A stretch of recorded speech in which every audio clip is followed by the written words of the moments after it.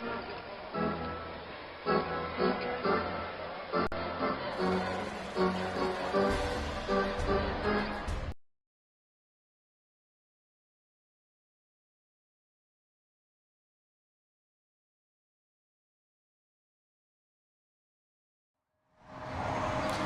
and welcome everybody to USPBL Baseball on the USPBL Network.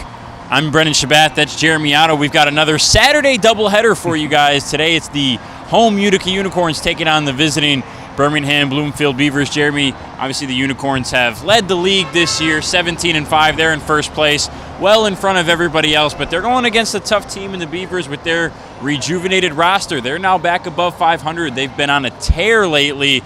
Two of the best teams in the league right now.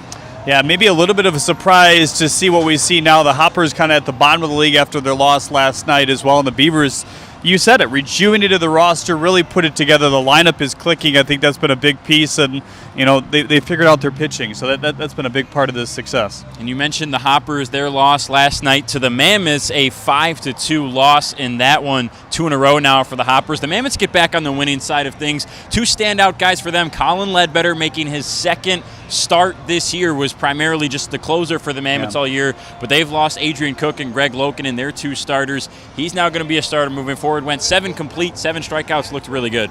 Yeah, for a minute, the Mammoths were really sitting pretty. It's like, who do we start? Who do we relieve? But, you know, a couple guys move on. Congratulations to those 2 guys, and best of luck going forward. Greg Loken and a guy who's just left us as well, so best of luck to him. But fun to watch. Ledbetter yesterday, was able to talk to him just a couple minutes ago here in batting practice, just working at the stadium. Otherwise, they're not playing here today. But he was happy with his outing, felt a lot more comfortable in his second start. He admitted, hey, look, I have to figure out my routine now. As a reliever, it's, you know, 1 minute, you're sitting, another minute, bam, you're warming up and you're getting ready to come to a game. But you got that hour or so before a game to get into a routine, and obviously in between starts is a little bit different for starters in terms of what they do to prepare for their 5th or 7th day, depending on how quick they go here in the USPBL. But I think he's a guy that's going to be fun to watch in a starting role as well. He's got high velocity. He's got a really nice slider. I think we'll see the changeup a little bit more in some of his starts going forward. Hasn't been able to do that much in his 1-inning outings, but it's something he's been working on quite a bit. And on the offensive side for the Mammoths, it's Brian Leaf, who's been fantastic lately. 3 home runs in 6 games. He had a 3-run blast yesterday that broke the game open, was the deciding home run, and the RBIs to come around for him. He's been really fun to watch, starting to turn on the baseball now. Those home runs are no squeakers either. As soon as you hear it off the bat, it's a different sound. It's gone within a pretty short amount of time. So he's going to be a fun guy to watch if he really turns it on towards the playoffs, and could be a big bat for that lineup. So let's look at today's game. It's the Beavers and the Unicorns. As we mentioned, the Unicorns in first place, best team in the league. Beavers trying to come close behind. One trend we're seeing with the doubleheaders this year, every doubleheader we've had has been split. The first game and the second game. No team has swept a doubleheader. It'd be big for the Beavers if they could do that today, trying to chase the Unicorns in first place. But some breaking news for them, a late lineup change. Travius Ford, who took a batted ball to the eye in practice a couple months ago, is finally back in the lineup. He's making his first start since the early days of the season. He'll be out there in left in game 1. Really looking forward to see this guy go. Yeah, it's been a long time coming, you know, I don't know if you call it rehab with an eye, but, you know, just letting it heal and rest and get to the point where, you know, you feel comfortable being in a game. So I think his teammates are really excited about it. I think his managers are excited to put him back in the lineup. And it's something at the time, and it seems to always happen sometimes with guys who get hot, really find it, and then they have an injury, and then they sit out a month or 2. I think that was the gut punch for everybody around, because you could really see Ford get the power out, really utilize his speed like we thought he could in this lineup from what we saw in spring training. But he's going to be a spark plug to this offense, whether they need it or not. I mean, you know, they'll take another nice piece into an already offense that's really gelling together quite well. So I'm excited to watch him here today.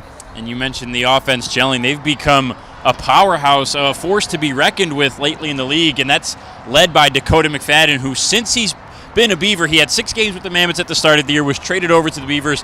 Since he's been a Beaver, .444 batting average, 1,200 plus OPS. He's got 4 home runs in the past, I think, 5 games. Won the home run derby with almost 40 home runs. He's been on an absolute tear. He's leading the charge offensively for them, and frankly, it's been so much fun to watch. Yeah, maybe you question whether he was going to be okay after the home run derby. Some guys changed their swings, but we talked to him specifically about that. He has a way to make sure his swing does not get disrupted in a contest like that. After all, he's had 6 of them in his life, so it's not something he's not used to at this point, but he's been a joy to watch. It'll be interesting to see him catch again here today. His first start as a catcher since July 4th, something he was really working on pretty hard before Felix Aberrett came here and kind of solidified that spot for the Beavers, but he gets to start here in the doubleheader, and looking forward to see him there. Slower Ponies night on a Saturday doubleheader country music night from Jimmy John's Field on the My Michigan TV pregame show. If you're here at Jimmy John's, we thank you for joining us. We hope you have a fantastic day. On the broadcast on the USPBL Network, we'll be back with starting lineups and pitchers after the break.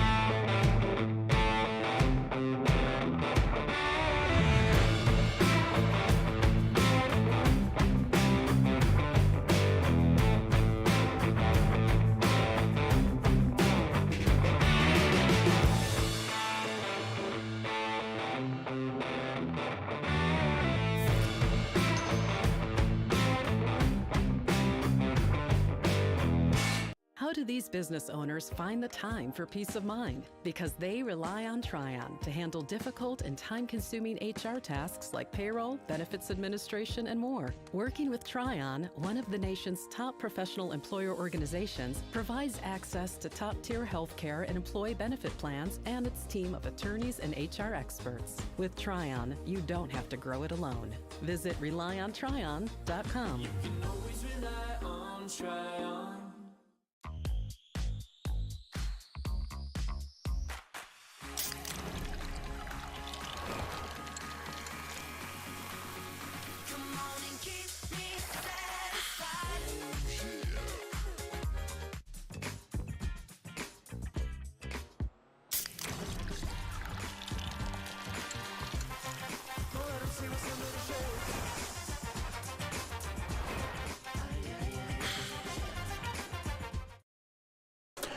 Welcome back to the ballpark on another Saturday doubleheader in the USPBL between the visiting Beavers and the home Unicorns. Let's take a look at the lineups for both squads here in Game 1. We'll start with the visiting Birmingham Bloomfield Beavers. Leading off and playing second base will be Luke Fenley. Had his first professional home run a couple games ago. Marcos Castillo bats second and is out in center. Dakota McFadden catching today in game number 1, batting third, catching for his best friend growing up, Zach Devon on the bump, who gets to start. Felix Aberrett has been hot. He cleans up, is in the designated hitter role today. Eric Whitfield back out there getting the start in right and batting fifth. It'll be J.D. Stubbs, the lefty, first lefty in the order for the Beavers here in Game 1. He plays first base, bats sixth. Guzman at shortstop, batting seventh. Cameron Collette playing on the hot corner at third, batting eighth. And the late substitution, Travius Ford, gets his first start since injury in left field. He'll bat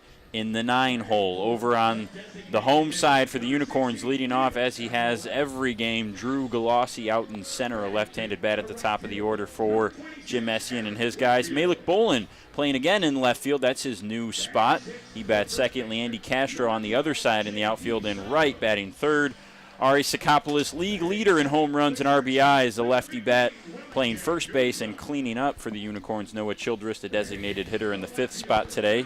Lambert gets the start at short, typically has been at third base, but here in Game 1, he'll play in the 6-hole, batting sixth as well. Adam De La Cruz, typically off the bench, gets the start today on the hot corner at third, batting seventh. Luis Attilis, the double play combination at second base with Lambert, batting eighth. And Jake Martin, giving Matt Parkinson some rest, catching here in Game 1. He'll bat ninth. They're led by Jake Fiorito on the bump. Jeremy, let's talk about Fiorito and Devon, the two starters today.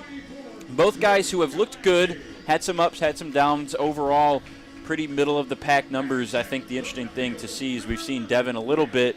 That new combination catching with his best friend Dakota McFadden seems to be working well for them. He's had a good few starts lately. And that's just a cool thing as well for those two, to have that opportunity to play at the professional level together. We've seen it a few times here in the USPBL, similar circumstances, but always cool to have that reunited here as well. But two starting pitchers here today that have worked on a lot of things with the pitching staff here at the USPBL. They're particularly really enthused with Devin. I mean, he started here 84, 85, 86, now more regularly 88, 89, up to 90. So that's something they want to continue to see be a factor here today. And Jake Fiorito, just another guy that really fills the zone with strikes. It's been a consistent force for this Unicorn squad, so looking forward to what could be a quicker first game of play here today.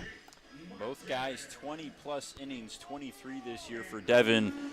10 earned runs, 7 walks to 23 strikeouts. Pretty good numbers there for Fiorito. He's almost at 30 innings. He's got 27. Also 10 earned runs, 6 walks to 23 Ks, so very similar numbers for both. We'll step aside for the national anthem first pitch when we come back on the USPBL Network.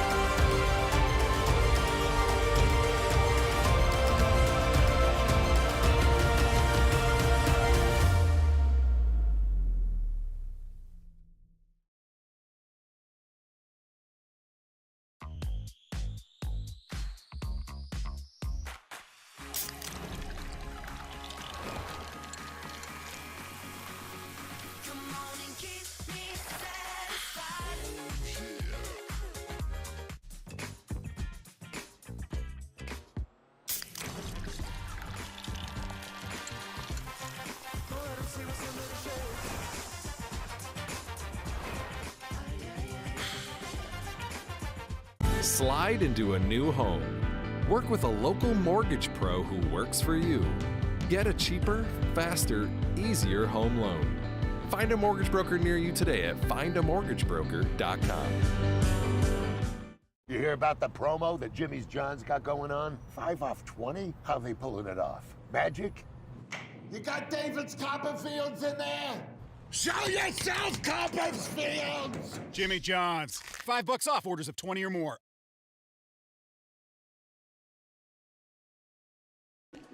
Welcome back to the ballpark. Jeremy and Brendan bringing you Game 1's call between the Beavers and the Unicorns. Jeremy, these two teams, like we talked about in the pregame, both been the best teams this year. What are your keys to a victory today? Well, I think for these two starting pitchers, is going to do consistently what they've done both pretty well in terms of filling up the zone with strikes. If they do that, they're going to have success here today. And on the other side, obviously for the Beavers, you got to try to limit this Unicorns offense. It's been a tough thing to do all year long. They kind of exploded in 2 quick innings the other day. That's all it really took for 11 runs to be on the board. So limit that big inning. It's a bit easier to do in a doubleheader setting like this. And I'll be interested to see, like you said, will we have another split here today, or will we have somebody win both of these games? Today's game is brought to you by our game sponsor, Extra Credit Union, and the following: Belfour Property Restoration, Ascension, Budweiser, DTE Energy, Fifth Third Bank, Jarbcom, Jimmy John's, Macomb Community College, McLaren Macomb, McQuaid Heating and Cooling, Plumbing and Refrigeration, Metro Detroit Chevy Dealers, Pepsi, Scott's, and United Wholesale Mortgage. We thank all of our sponsors for everything that they do for the USPBL. It'll be Luke Fenley, Marcos Castillo, and Dakota McFadden leading things off here in Game 1 for the Beavers. 3 guys who have really kind of turned it on lately. Fenley, as we mentioned, had his first professional home run. Castillo also had a home run in the non-publics. And Dakota McFadden, like we talked about, he's been on a tear. And not a 3 bet guys to have on a tear at the first three in your starting lineup here, but Luke Fenley is liked all around the USPBL. As manager Vaughn Joshua has a lot of positive things to say. He kind of said, hey, look, he does everything right. Brings a good glove to the field, nice speed, good solid contact. See what he does here to begin the game. Fenley gets the start at second base in game one. First pitch in our straight doubleheader is in at 5:31 for a strike from Fiorito. Fiorito works fastball, curveball, slider, changeup, and it's heavy fastball. It's a two-seamer that he has. Throws it almost 61% of the time, the 0-1. Another fastball again, blew it by him at 88, 0-2 on Fenley. 87, the average fastball for Jake. Gets up to 90. Breaking stuff's a pretty far differential as well. Fenley behind 0-2, swings and misses. 3 pitches and a strikeout to start the day for Fiorito.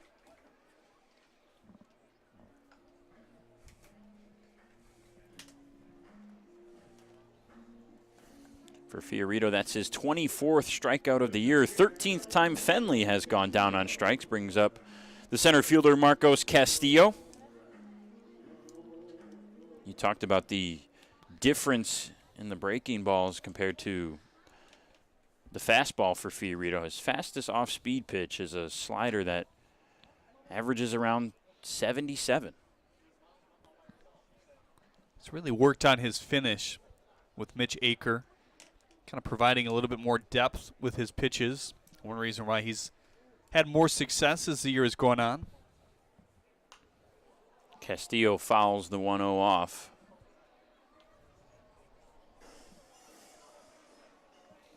Seems like everybody's always working on something, whether it's subtle or a little bit more, in your face in terms of how you're trying to change your mechanics. But they have a good tool to look at all those things for sure. Ball and a strike on Castillo. That's curveball under the zone.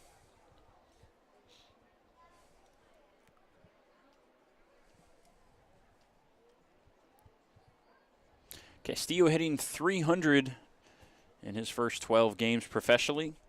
Ahead 3-1.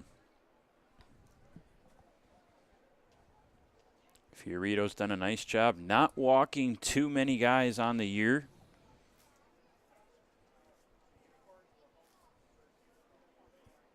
In the top 10 in walks, 27 innings. 3-1. Castillo golfs at it, fouled on the first base line.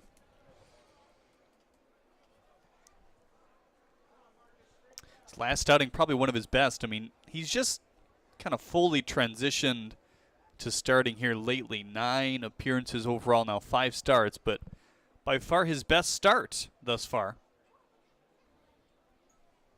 Payoff pitch. Couldn't come up with it. So after a 3-pitch strikeout to start things for Fiorito, a full count walk gives the Beavers their first base runner to bring up Dakota McFadden.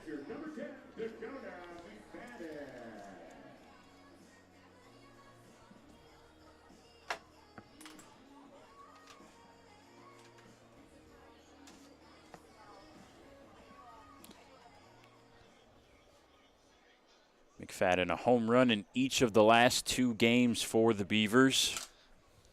Went 8 for 11 total last weekend. First pitch hit on the ground to third, charging De La Cruz. A little bobble, goes to second for 1. Relay to first is not in time, so they'll just get the force at second base for the second out. For a big guy, Dakota runs maybe a little bit better than you'd think. Long strides over to first base, but the bobble and kind of the hesitation at first was a decent sign that that play might not have gone for a double play. Castillo's got good speed over there at first. I think De La Cruz probably had a decision to make whether to try to get the out at second or just get one at first base. Instead, they just got one at second. Brings up the designated hitter, Aberrett. McFadden short lead at first. Aberrett thought about it, looks at a ball under the zone. Really nice start for Aberrett here back to the USPBL. Has such a good eye as well. Was here last season. Now played 12 games since returning. Pops this one up foul and out of play, 1-1. 372 for Aberrett in those 12 games. A home run, 9 RBIs as well.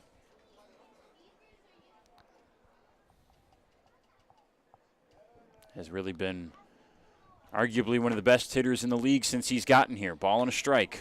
Fouled off again.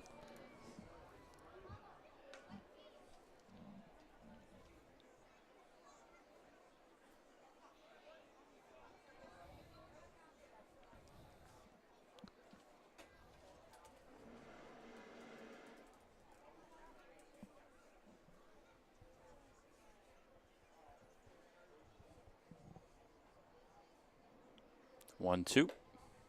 Missed it high. McFadden waits over there on first. Pitchers tend to have to pitch around the zone to a guy like Aberrett. So good at making contact when those pitches are in the strike zone. The 2-2 on the ground. Exactly what Fiorito wanted, but a little bobble from Lambert. He does get it across to first in time for the third out. Couple base runners, but nothing doing for the Beavers. Strikeout, fielder's choice, and a ground out ends the top of the first.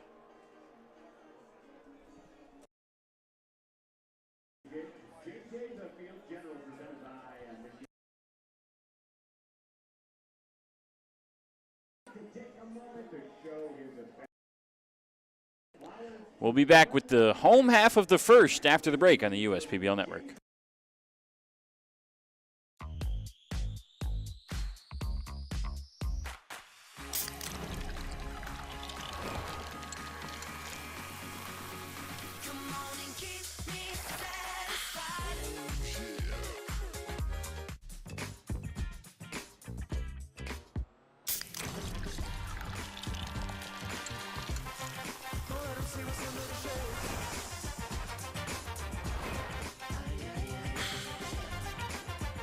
Slide into a new home.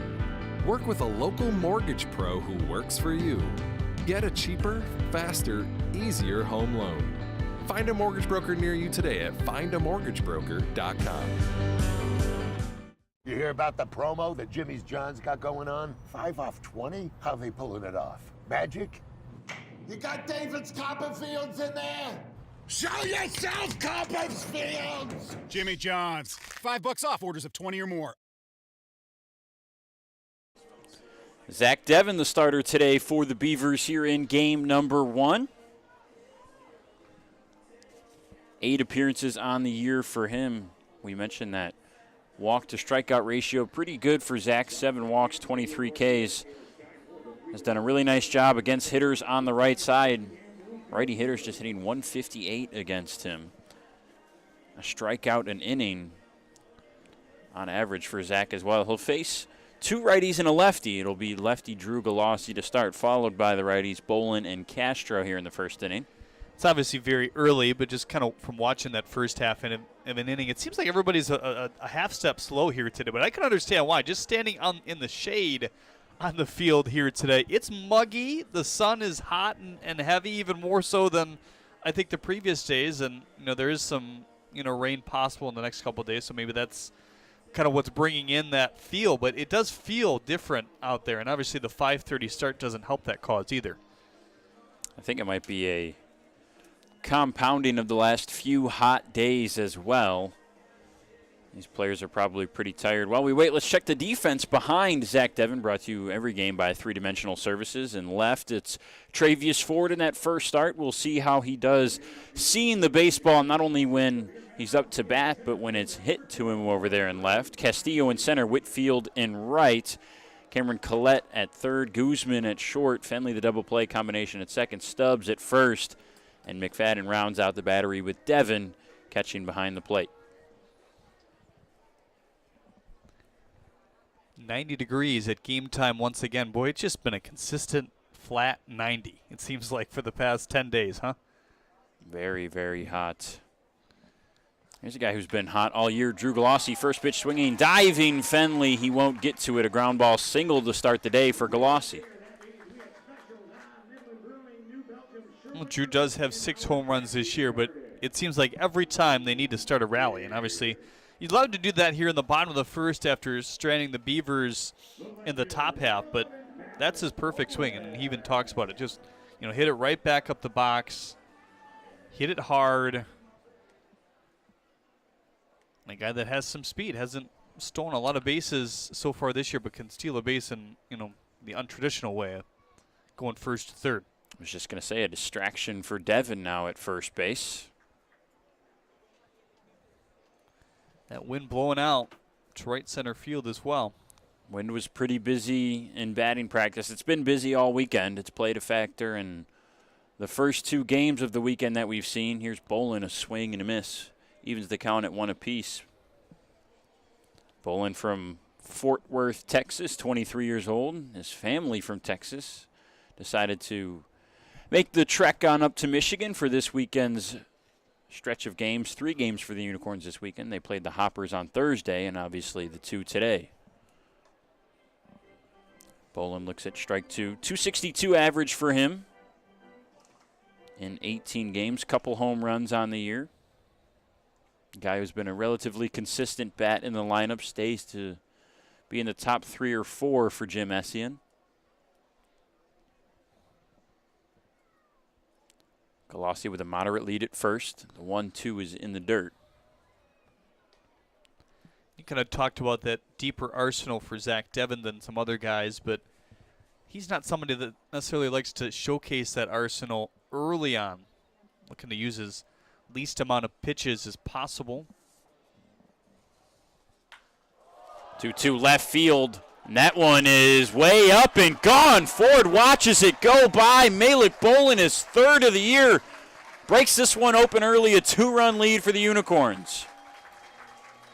Well, we talked about it, the different sound. That one maybe had a different sound as well. The big thud off the bat of Malik Bolin. And how about hitting a home run in front of your family here today? It's got to be a pretty good feeling for Malik. A guy who still has been trying to piece it together. Got it together on that bet. And you talked about the sound, Jeremy. I think you're absolutely right. That's one of those ones that has a little bit of reverb. You could almost hear and feel the vibration off the bat when you really rock it like that. An early 2-run lead for the Corns. Here's another guy with some pop, Leandy Castro.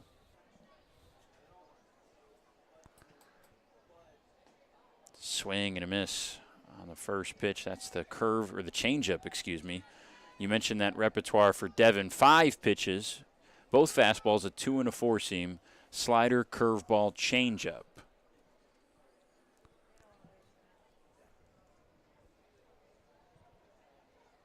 A 1 fastball, swing and a miss from Castro up in the zone. The 2-seam and slider are his 2 favorite pitches, followed by the 4-seam and the curveball. The changeup is rarely used, but that's the pitch that it seems like most guys in the league don't quite have fully developed yet, but something they're working on.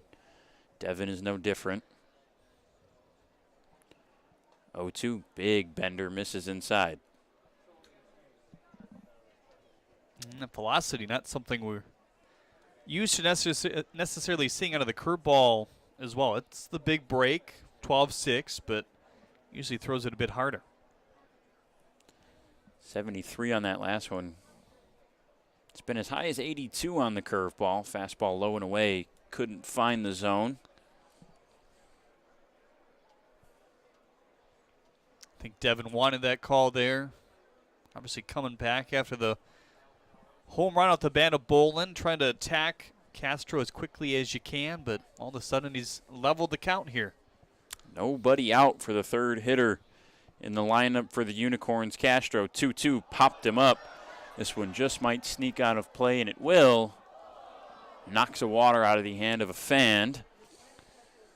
Interesting that you brought that up, because that's something Devin and I just happened to talk about today, was his attitude towards being a starter. He said, anytime someone asks me, a player, coach, or whoever, how I'm feeling on the day of a start, I say dangerous, because it brings them up and makes them, ready to go to war and stuff. And that's one thing he talked about, too, was how to respond to giving up a home run or giving up some runs. And he said you really have to go out there and strike out the next guy, get a ground ball out, get your teammates to buy back in with you on the bump, and make sure they understand, hey, I'm still here. It was one mistake pitch. That guy got a good shot, but I'm still here, and we're going to come out and win this game. And sometimes you hear, even when a guy doesn't, quote, have their best stuff out of the bullpen, they end up throwing a no-hitter. It's weird how things happen sometimes. 3-2 swing and a miss, squirts away from McFadden, and Castro will reach on the drop third strike. So Devin got exactly what he wanted, was ready to follow up the home run with a strikeout, but it gets past McFadden, and 3 straight base runners for the Unicorns to start this game. I'd be interested to ask a hitter, that question. Say the pitcher said, oh, yeah, I didn't have my best stuff, but I performed really well. It doesn't have to be a no-hitter. It can be low walks, high Ks, just whatever. But, what does the hitter think? Do they think, no, this guy's dealing right now just because of the results or what they're seeing? The margins between good and bad can be very slim, obviously. It's a lot of feel stuff, particularly for a pitcher, too. They may not feel they have their best stuff, but it might look like it. And another one gets by McFadden. Castro will coast over to second base. Some trouble behind the plate to start things for the Beavers. Pitch was in for a strike to Sakopoulos. But then in general, you'd think is a good mindset to have, right? Because you start showing body language. Body language can be read by a hitter just like anybody else or a manager. If you start feeling like, oh, I don't have it today, that can definitely lead to your results. Sakopoulos behind 0-1.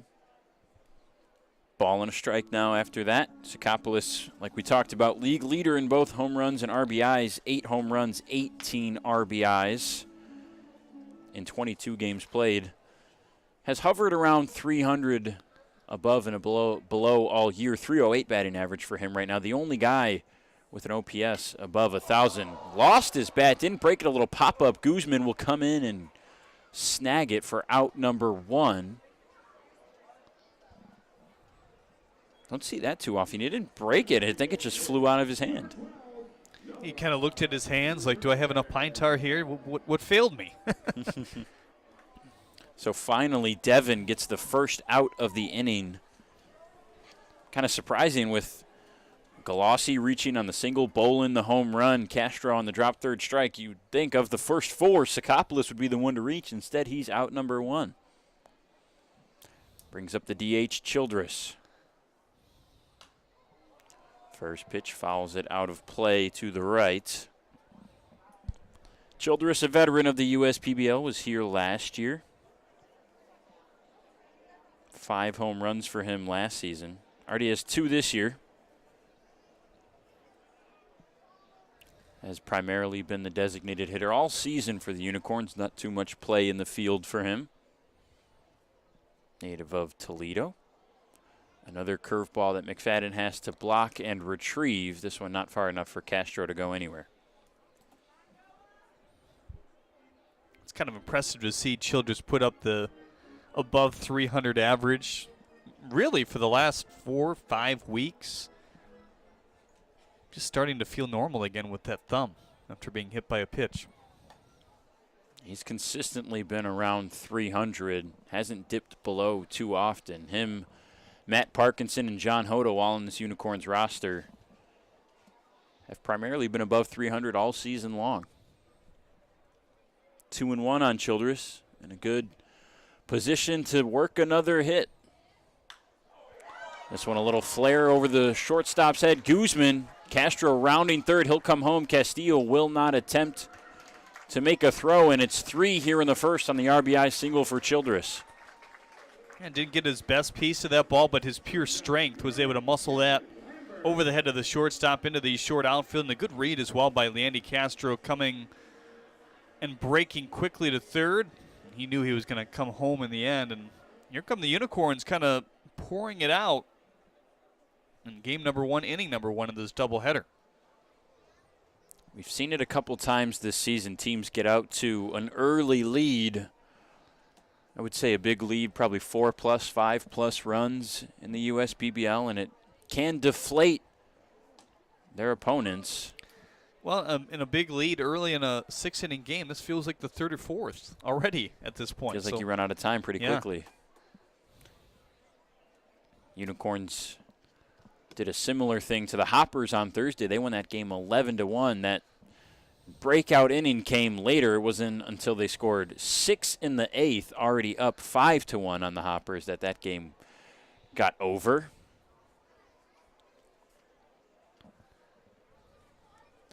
Kevin Lambert, the shortstop today, behind 0-2 with a runner on and only 1 out still.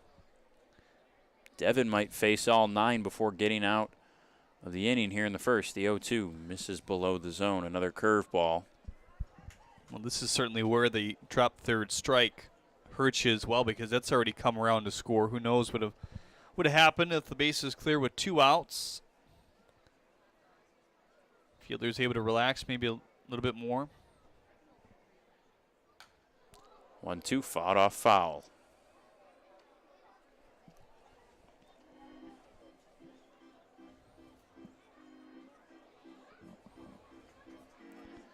It's already 23 pitches here in the first inning, and obviously pitch count's not as big a deal with starters in a format like this, 6 innings each in these doubleheaders. McFadden blocks another.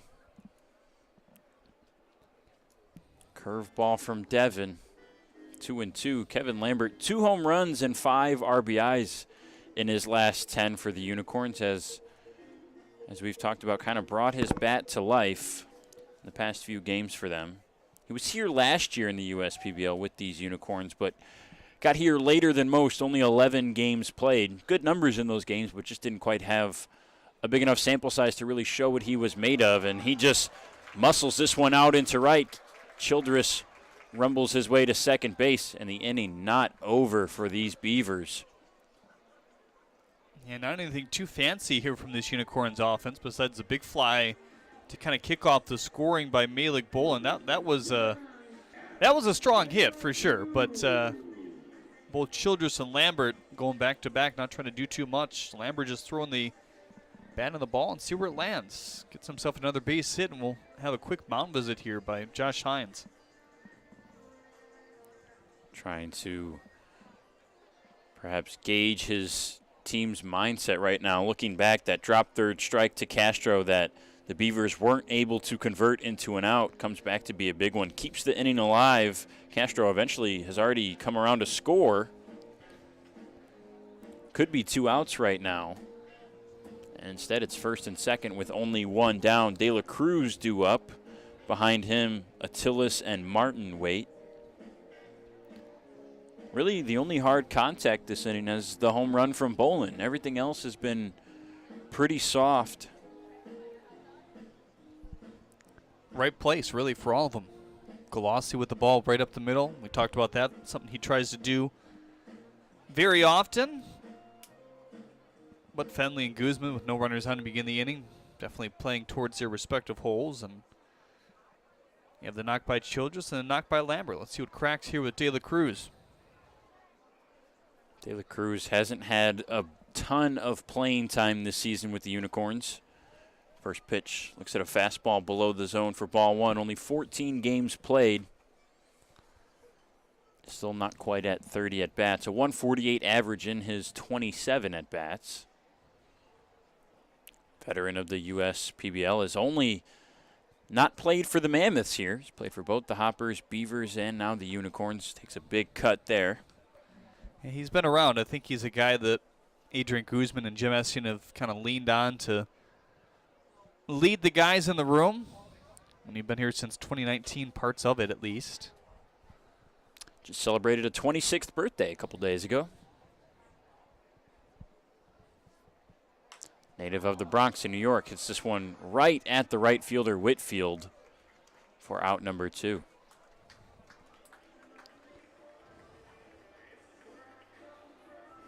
So finally the Unicorns are down to their last out, but it doesn't get any easier. Luis Attilis, a guy who has turned it on lately, steps up in the 8 hole with 2 on and 2 out.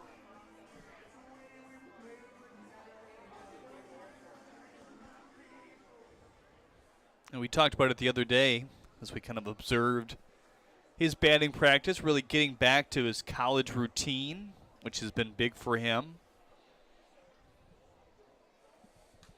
What was the name of that bat that he used, you remember? I think he said Capwood. Yeah. I realized in the broadcast yesterday, for those of you that didn't tune in yesterday, we spoke about Attilis getting back to, like you mentioned, Jeremy, his college routine, and part of that was using a unique bat in batting practice to start through his first 2 rounds of batting practice. And it's the same weight as a regular baseball bat, but the weight is distributed more in on the hands. It kind of looks like a cartoon snake, perhaps, that maybe eats an animal like a bird or a mouse. It's got a little lump right past the grip, and then the extension of the barrel is pretty slim. But, yeah, it keeps you connected, keeps the weight in on the hands. What a description there. Would you say that's accurate? I like it, yeah. Yeah, it's just got that lump in the middle.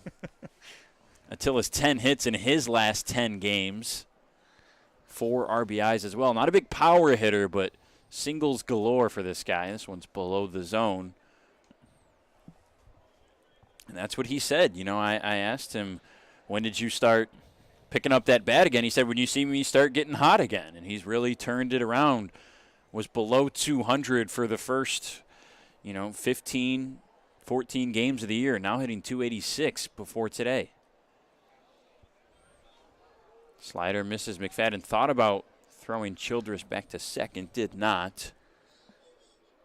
Well, the good and important smother there for a guy who's still trying to learn the catching ranks, certainly at this level.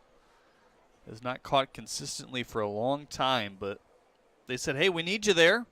Don't really have a quote, regular backup catcher. He's been the guy. Aberrett has mostly played every day. Maybe the weather playing into why he's not today. And McFadden before this season said the last time he caught a full game was 9 years ago, back in summer ball. Can kind of see that a little bit here today. I was impressed with the first few starts he made. When they brought him over originally for the Mammoths, Felix Aberrett had not rejoined the league and the Beavers yet.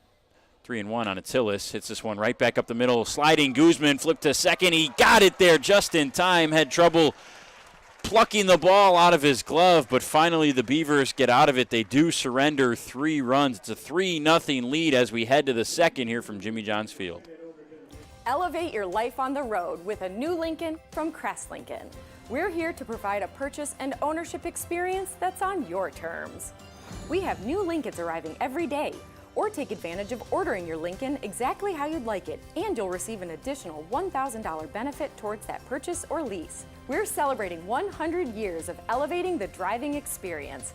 Discover the possibilities at Crest Lincoln in Sterling Heights, or visit us today at crestlincoln.com. They call me Prospects. Since the day I was born as a diver's watch, the challengers of the world have taught me many things.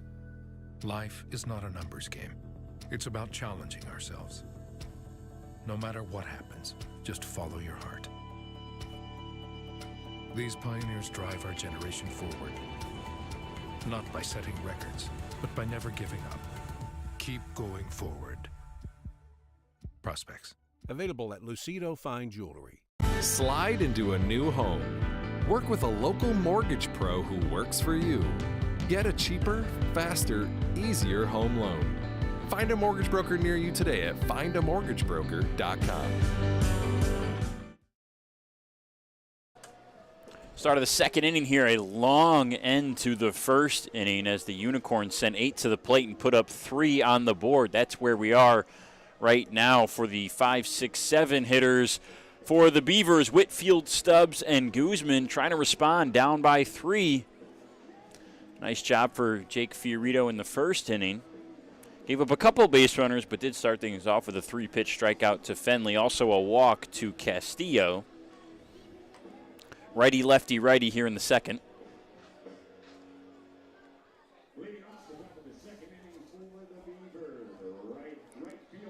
Fiorito hasn't been particularly great against either righties or lefties this year. A little bit better against lefties.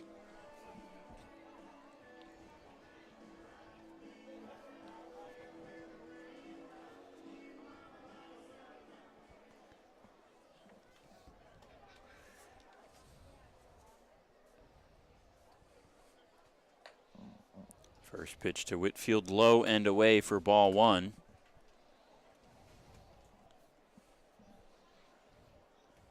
Whitfield hitting .250 in 20 games.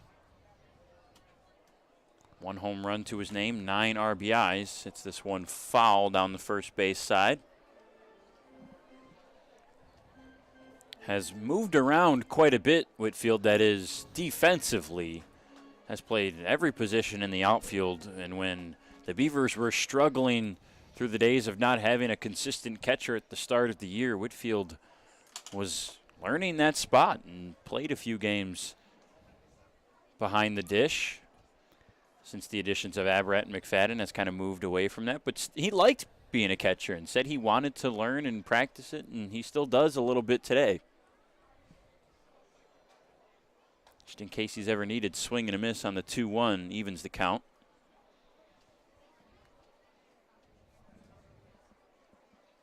Well, that utility guy can be very attractive to the next level as well.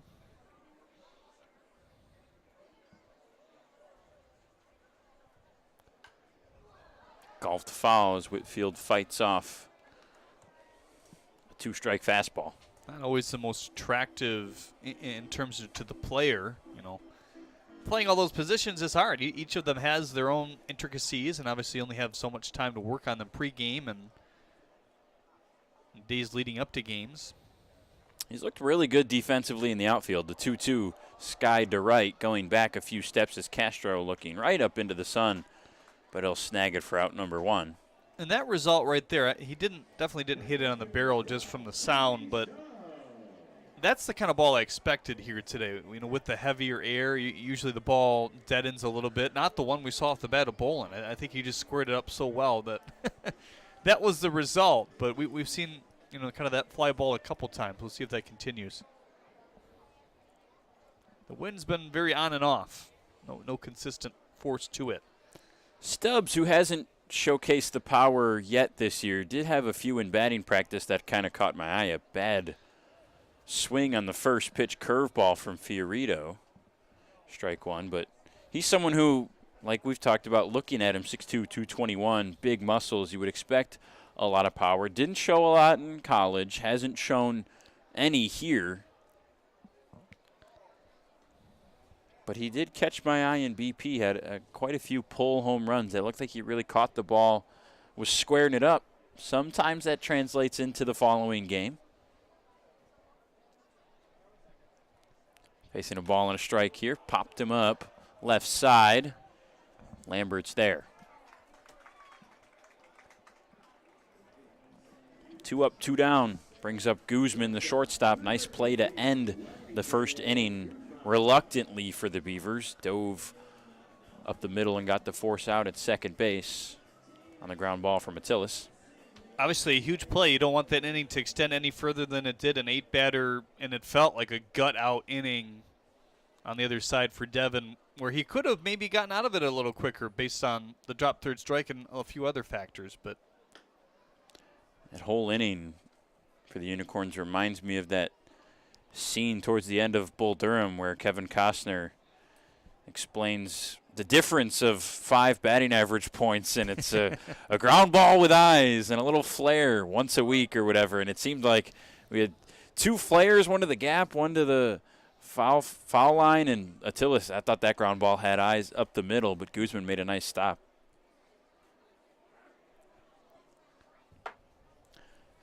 One and one on Guzman. Inside, fought off foul. And Guzman kind of using his full frame on that play as well, because it was skirting up the middle pretty quickly, and you could tell he was using every inch of his body to stretch out, and then, you know, as he was still down, make the flip accurately to second. Every inch of his long body, 6'4". Yep. And on a 6'4" guy, hard to miss above the zone, but Fiorito does, 2-2. Guzman, not known necessarily for his power, did showcase a good amount in college. 1 home run at the professional level. Sweeping curve, misses, full count. He's had a little bit of trouble today locating that breaking ball for whatever reason. Not far misses. That one pretty close. They're good misses. They're not hung, at least. Payoff pitch on the ground to second. Attilis, a nice play on a bouncer. 1-2-3 for Jake Fiorito, and that's the lead right now for the Unicorns. They're batting in the second when we come back. Every summer, my family loves to have a neighborhood movie night in our backyard. And with my Chevy Blazer, I can head out and get everything we need for a great night. It has plenty of room for picking up friends, and the available hands-free liftgate is perfect for loading unhandy supplies. You know, it may be movie night, but my Blazer is the main attraction wherever I go. Lease a 2022 Blazer 2LT for just $239 a month for 24 months. Put it in D and see why Chevy drives the Motor City. What makes Detroit Mercy so unique is the fact that it's in the middle of Detroit, and especially with their service learning programs, you really get a chance to be a part of the community. Detroit Mercy. Build a boundless future. Slide into a new home. Work with a local mortgage pro who works for you. Get a cheaper, faster, easier home loan. Find a mortgage broker near you today at findamortgagebroker.com. A big inning for the Unicorns in the first. They're batting in the second. Jake Martin, the catcher, will start things off in the 9-hole. And then right back to the top of the order, Drew Galassi and Malik Bolin. Galassi started this game with a nice single on the ground to center field, and then Bolin cranked a 2-run blast to left field. Landy Castro would eventually come around on an RBI single from Childress after reaching on a drop third strike. That's how the Unicorns get all 3 of their runs against that guy, Zach Devon, who had an uncharacteristic first inning. Devon's done a nice job this year. Hasn't walked a bunch of guys. Didn't walk any in that first inning. Just gave up contact left and right. 4 total hits on 5 base runners for the Corns in that first inning. Devon did add a strikeout, but it didn't result in an out, and that turned out to be a big one. So the catcher, Jake Martin, starts things off. Martin, a guy we don't know a ton about, joined the USPBL recently, has only played 3 games, is the primarily backup catcher for the Unicorns. Only has 4 plate appearances, 2 of them walks, 2 of them strikeouts. Younger guy from Michigan Community College, a Sterling Heights native, 23 years old. First pitch swinging, popped him up third base side. Back is Collette and Guzman will call him off.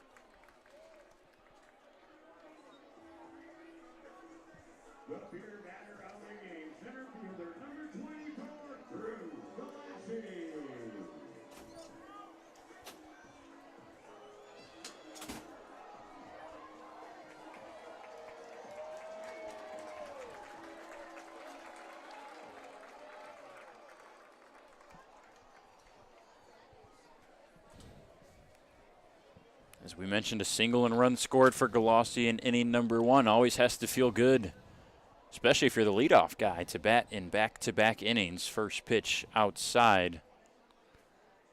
1-0.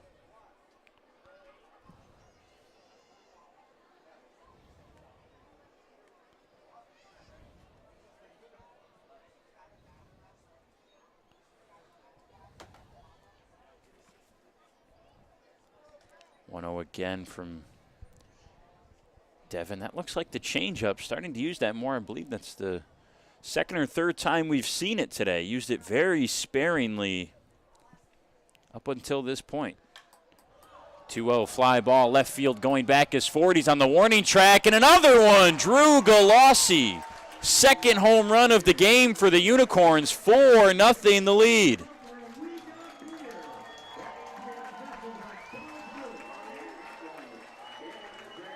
Well, maybe I'll take back my last statement about how the ball is or is not flowing here today. The outfield, that ball had some carry on it late.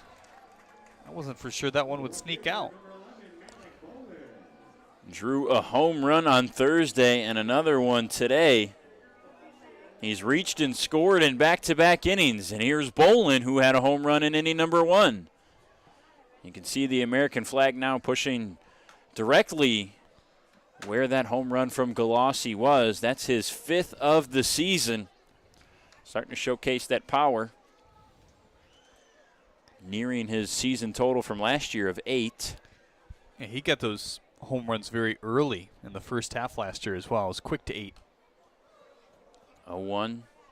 2 foul balls in a row for Bolin. Galassi did a nice job getting ahead in the count. Took a 2-0 fastball for a ride.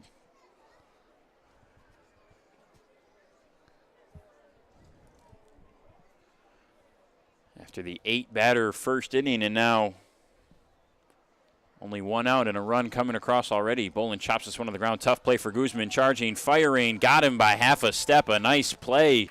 Couple defensive flashes from the shortstop Guzman here in the first 2 innings. And 2 very different plays as well. More of a reactionary play the first time to quickly dive to his left and shovel it to Fenley at second base. That one really having to make a quick decision, get in on the infield grass and deposit it over to first. 4 runs given up already for Devin. He's faced 11 batters. Castro right now will be the 12th, the swing and a miss. That's the 42nd pitch for Devin already here with 2 down in the bottom of the second.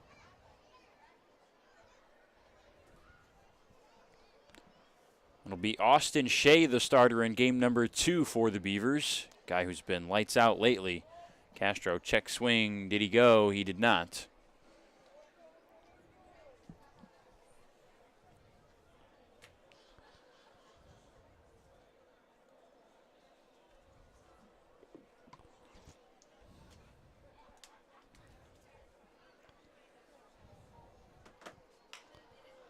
High bounce to third. Collette stumbles, fires to first. Nice recovery after the little bit of a fumble from Collette. Unicorns get another. They make it 4-0. Jeremy Otto has your play-by-play after the break. Why are all these business owners smiling? Because they rely on Tryon to handle difficult and time-consuming HR tasks like payroll, benefits administration, and more. Working with one of the nation's top professional employer organizations provides access to top-tier healthcare and employee benefit plans and Tryon's team of attorneys and HR experts. With Tryon, you don't have to grow it alone. Visit RelyOnTryon.com. You can always rely on Tryon.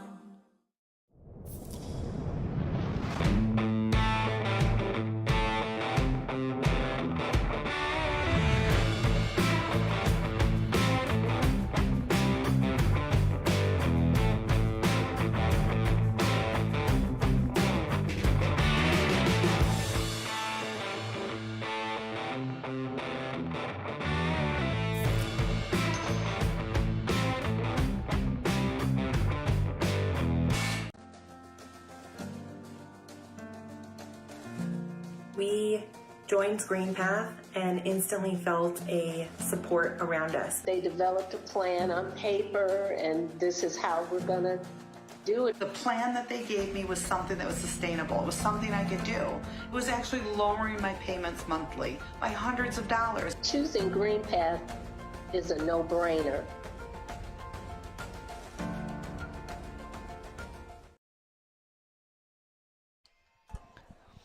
Welcome back to Jimmy John's Field, everyone. We head to the top of inning number 3. Jake Fiorito continuing with been a nice outing for him thus far. He'll face 7, or check that 8-9-1. Collette, Travius Ford, Luke Fenley.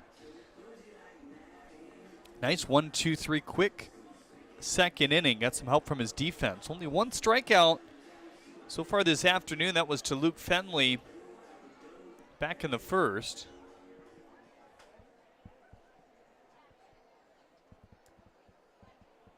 And do I have it wrong, or? No, Jeremy, I don't think you do. This is Ford at the plate. It should be Collette. Was there a last minute change, a switch of Ford and Collette in the order? I mean, it's possible. Let's see who's on deck. Josh Hines over there looks a bit confused himself. One of the assistant coaches for the Beavers. So we are hearing that the lineup did get changed. Collette. Oh, it did. Okay. Will bat ninth. Sakopoulos catches the pop-up, so I guess Hines is not confused. So just don't want us. Don't want to mislabel how Josh Hines feels right now.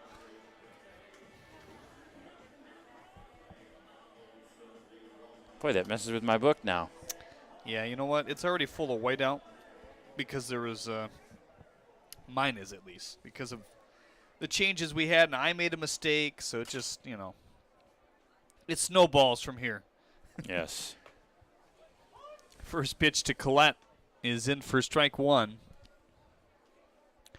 Collette and then Fenley. We know he's the top of the order for sure, Luke Fenley. Wind blowing out again to left center. Strike two pounded in by Fiorito. 3.33 ERA coming into play today. His sixth start through 27 innings of work. The 0-2. Fastball away. Averaging nearly 8 strikeouts per 9 and just 2 walks per 9. The 2 walks, very solid. The 8 around average.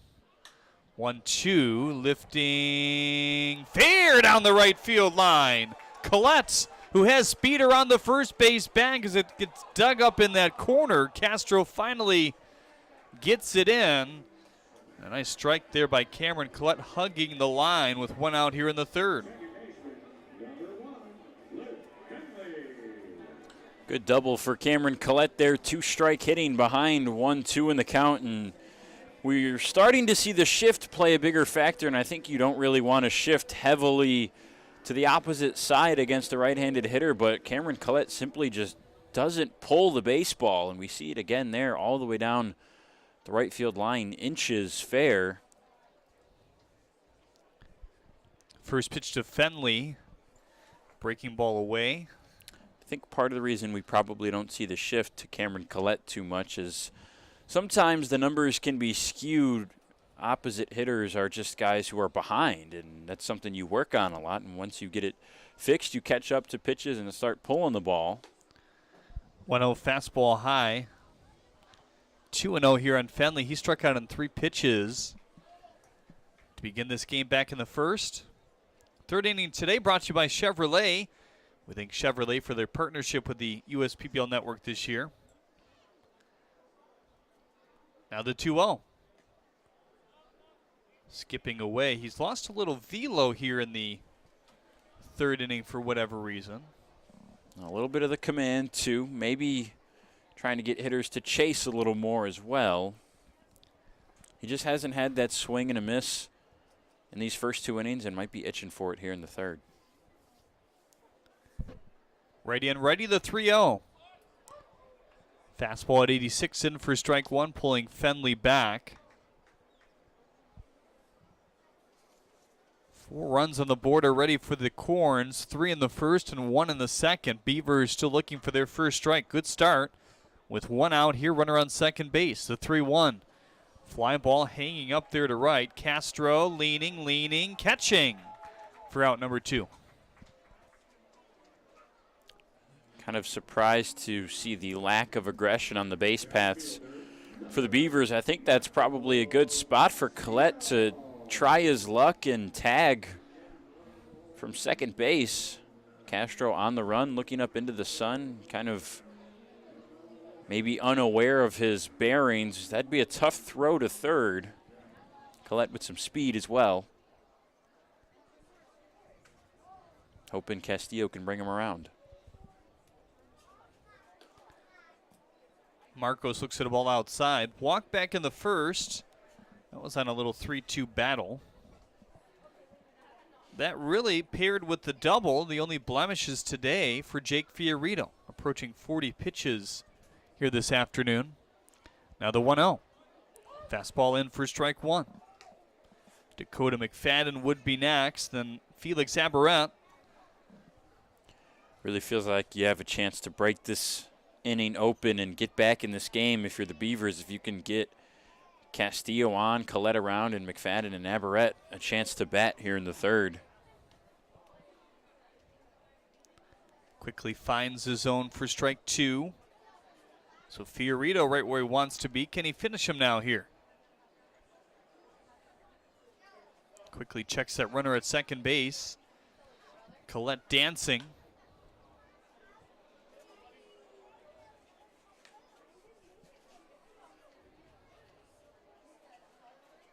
And the home runs, the big story thus far for this Unicorns team. Malik Bolin with a nice surge to left center. And Drew Galassi with a shot himself. Home run number 5 in the year for Drew. 1-2, right back at Fiorito. Collette rounds the third base bag. They're sending him home. Galassi airs it out in time. Martin got him. Nice tag, kind of upright, right in front of Collette. And that will be for the third out here in the third inning. It's your fifth third out of the game as well. Brought to you by Fifth Third Bank. Also time for JJ the Field General, presented by Michigan First Credit Union here today. Gary Wagenschutz getting some water. On his base pass umpire spot here. Any thoughts on that last play? Well, we've seen so many good throws this year from the outfield, and Galassi did a great job charging that baseball, knowing he had to get to it quickly. So he ends up making that throw from shallow center and throws an absolute dime. Jake Martin does a great job getting in position to block the plate, but not illegally before he's fielding that pitch, and Cameron Collette has nowhere to go. I think he has to slide there at least some way, head first or feet first, but make it a more difficult call for the umpire. Maybe you get lucky. Maybe Martin drops the ball because of the slide, but instead it's not much you can do to beat that really good throw. Here's your DTE Energy Kid Race, the mascot. Lancelot trailing behind. Oh, no, our kid missed second base. Nobody will notice, though. He's still moving in his red gear here today. He likes the Beavers. He's close to third base. He won't quite hit that one either. Maybe no. Lancelot gaining from behind. Our kid feeling the heat here as well. It's no joke today. He's going to make his way home in your DTE Energy Kid Race, the mascot. Trevor Jackson now takes over for the Birmingham Bloomfield Beavers, pitching in his 9th game. A lot of starts. That's the majority of his outings in his last 5, so kind of interesting to see him come out of the pen here. Well, when he first got here, it was in relief out of Abilene Christian, and he's just been lights out. I don't think the Beavers really care whether it's out of the pen or to toe the slab in the beginning of the game. They just want Jackson to get on the bump with only 3 pitches, but that changeup has been the best changeup from any pitcher all season long. Still holds this season's record for the deepest start of any pitchers. 7 complete, faced 2 batters in the 8th. 8 strikeouts in that start. 42% on the changeup. You don't see anything close to that right now. We've seen guys primarily single digits with the changeup as far as percent thrown goes. And of course for Jackson, the curveball at 6%, but. So Devin gives up 2 home runs here today. A 4th run not counted within those home run totals will be unearned after the drop third strike in the first. Trevor Jackson faces 4-5-6 Sakopoulos, Childress, Lambert. First pitch to Sakopoulos, slider away, or curveball away, 1-0.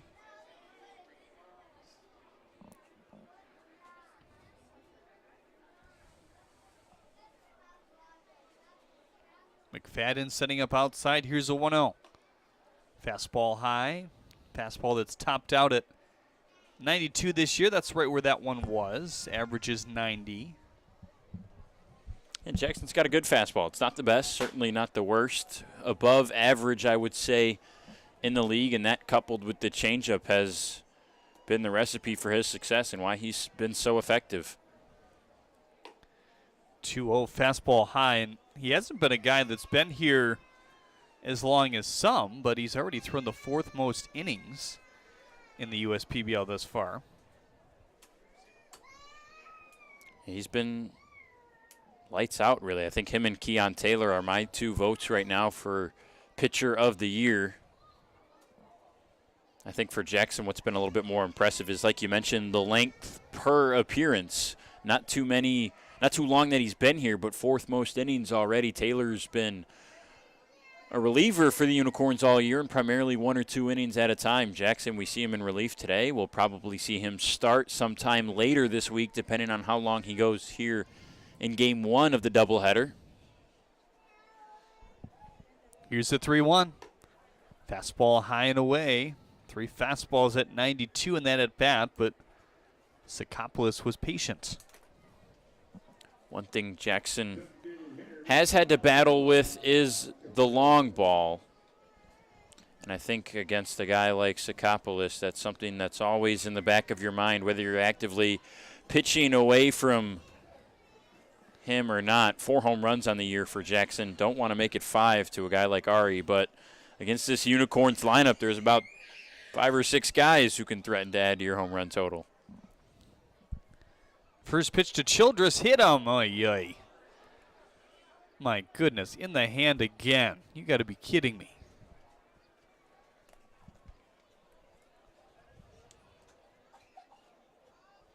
And that reaction right there says it all. Just a frustrating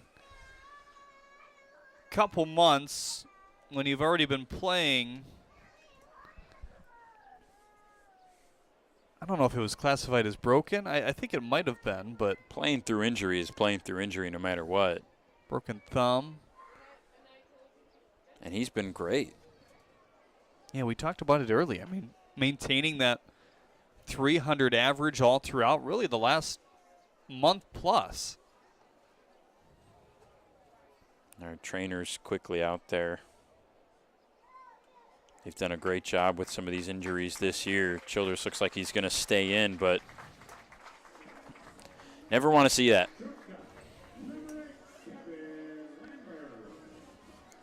Here's Kevin Lambert now. He got a single back in the first inning. 1 of 5. Make it 4 hits. The other base runner is that drop third strike that came around to score. The first 3 in the order all scored in that first. Galassi, Bull, and Castro. Another solo shot by Galassi in the second to extend the lead to 4-0. Can they extend it further here in the third with no outs? Jackson delivers one inside.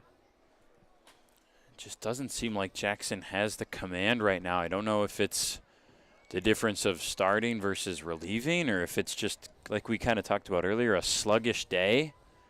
I was just going to speculate that as well. Obviously, you get in a routine, and we talked about this in the pregame show with Colin Ledbetter as well. He said, you know, look, my second start was a lot more comfortable than my first. Now everybody's dropping like flies here. That looks like that hit off of McFadden in the neck area. His wrist, chest, arm, I don't know. It was tipped. Umpire just pointed to the neck. I don't know. It's obviously a bit harder to hit. But with that mask, the more traditional catcher mask, it opens up a few more areas than the hockey style one does these days. I think guys are still getting used to the full protection of the hockey style one. It's a little uncomfortable, I imagine.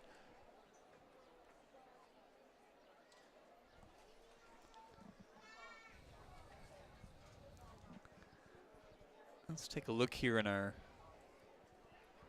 YouTube rewind. Yeah, look to be high, higher up than not. I guess it could have been that offhand as well, because that was kind of creeping up there. Right away, he had the reaction of trouble, pretty frustrated. Gets some cheers as he says he's good to go.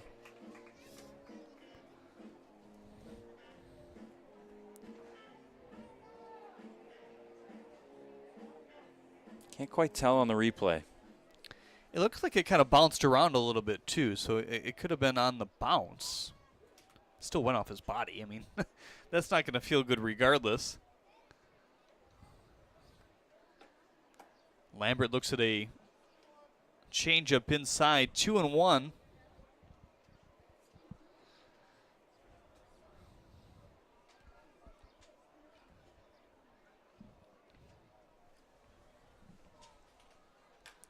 Runs in on the hands as well. His best fastball tonight turned to second. Over to first. Big time twin killing.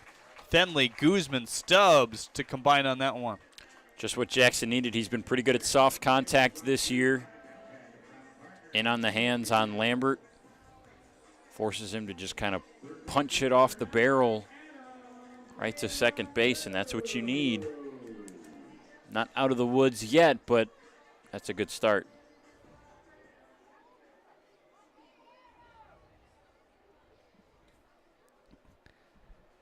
Trevor Jackson, not really a guy that draws a lot of ground balls. Like you say, the soft contact. As this one fouled back to the screen. Below average on the ground ball percentage, but you get that soft contact, and sometimes it just works out for you. Sakopoulos waiting on third base. He led off this inning with a walk. Well, the way this game started, I think there's no way he's stranded here in the third inning. We'll see. 0-1. Line drive to right. Whitfield coming in and saves that one from the outfield grass there. Good bounce back by Jackson. Good bounce back by both McFadden and Childress as well, sustaining hard hit injuries here in the third inning. Every summer, my family loves to have a neighborhood movie night in our backyard. And with my Chevy Blazer, I can head out and get everything we need for a great night. It has plenty of room for picking up friends, and the available hands-free liftgate is perfect for loading unhandy supplies. You know, it may be movie night, but my Blazer is the main attraction wherever I go.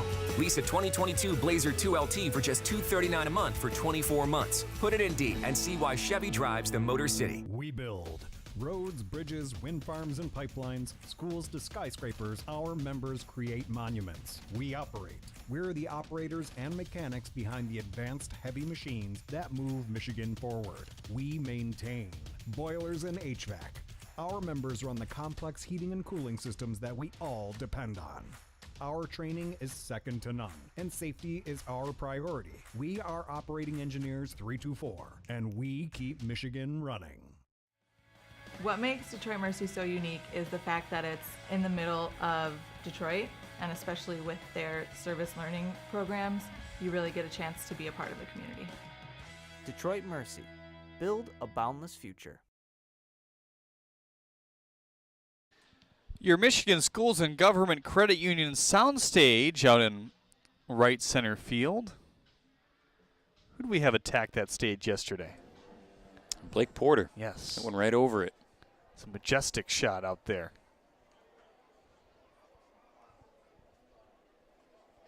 Drew Galassi did his fair share of that last year as well. Ari Sakopoulos, a fun guy to watch to hit it out there. Yeah, I don't think too many bands expect when they booked a gig, hey guys, you know, we got a gig. Oh, cool. We just got to be on our toes at all times in case we get a baseball coming directly our way. And that's a popular spot for lefties. We've seen quite a few in batting practice and even in some games. Luckily, we don't have live music every night at Jimmy John's Field, but even in some games, we've seen some go to the sound stage.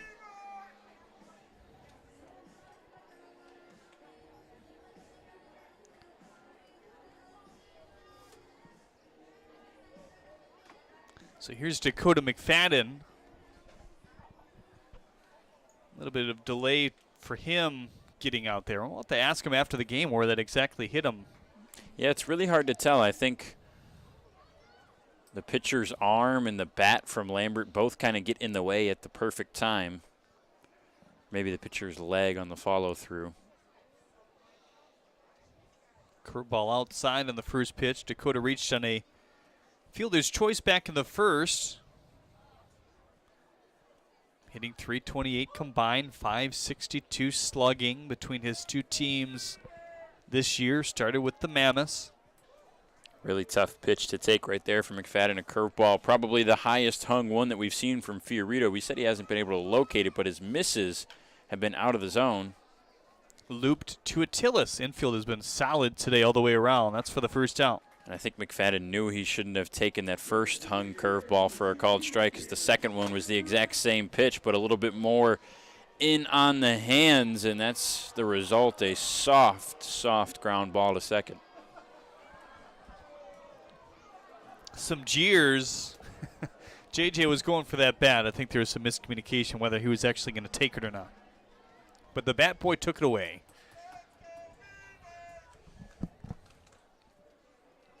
Here's Felix Aberrett now.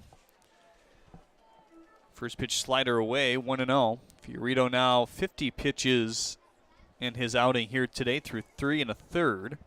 You really love if you're a starter in a doubleheader in either of the games, but particularly game one, to set yourself up well for game two. Can go 4 strong, maybe 5, depending on the game situation. I wouldn't be surprised if Jake can have a short inning here, 3 or 4 batters. If he'd come back out in the 5th, that leaves a lot of your bullpen available in case anything runs amok in the second game.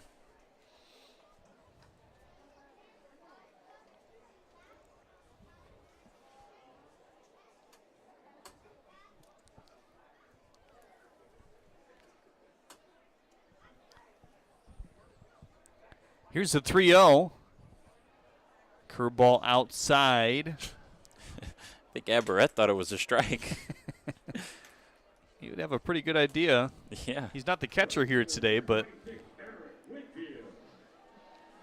we thank everybody for commenting on Facebook. I believe we're down on, or on YouTube. I believe we're down on Facebook here today. You can also watch us on My Michigan TV. We had a question of what farm team or what professional team this was connected to. It's independent baseball here in Utica, Michigan, so not connected with any major league organization, but have had plenty of players move on in the last 7-8 years.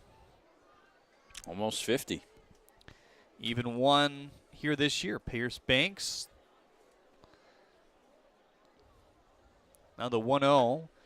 Ground ball to Lambert. Nice high charity hop for him to Attilis Sakopoulos, and the inning is erased. Nothing becomes of the 1-out, 4-pitch walk to Felix Aberrett. Still 4-zip Unicorns. There are many things you can rely on in this world, like a sunny day brightening your mood, your mom baking the world's best apple pie, and never a dull moment in running your business. And when it comes to time-consuming HR tasks, you can rely on Tryon. Tryon can handle payroll and taxes, employee benefits, and more, so you can stay focused on attracting and retaining the best talent. With Tryon, you don't have to grow it alone. Visit RelyOnTryon.com. You can always rely on Tryon.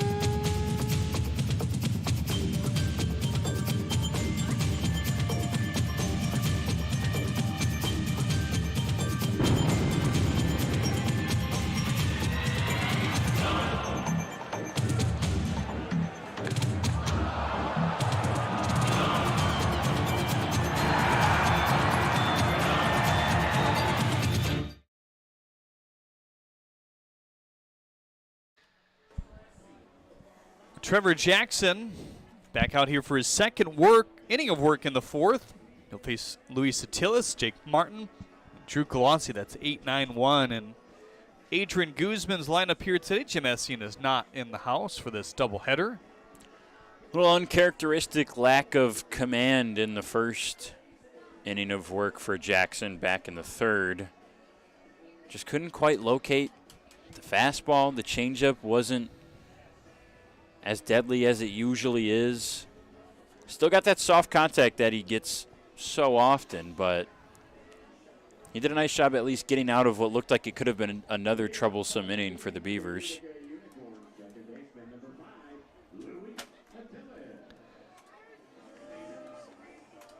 Luis grounded out back in the first inning. That was to the shortstop, Guzman. Nice play. And what was an important play was still runners on first and second after 3 big runs had come in that first. Reminder, this is the first leg of 2 here today, 2 6-inning games. So standard practice at the USPBO the last few years. Fastball at 91 high. We saw Jackson pop a couple 93s in that previous inning, which if that matches our flight scope, kind of the analytics box, I don't know how to better describe it here. Medium. Yes. The analytics medium we use. Here in the USPBL, sometimes the in-house gun is a bit hotter than what we show up here. As Attilas swings over that one, 2-1. Nonetheless, he's been very consistent, averaging around 90 on the fastball coming into play here today, but it's been playing up to that, to this point. A couple of those 92s, which he's done before. There's a fluttering one for Guzman. Took a wicked hop at the end, handled it fine with both hands. Now, 1 up and 1 down here in the fourth. We've seen Jackson pop a couple 92s before, but today is kind of just rearing back and firing away. As they say, letting it eat, but kind of sacrificing command for it in the first inning. His first inning, I should say. Jake Martin set to come to the plate, but he might not against Jackson here. Slow walk to the hill for Vaughn Joshua, and Jackson is done after an inning and a third. Maybe just a case of them wanting to get another guy in here.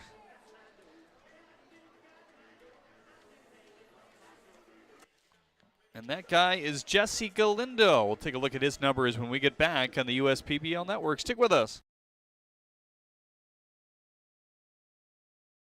There are many things you can rely on in this world, like a sunny day brightening your mood, your mom baking the world's best apple pie, and never a dull moment in running your business. And when it comes to time-consuming HR tasks, you can rely on Tryon. Tryon can handle payroll and taxes, employee benefits, and more, so you can stay focused on attracting and retaining the best talent. With Tryon, you don't have to grow it alone. Visit RelyOnTryon.com. You can always rely on Tryon.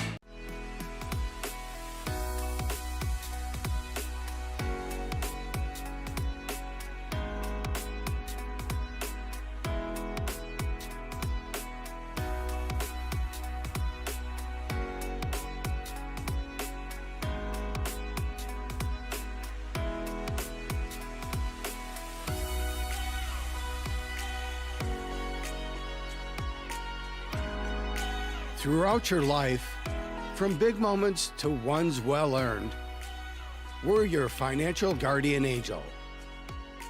Alliance Catholic Credit Union.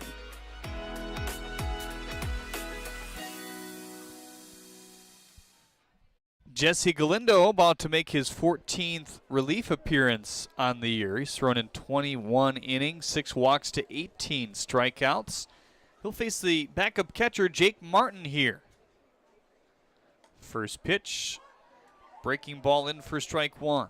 So Jackson and now Galindo, 3 pitchers used in total for Vaughn Joshua's team. Galindo, as you see that sidearm delivery, 4 pitches to go along with it, a fastball and some off speed. It's been pretty good this year. Struggled a little bit when you're here. As long as he has, you're going to give up some deep shots, kind of like Jackson, one thing we talked about. I think Jackson perhaps struggles more with the long ball. Galindo's given up a couple home runs as well. Line drive to right. That's in a good spot. Past Whitfield. Now he's going to cut it off as Martin will get his first professional hit. 1 for 2 now today. We'll get that baseball for him.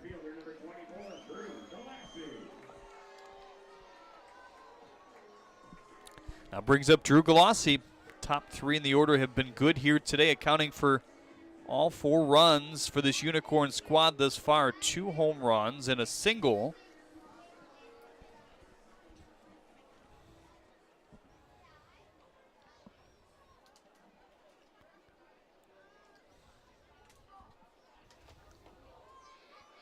Changeup away, 1-0.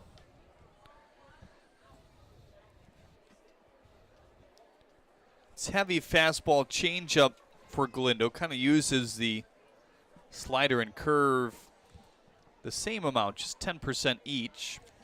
Yeah, as a sidearm, don't need to use those 2 as much. The fastball and changeup both have similar action comparatively to the hitter and the way they intake the pitch.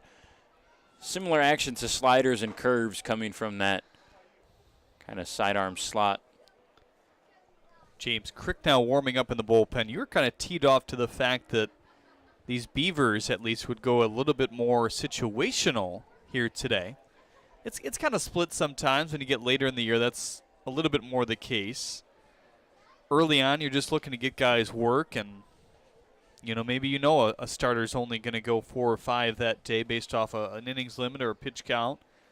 But you do want to get 3 relievers in, so you might take a guy out earlier no matter how he's doing, or vice versa. Yeah, most game plans for all teams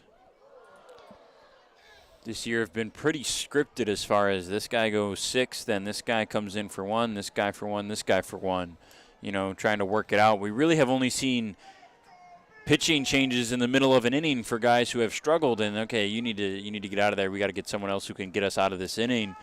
So kind of a surprise to see Jackson go down after retiring the first batter, but I guess they like the Galindo matchup. Popped up to right, Whitfield staring straight into the sun, backpedaling for out number 2.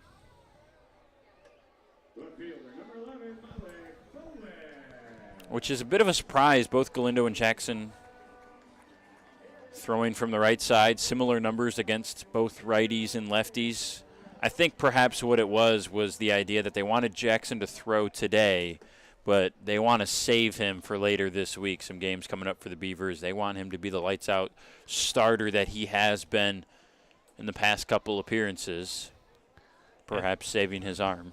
Today is the last day in the USPBL this year. We're playing a few less Sundays this year. Guzman has been real strong today. Easy feed to Fenley, and that will end the 4th inning of action. Nothing becomes of the one-out single by Jake Martin. Brendan Shabath has play-by-play again when we get back.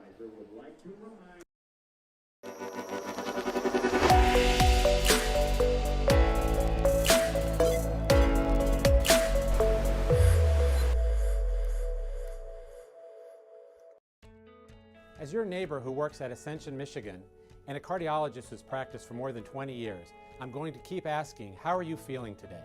Your care can't wait. Getting care sooner can mean catching things before they get worse. At Ascension, Michigan, our ERs and our hospitals and other sites of care are maintaining strict precautions for your safety. Studies have shown that people will get care sooner if they're encouraged by their doctors, family, and friends. Get the care you need at getascensionmichigancare.com. Great seats at a great price. Get them safer, simpler, and smarter with Ticket Smarter. A proud partner to the biggest names in live sports and events, including ESPN events and iHeartRadio. Ticket Smarter has seats for over 125,000 live events and 48 million tickets for sale. All backed with the Ticket Smarter 100% ticket guarantee. Thinking about your next great live event? Think smarter. Think Ticket Smarter. Get your tickets your way, guaranteed, at Ticketsmarter.com. Still a 4-0 lead for the Unicorns. Austin Calopetro takes over for Jake Fiorito.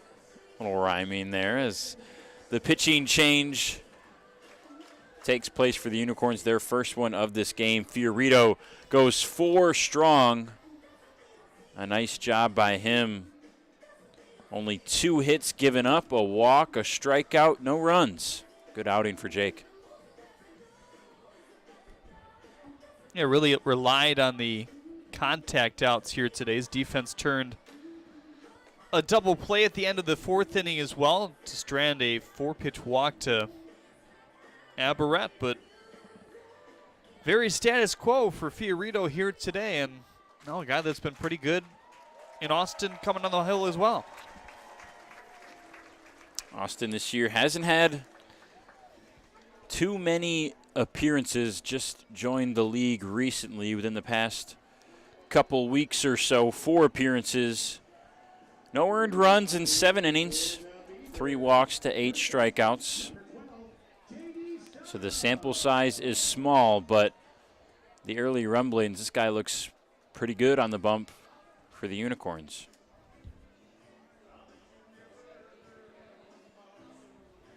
The guy who took a number of years off of fully competitive baseball, however you want to phrase that, did play in a men's league for the last few years, took the 2020 COVID year off, but the last time he pitched collegiately was 2019 for the University of Toledo. So just gaining his confidence back and all the motions of pitching again.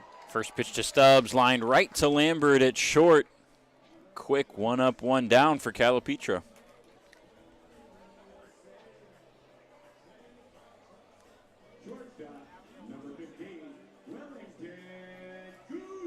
And all of a sudden, as we creep more towards the normal game time of night games, at least 7:05 here at Jimmy John's Field, 6:52 Eastern right now. You see the shadows start to become a factor, kind of creep in over home plate. Those will continue to move as the night goes on.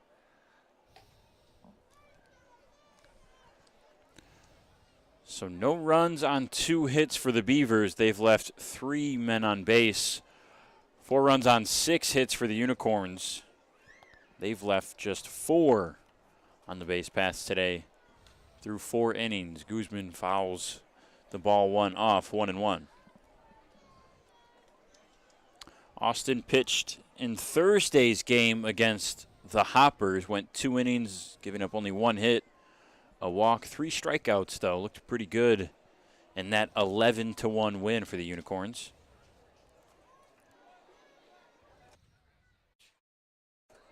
Was the first man out of the pen in that game, relieving Adam Riggleman, who had a decent start as well. Kind of the only blemish for him was that home run in the 4th, but he faced the best, 3, 4, 5, 6 in that first inning of work, did Austin.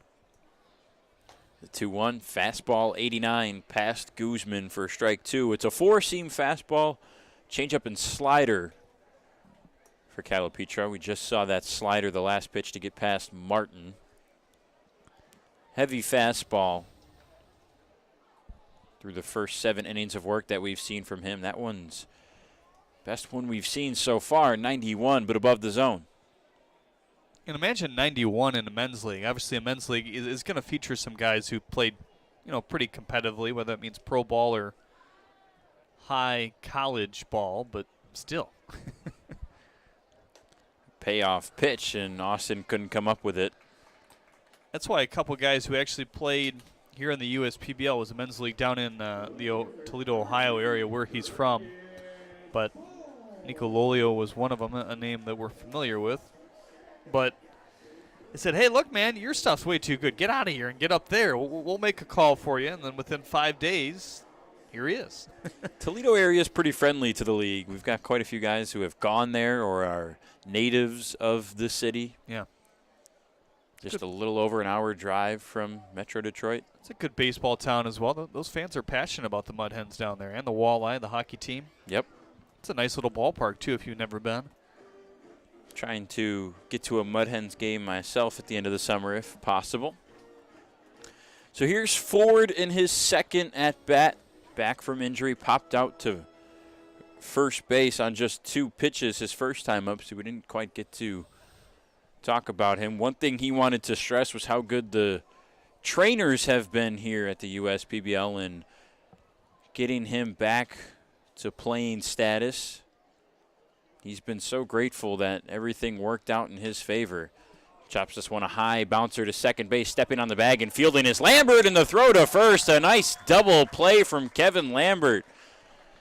He takes part in all 3 outs, a line out to short, and then a 6-3 double play. Unicorns batting in the 5th on the other side of the break. Dunham Sports is a proud partner of the USPBL. Big names, low prices, delivering value since 1937. At Fifth Third Bank, we're working hard to make banking a Fifth Third better, which means we put 166.7% into everything we do. I think you can only give 110%. Well, with free checking, fraud protection services, and an automatic savings tool to help you quickly reach your goals, 166.7% is possible. Oh, wait till my 8th graders hear about this.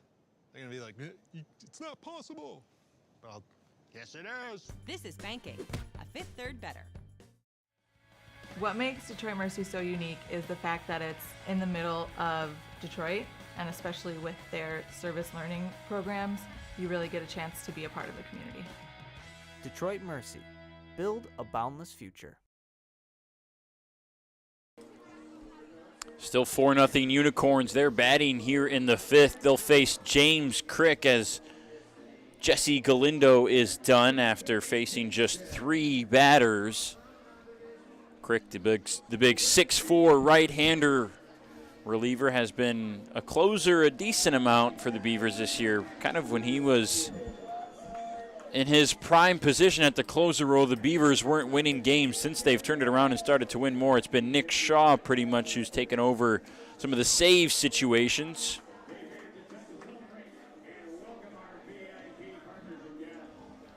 Crick will face 3-4-5 hitters Castro, Sakopoulos, and Childress.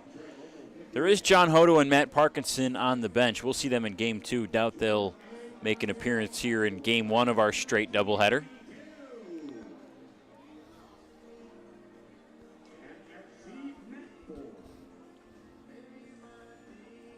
Really good job with command control thus far for this right-handed arm. Has yet to give up an earned run so far this year either. It's been 13 innings of work, 13 appearances, all of them just 1 inning for Crick. Does have 2 saves, as you mentioned, that 0.00 ERA. 4 walks to 15 Ks. Opponents are hitting 200 against him. Only 125 for the lefties, though, against the right-hander. Pretty surprising. In steps Castro 0 for 2, but did reach and score a run on the drop third strike in the first inning. That turned out to be a pretty big one.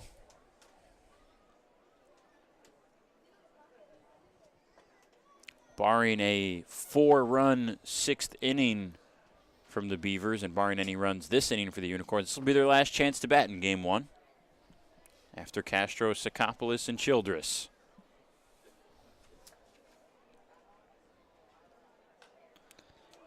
1-0 fastball at 92, pumped foul.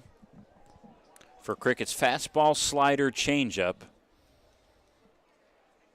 It's pretty fastball heavy so far this year.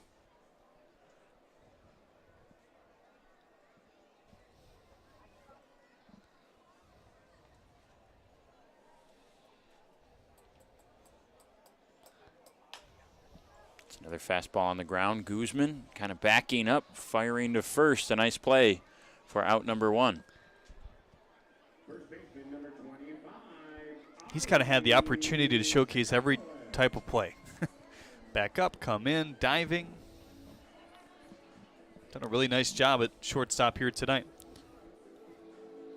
Guzman with that put out as it goes 6-3, or I guess that's an assist, not a put out, but has been a part of 7 outs today for the Beavers. Considering they've only recorded 13, he's had a busy day. Here's Sikopoulos, 0 for 1 plus a walk. Popped out to Wellington Guzman, his first time up.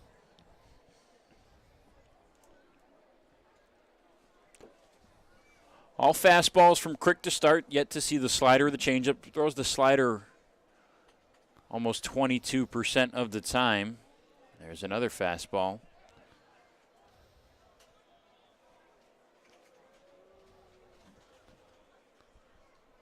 Did they say he didn't go? I thought Sikopoulos went around. Yeah, I guess that is what they ruled. No signal. Scoreboard says 1-1.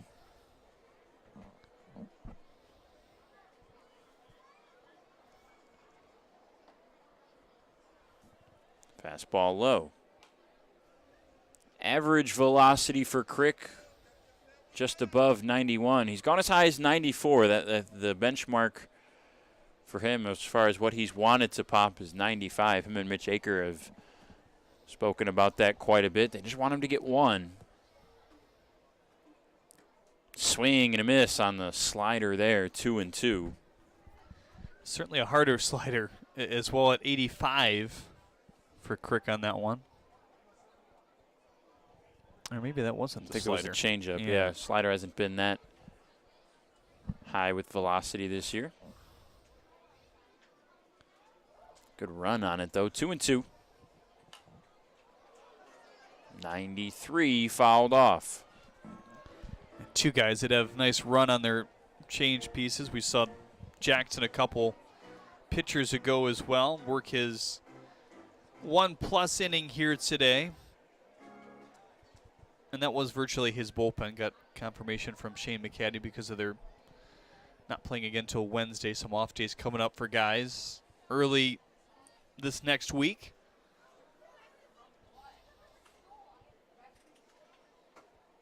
Try the 2-2 again. Changeup. This time misses away. Full count. That is kind of the different piece that this league presents. You probably wouldn't see that anywhere else, but because you're trying to develop these guys, you can afford to throw them out there, and if you're like Jackson, have a decent outing, add to your already solid stats.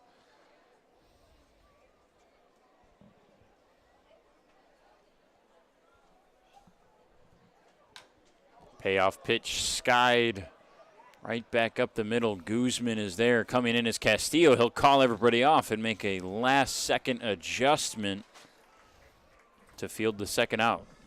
Ari doesn't seem to be seeing pitches as well as he normally does. Not sure if it's the time of the day or just what he's facing here today. Obviously, he had a walk back in the third, but that's 2 pop-outs for him. Not something you see very often.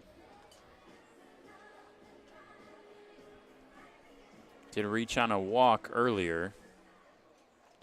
Ari's been, obviously, statistically, as far as run scoring goes, the best hitter in the league. The advanced numbers don't quite catch up to where he is with home runs, RBIs, and slugging. The advanced metrics beyond that. He only pops up the ball 8% of the time. 54% fly balls, 23% line drives. 2 sliders, bad for Crick. 2-0 on Childress. Not a guy you want to fall behind to. Single and hit by pitch today. RBI single it was back in the first. Scored Castro, who reached on that drop third strike. It came back to haunt Devin. 2-0 above the zone. Childress will have a green light, 3-0. Crick's got to throw a pitcher's pitch here. 4-run deficit is not a lot for this Beavers lineup, but they certainly don't want to inflate that anymore here in the bottom of the 5th in just a 6-inning game 1 and a 4-pitch walk. Noah Childress kind of size. Think he wanted to hit there. He'll head down to first with 2 outs.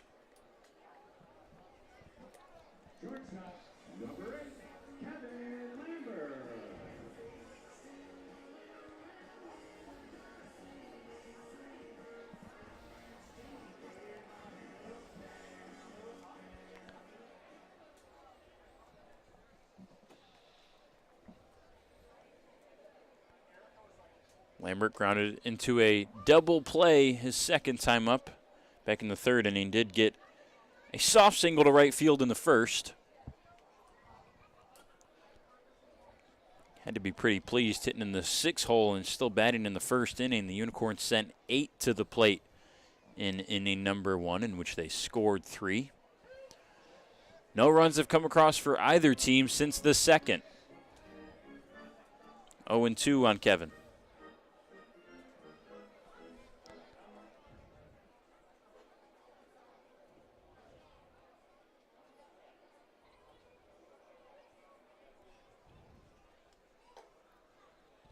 Thought about going.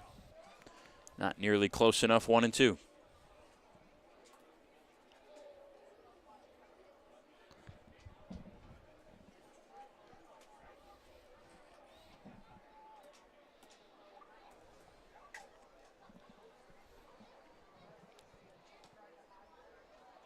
Fastball riding past McFadden, and Childress is awarded second base on the wild pitch.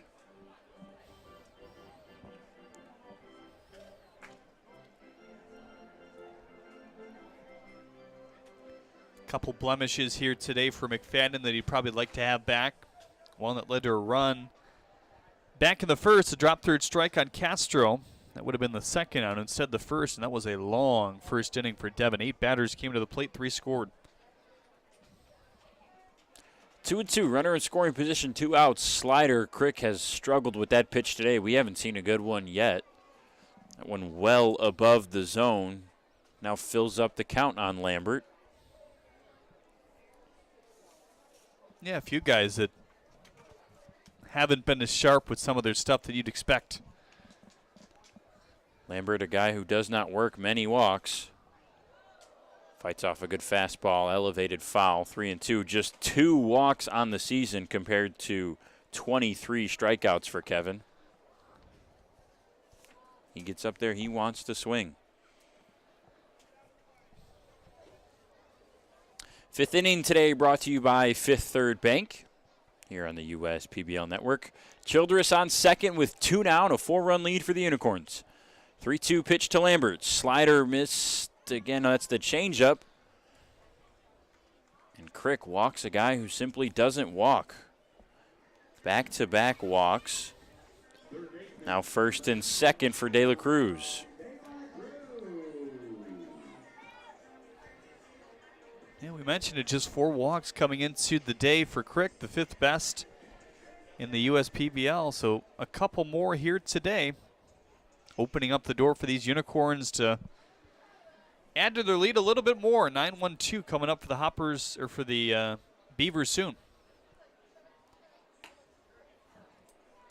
De La Cruz is 0 for 2, both flyouts to right field. Not hard hit, but decent contact. Faces a ball and no strikes here. Swing and a miss. I think De La Cruz is a candidate to take over a similar role that his coach and assistant manager Adrian Guzman has right now. Guzman playing in the USPBL last year and then becoming a coach this year. De La Cruz has talked about being interested in doing stuff like that. Kind of acts as a player's coach already with the veteran status he has, being in here for a couple years.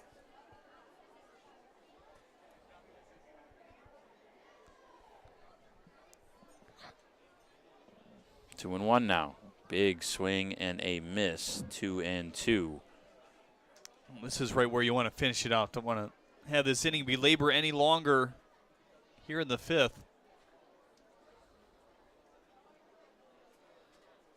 Don't want to make it harder for your offense than it already is going to be. 2 on, 2 out. 2 balls and 2 strikes. It will stay the same as De La Cruz fouls one off. Wind still hanging around. The pennants in left are pretty limp, but the American flag not quite stiff, but strong out to right center. We don't see that too often. The pennants are limp and the flag is moving.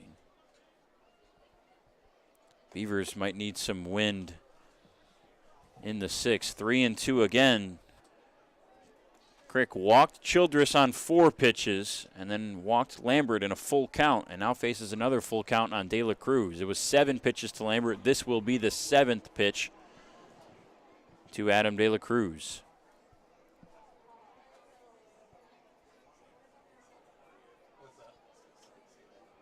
Three, 2 runners on the move, and James Crick with a very uncharacteristic. Every Beaver, I think, today has in some way or another had an uncharacteristic performance. 3 straight walks on the mound, and the Unicorns are threatening to break this game wide with a capital W open. Well, you really don't want to think about bringing another pitcher in here in the 5th in a 6-inning game where you've already used 4 arms already. I mean, I'm not saying that's the direction they're going to move, but you see a little action down there in the pen. But with 2 outs after you recorded the first 2, that's what you'd expect at a Crick here in the 5th, so the whole infield will gather around.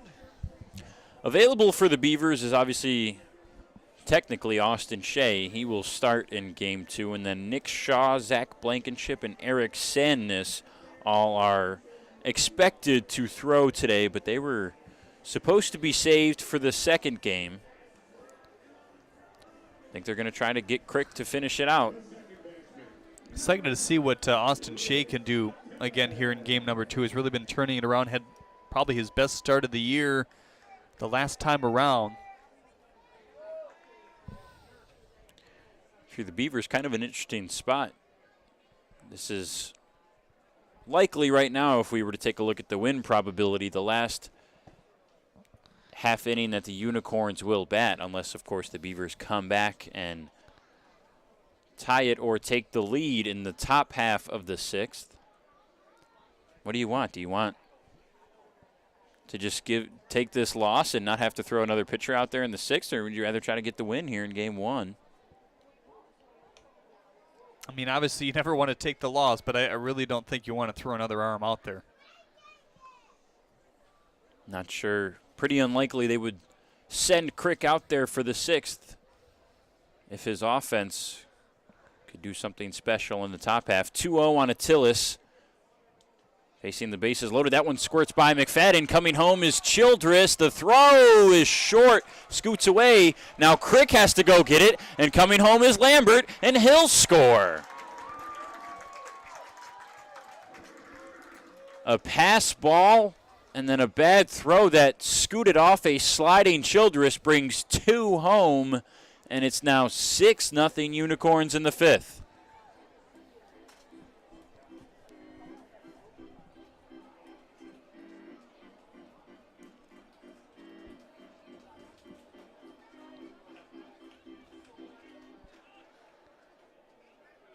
So Childress and Lambert score. Have only been 2 balls batted in play in this inning. The 3 base runners that got on all by walks. Attilis fouls it off. De La Cruz advanced to third on the double wild pitch runs.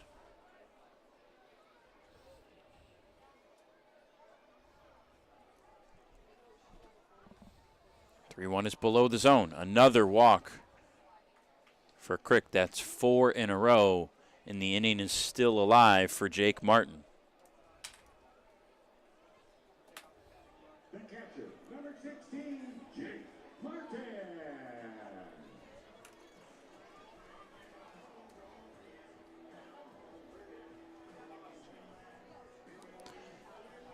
We've seen some guys struggle at certain points, Jeremy, but you never want to see something like this. Crick has now doubled his season total of walks in just 1 inning, and it's a really tough spot for him because, like we've already discussed, you don't want to send another guy out there. You really want him to just blind squirrel, maybe find a nut and get the 3rd out and end this inning, but he's really struggling to find the strike zone right now. Well, it's one thing if one or two more runs come across, but 2 more runs already here in the 5th with now 2 more in scoring position. Still with 2 outs, but another wild pitch gets past McFadden. A good bounce sends it right back to the plate, and De La Cruz can't score from third.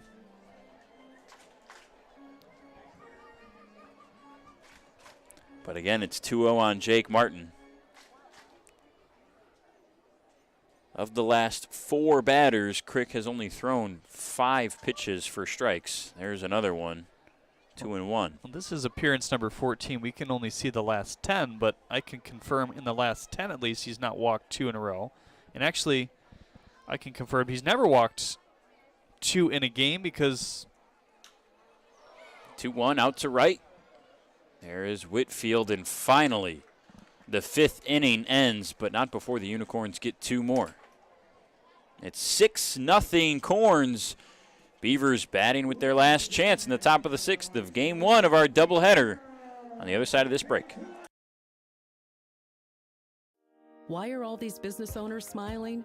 Because they rely on Tryon to handle difficult and time-consuming HR tasks like payroll, benefits administration, and more. Working with one of the nation's top professional employer organizations provides access to top-tier healthcare and employee benefit plans and Tryon's team of attorneys and HR experts. With Tryon, you don't have to grow it alone. Visit RelyOnTryon.com. You can always rely on Tryon. What makes Detroit Mercy so unique is the fact that it's in the middle of Detroit, and especially with their service learning programs, you really get a chance to be a part of the community. Detroit Mercy. Build a boundless future.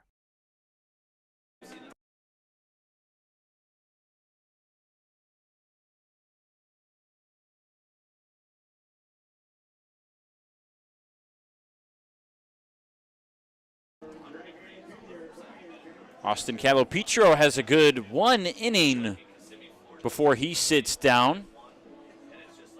Now Brian Camacho will step out to close things for the Unicorns in a hold situation, leading now by 6 after the Beavers give up 2 in the bottom of the 5th.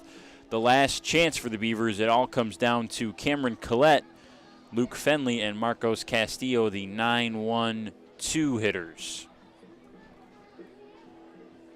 Well, Brian Camacho is a guy that we've seen his velocity uptick even just in a month or 2 here in the USPBL, and a lot of that is kind of attributed to the instruction he's gotten here. Hasn't had a whole lot of pitching instruction in his playing career to this point, but I'd like him to find the zone a little bit more consistently overall, and if he's able to do that, I mean, with the power fastball that he has, there's a lot of good upside to this right-handed arm.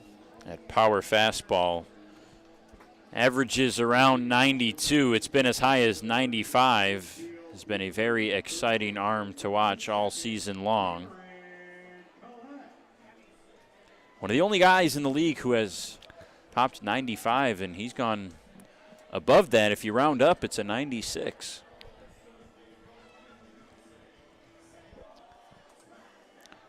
So Collette starts things off in the last chance for the Beavers in what's been a sluggish and slow Game 1 on a hot doubleheader. We've got a second game for you 30 minutes after this one is over on YouTube, Facebook, My Michigan TV. Collette looks at ball 1. It's only fastball and slider for Brian. 93 fouled.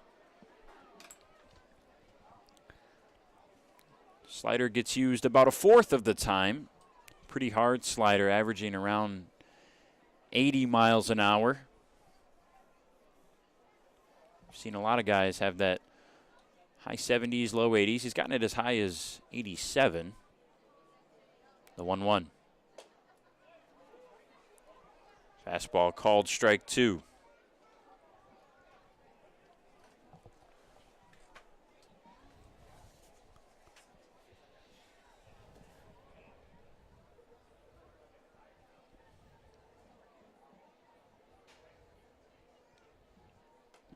Fastball checked his swing. Did he go? He did. Camacho a strikeout to start things in the 6th. Well, there's been some quick innings for the Unicorns pitchers here today. We've not had any exceed 4 batters, which is pretty impressive in its own right, but try to close it down against some of their top hitters here. Let's see what Camacho responds with. Now Fenley and Castillo. Fenley swings at a slider under the zone. Nice pitch from Camacho there.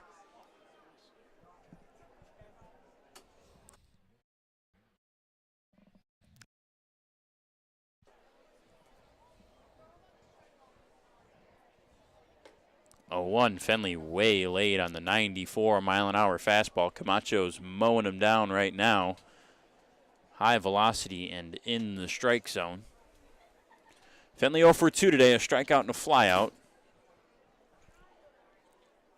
That last strikeout to Collette was just the second collectively by the Unicorns. Fenley had the first one from Jake Fiorito to start this game in the bottom of the 1st. It's just been soft contact galore. The Beavers have not been able to really do anything special in putting the bat on the ball. 2-2 as that one skips past.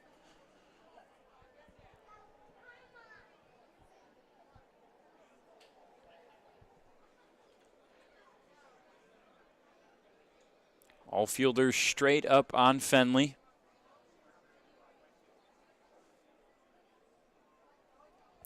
Sprays it to all areas of the field, and this one's out to center. Sliding over and making the grab is Galassi. 2 up, 2 down. It all comes down to Marcos Castillo. Down by 6 runs here in the 6th.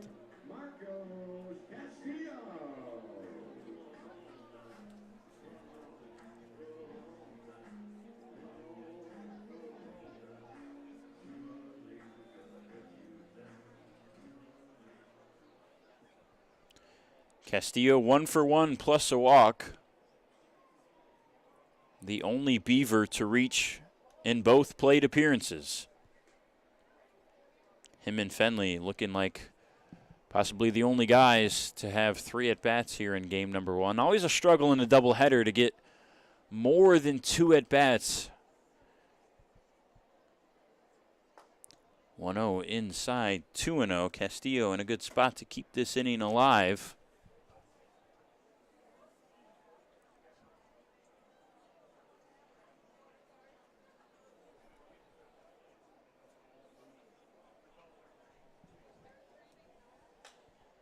Fastball middle. That one will drop in front of Leandy Castro in right field. Marcos Castillo reaches in all 3 at-bats today. Not quite done here in game number 1.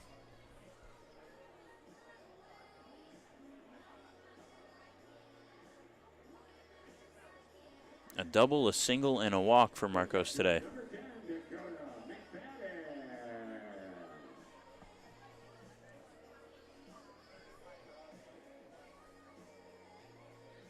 Brings up the catcher McFadden, who's probably relieved that this game 1 is ending soon.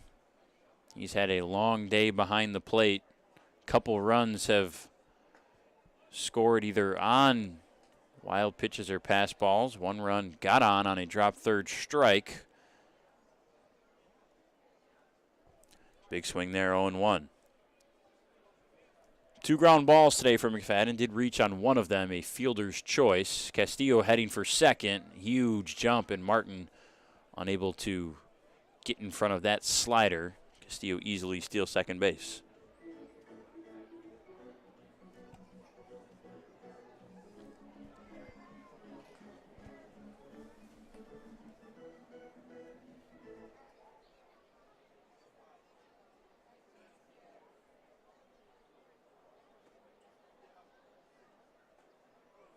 One gets by Martin, and Castillo will rumble over to third.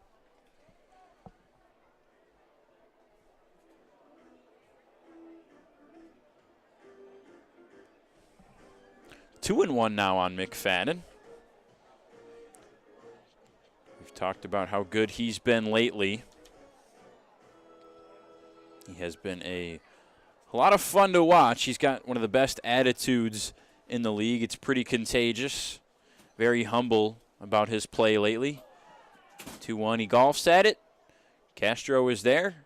Out number 3, and the Unicorns take game 1 in a dominant shutout performance over the Beavers, 6-0. They stretched to 18-5 on the year. The Beavers slipped to 500, 12 wins, 12 losses. Every doubleheader this year has been split between the two teams. The Unicorns will try to change that, looking for the sweep in game 2. Should be in about half an hour. Get up, grab a snack, come back for game 2. We'll have it for you momentarily on the US PBL Network.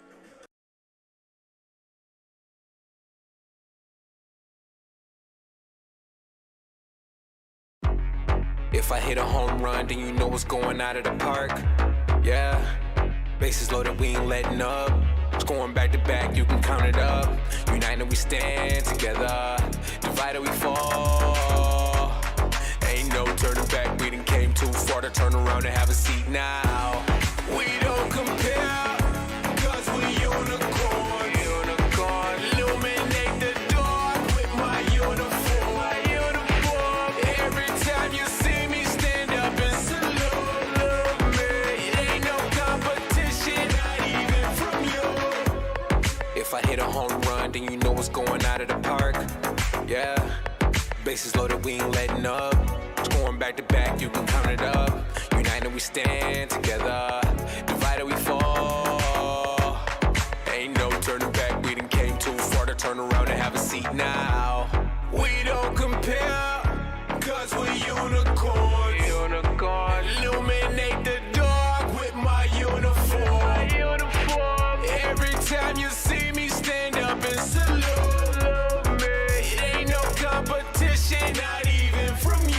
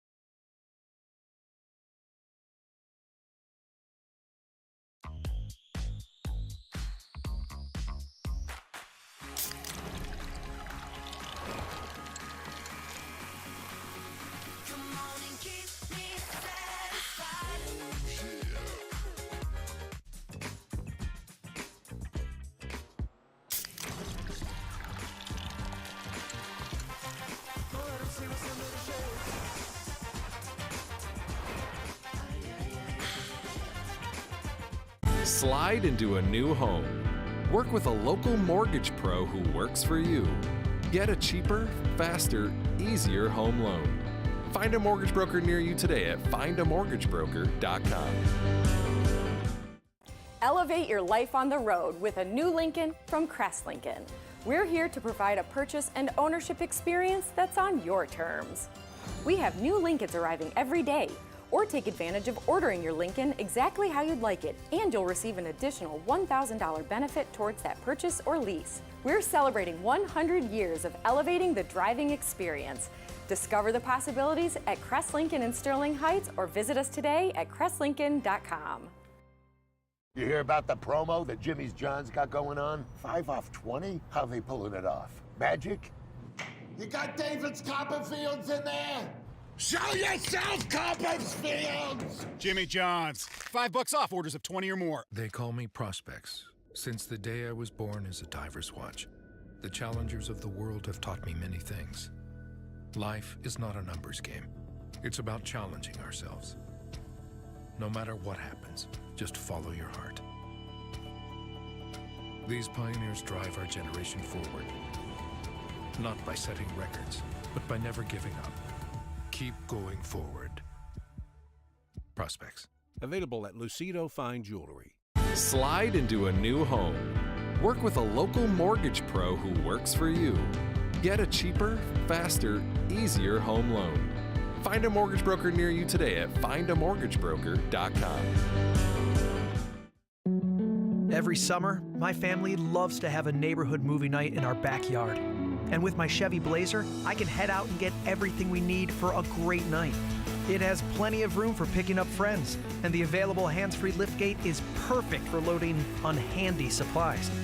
You know, it may be movie night, but my Blazer is the main attraction wherever I go. Lease a 2022 Blazer 2LT for just $239 a month for 24 months. Put it in D and see why Chevy drives the Motor City.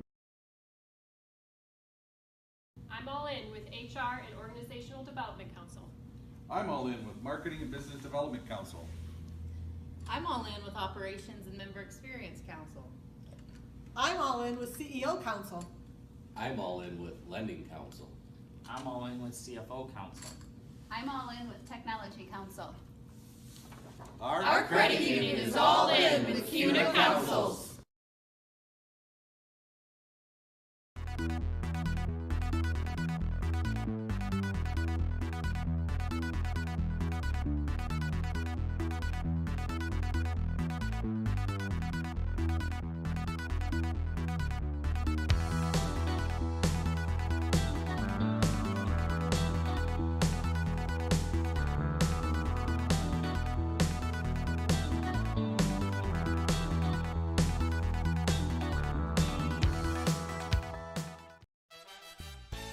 Make your move with a quick and easy mortgage from Genesis Credit Union. We have mortgages to fit your life. Genesis Credit Union. Visit us today. Companies are competing for talent like never before. With the complexities of handling tasks like payroll, benefits administration, and other HR functions, it's easy to see how a professional employer organization like Tryon Solutions makes all the difference. Tryon empowers businesses of all sizes to attract and retain talent by offering access to top-tier healthcare and employee benefit plans. With Tryon, you don't have to grow it alone. Visit RelyOnTryon.com. You can always rely on Tryon.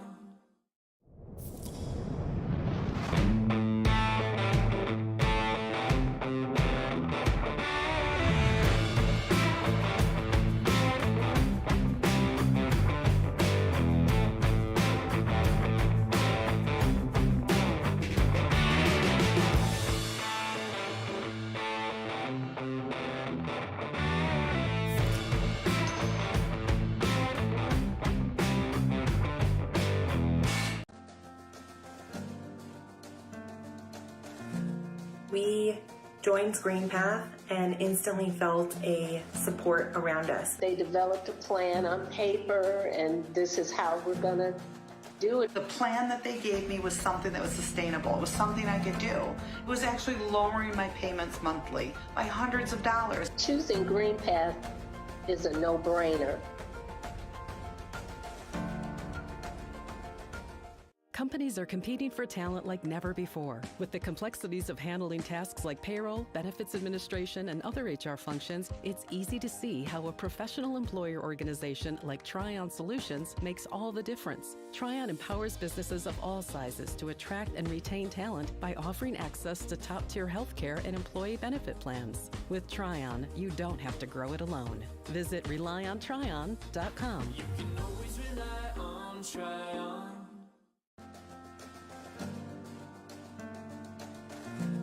We joined GreenPath and instantly felt a support around us. They developed a plan on paper, and this is how we're going to do it. The plan that they gave me was something that was sustainable. It was something I could do. It was actually lowering my payments monthly by hundreds of dollars. Choosing GreenPath is a no-brainer.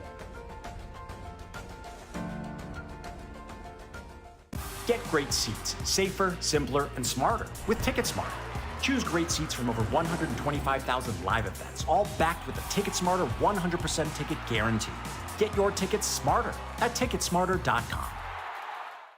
There are many things you can rely on in this world, like a sunny day brightening your mood, your mom baking the world's best apple pie, and never a dull moment in running your business. And when it comes to time-consuming HR tasks, you can rely on Tryon. Tryon can handle payroll and taxes, employee benefits, and more, so you can stay focused on attracting and retaining the best talent. With Tryon, you don't have to grow it alone. Visit RelyOnTryon.com. You can always rely on Tryon.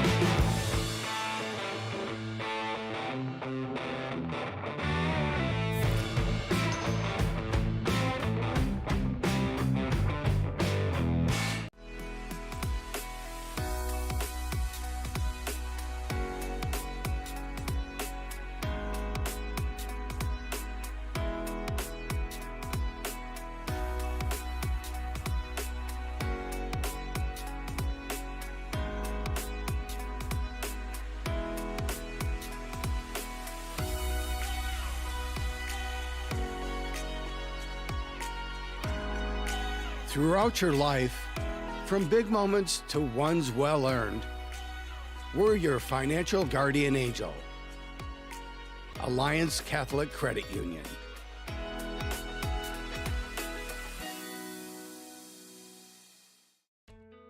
As your neighbor who works at Ascension, Michigan, and a cardiologist who's practiced for more than 20 years, I'm going to keep asking, how are you feeling today? Your care can't wait. Getting care sooner can mean catching things before they get worse. At Ascension, Michigan, our ERs and our hospitals and other sites of care are maintaining strict precautions for your safety. Studies have shown that people will get care sooner if they're encouraged by their doctors, family, and friends. Get the care you need at getascensionmichigancare.com.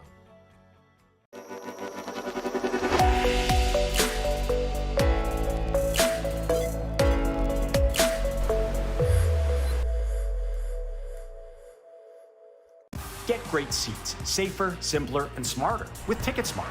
Choose great seats from over 125,000 live events, all backed with a TicketSmarter 100% ticket guarantee.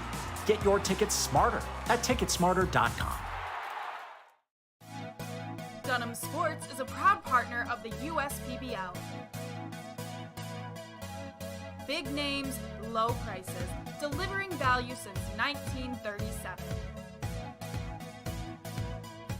At Fifth Third Bank, we're working hard to make banking a Fifth Third better, which means we put 166.7% into everything we do.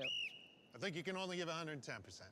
Well, with free checking, fraud protection services, and an automatic savings tool to help you quickly reach your goals, 166.7% is possible. Oh, wait till my 8th graders hear about this. They're gonna be like, it's not possible. But I'll guess it is. This is banking, a Fifth Third better.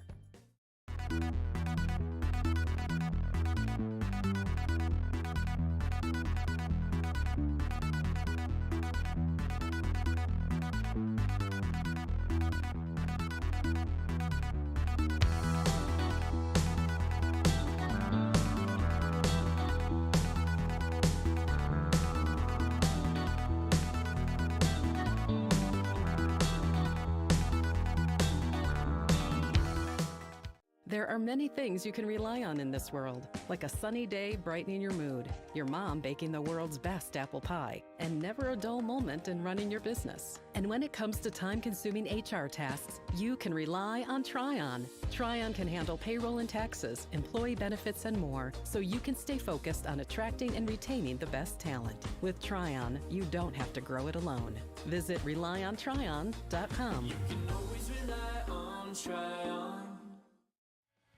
What makes Detroit Mercy so unique is the fact that it's in the middle of Detroit, and especially with their service learning programs, you really get a chance to be a part of the community. Detroit Mercy. Build a boundless future. Every summer, my family loves to have a neighborhood movie night in our backyard. And with my Chevy Blazer, I can head out and get everything we need for a great night. It has plenty of room for picking up friends, and the available hands-free liftgate is perfect for loading unhandy supplies. You know, it may be movie night, but my Blazer is the main attraction wherever I go. Lease a 2022 Blazer 2LT for just $239 a month for 24 months. Put it in D and see why Chevy drives the Motor City. Make your move with a quick and easy mortgage from Genesis Credit Union. We have mortgages to fit your life. Genesis Credit Union. Visit us today.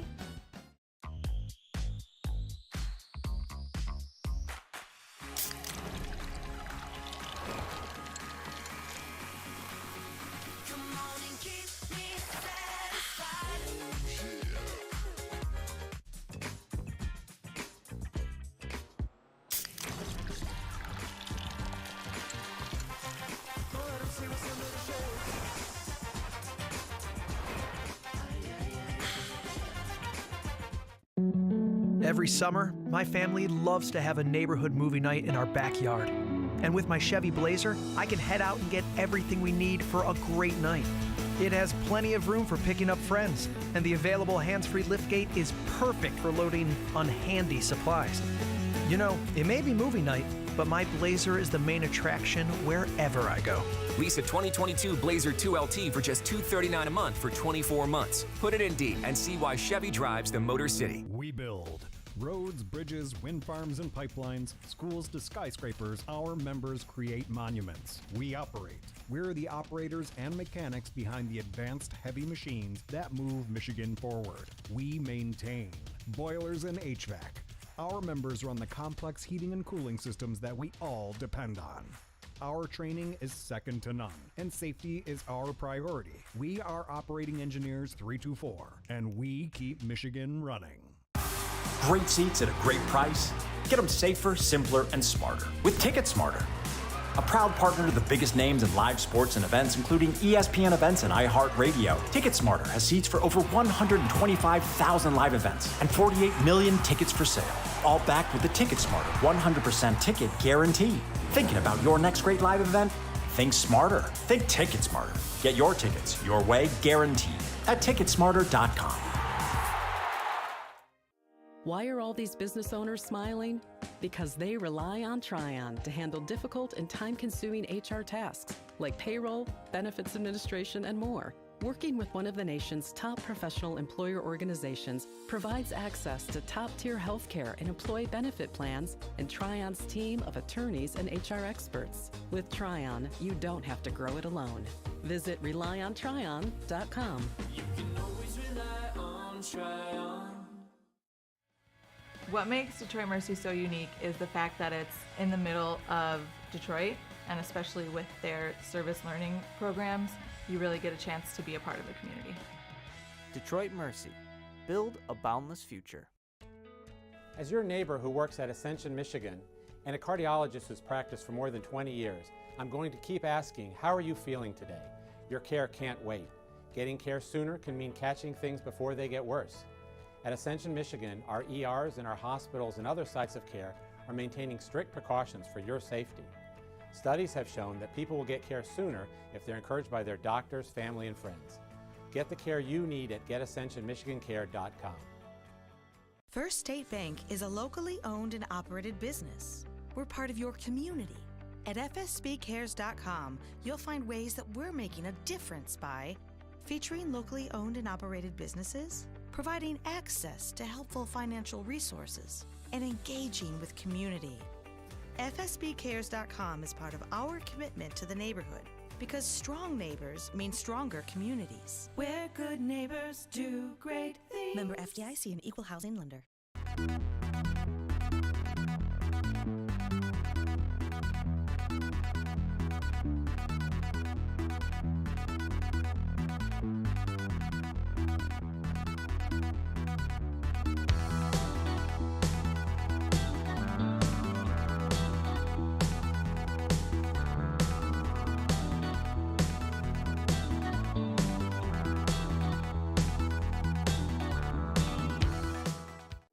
Why are all these business owners smiling? Because they rely on Tryon to handle difficult and time-consuming HR tasks like payroll, benefits administration, and more. Working with one of the nation's top professional employer organizations provides access to top-tier healthcare and employee benefit plans and Tryon's team of attorneys and HR experts. With Tryon, you don't have to grow it alone. Visit RelyOnTryon.com. You can always rely on Tryon.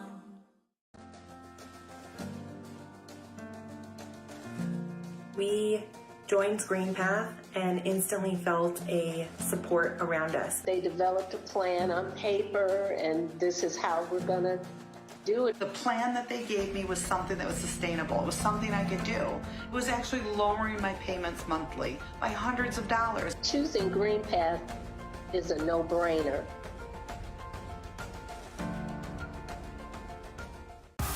Great seats at a great price. Get them safer, simpler, and smarter with Ticket Smarter. A proud partner to the biggest names in live sports and events, including ESPN events and iHeartRadio. Ticket Smarter has seats for over 125,000 live events and 48 million tickets for sale. All backed with the Ticket Smarter 100% ticket guarantee. Thinking about your next great live event? Think smarter. Think Ticket Smarter. Get your tickets your way, guaranteed at Ticketsmarter.com. At Fifth Third Bank, we're working hard to make banking a Fifth Third better. With free checking and fraud protection services, 166.7% is possible. 166.7. This is banking, a Fifth Third better. You hear about the promo that Jimmy's John's got going on? 5 off 20? How they pulling it off? Magic? You got David's Copperfields in there? Show yourself, Copperfields! Jimmy John's. $5 off orders of 20 or more. One thing that makes Detroit Mercy unique and different from other universities is that the faculty truly care about you and they're always there to help. Whether it's asking questions after class or going into the office hours, they're always there to lend a hand and really make you feel at home. People are here to work together, and whether you have a question or you're discussing topics within the class, you can go up to your professor and they know your name. They're just willing to help you become a better overall student. Detroit Mercy. Build a boundless future. They call me Prospects. Since the day I was born as a diver's watch, the challengers of the world have taught me many things. Life is not a numbers game. It's about challenging ourselves. No matter what happens, just follow your heart. These pioneers drive our generation forward. Not by setting records, but by never giving up. Keep going forward. Prospects. Available at Lucido Fine Jewelry. As your neighbor who works at Ascension, Michigan, and a cardiologist who's practiced for more than 20 years, I'm going to keep asking, how are you feeling today? Your care can't wait. Getting care sooner can mean catching things before they get worse. At Ascension, Michigan, our ERs and our hospitals and other sites of care are maintaining strict precautions for your safety. Studies have shown that people will get care sooner if they're encouraged by their doctors, family, and friends. Get the care you need at GetAscensionMichiganCare.com. Great seats at a great price. Get them safer, simpler, and smarter with Ticket Smarter. A proud partner to the biggest names in live sports and events, including ESPN events and iHeartRadio. Ticket Smarter has seats for over 125,000 live events and 48 million tickets for sale. All backed with the Ticket Smarter 100% ticket guarantee. Thinking about your next great live event? Think smarter. Think Ticket Smarter. Get your tickets your way, guaranteed at Ticketsmarter.com.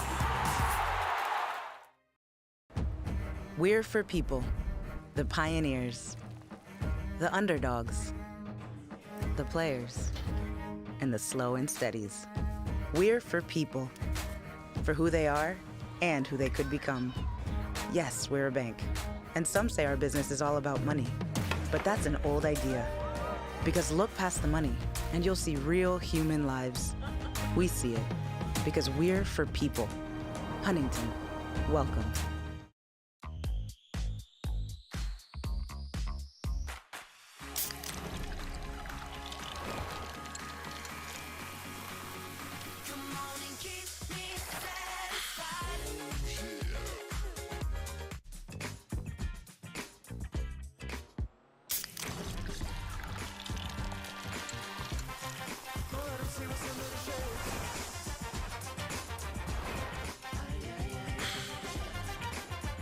You hear about the promo that Jimmy's John's got going on? 5 off 20? How they pulling it off? Magic?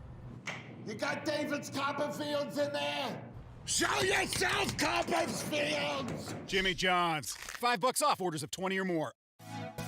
Dunham Sports is a proud partner of the USPBL. Big names, low prices, delivering value since 1937.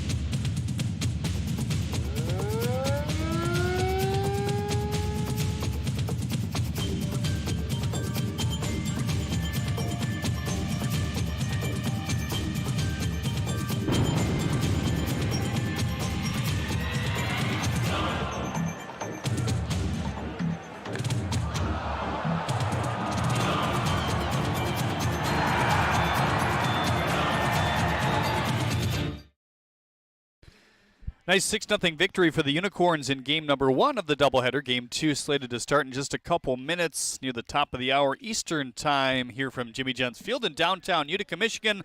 Time to take a peek at your lineups here for game 2. First for the visiting Beavers, it'll be Luke Fenley leading things off and playing second base. Marcos Castillo will bat second and play center field. Dakota McFadden bats third and catches today Felix Aberrett. Eric Whitfield and J.D. Stubbs in the middle of the lineup for Von Joshua here in game 2. Wellington Guzman, who had a really nice defensive game in game number 1, will be back in the 7-hole and playing shortstop. Cameron Collette hitting 8th and playing 3rd. And Travius Ford will start his second consecutive game here today. As for the home Utica Unicorns, it'll be Drew Galassi leading things off and playing center field. Malik Bolin will bat second and play left. He was our Lombardo Holmes player of the game in game number 1. Leandy Castro bats third and plays right. Ari Sakopoulos will hit in the cleanup spot and play first base. Noah Childress bats fifth and DHs. Kevin Lambert will hit sixth and play third base. Louis Attilis, who's really picked it up offensively, one of the hottest hitters in the USPBL right now, will hit seventh and play short. Matt Parkinson back behind the dish here in game 2, with John Hoda rounding things out at second base here today. First pitch shortly on the USPBL Network. Stick with us. Great seats at a great price. Get them safer, simpler, and smarter with Ticket Smarter. A proud partner to the biggest names in live sports and events, including ESPN events and iHeartRadio. Ticket Smarter has seats for over 125,000 live events and 48 million tickets for sale. All backed with the Ticket Smarter 100% ticket guarantee. Thinking about your next great live event? Think smarter. Think Ticket Smarter. Get your tickets your way, guaranteed, at Ticketsmarter.com. We're the financial champion of Michiganders. Whether you're a goal-getter or dream chaser, an empty nester or up-and-comer, anyone in Michigan can bank with us. Michigan Schools and Government Credit Union.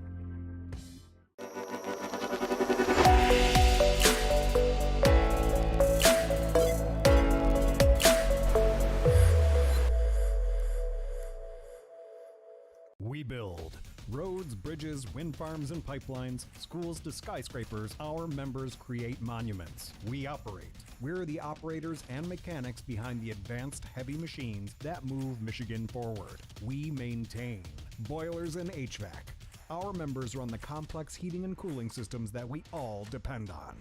Our training is second to none, and safety is our priority. We are Operating Engineers 324, and we keep Michigan running. Check your checking.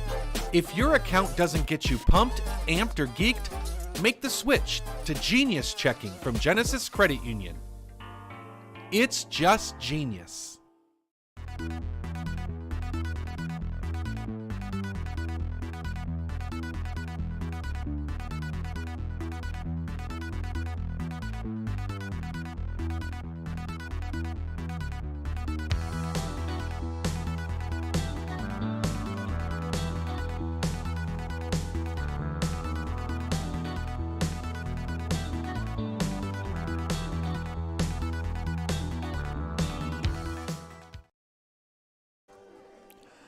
Ready for game number 2 here at Jimmy John's Field between the Unicorns and the Beavers. It was a 6-0 shutout victory for the Unicorns in game 1. Kind of a sluggish, sloppy game all around. Quite a few pass balls, a couple tough plays in the infield, and the Unicorns were the benefactor primarily of that. The Beavers looking to turn things around, particularly on the mound here in game 2, and if the past is any indication, they're going to win game 2. Every doubleheader this season in the USPBL has been split. The victors in game 1 and 2. We'll see what the Beavers can do here to start this game. Fenley, Castillo, and McFadden to bat at the top of the first.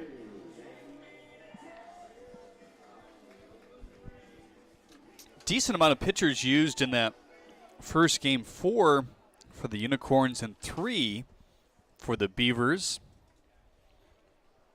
Beavers really having to contemplate whether they had to use a 5th, as Crick struggled for the first time to that extent this year. First pitch of game 2 at 7:58. As Fenley tips it in and out. Montaner taking the mound here in game 2 for the Corns. It's been really good this year. 26 1/3 innings, sub-3 ERA, only 8 walks. Fun guy to watch. Throw from the left side. Slaps that one to the opposite side of the field. Hodo under it for quick out number 1 here in the first inning. Time to check defense for these reigning champion Utica Unicorns, brought to you by Three Dimensional Services Group. It's Bolin in left, Galassi in center, Castro out in right, Lambert and Sakopoulos on the corners with Hodo and Attilis up the middle. Matt Parkinson completes the battery here today. Always brought to you by Three Dimensional Services Group, prototype production proven. Marcos Castillo fouls one back here in the first. Another 6-inning doubleheader here today as Castillo pumps it into left field for a base hit. Just kind of how that first game ended up. I'm sure the Beavers would love to scratch on the board here early on. Castillo trying to make things happen. He's had a great day. 2 for 2 with a double and a walk in game 1, and starts things off with a sharp single here in game 2. Really been a quality hitter all season that he's been here. Got here just before the halfway point of this season. 12 games played, now 13 with the game 1 today out of Coppin State. First pitch to McFadden, tried to check his swing, and he did. Dakota DHing here in game number 2. I talked to him just a little bit in between games, and he confirmed that that hit his neck. That pitch that had him down for a minute or 2 there. Yeah, it's a tough spot to take a foul ball. I'm sure McFadden, with not the top of the line catcher's protective gear, hasn't, like we mentioned, caught in almost a decade before this season.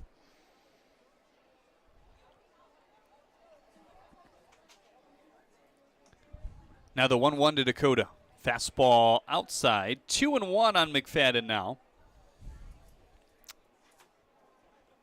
Temperature at first pitch, 87 degrees. That's only a few degrees less than our first pitch of game 1 at 5:30.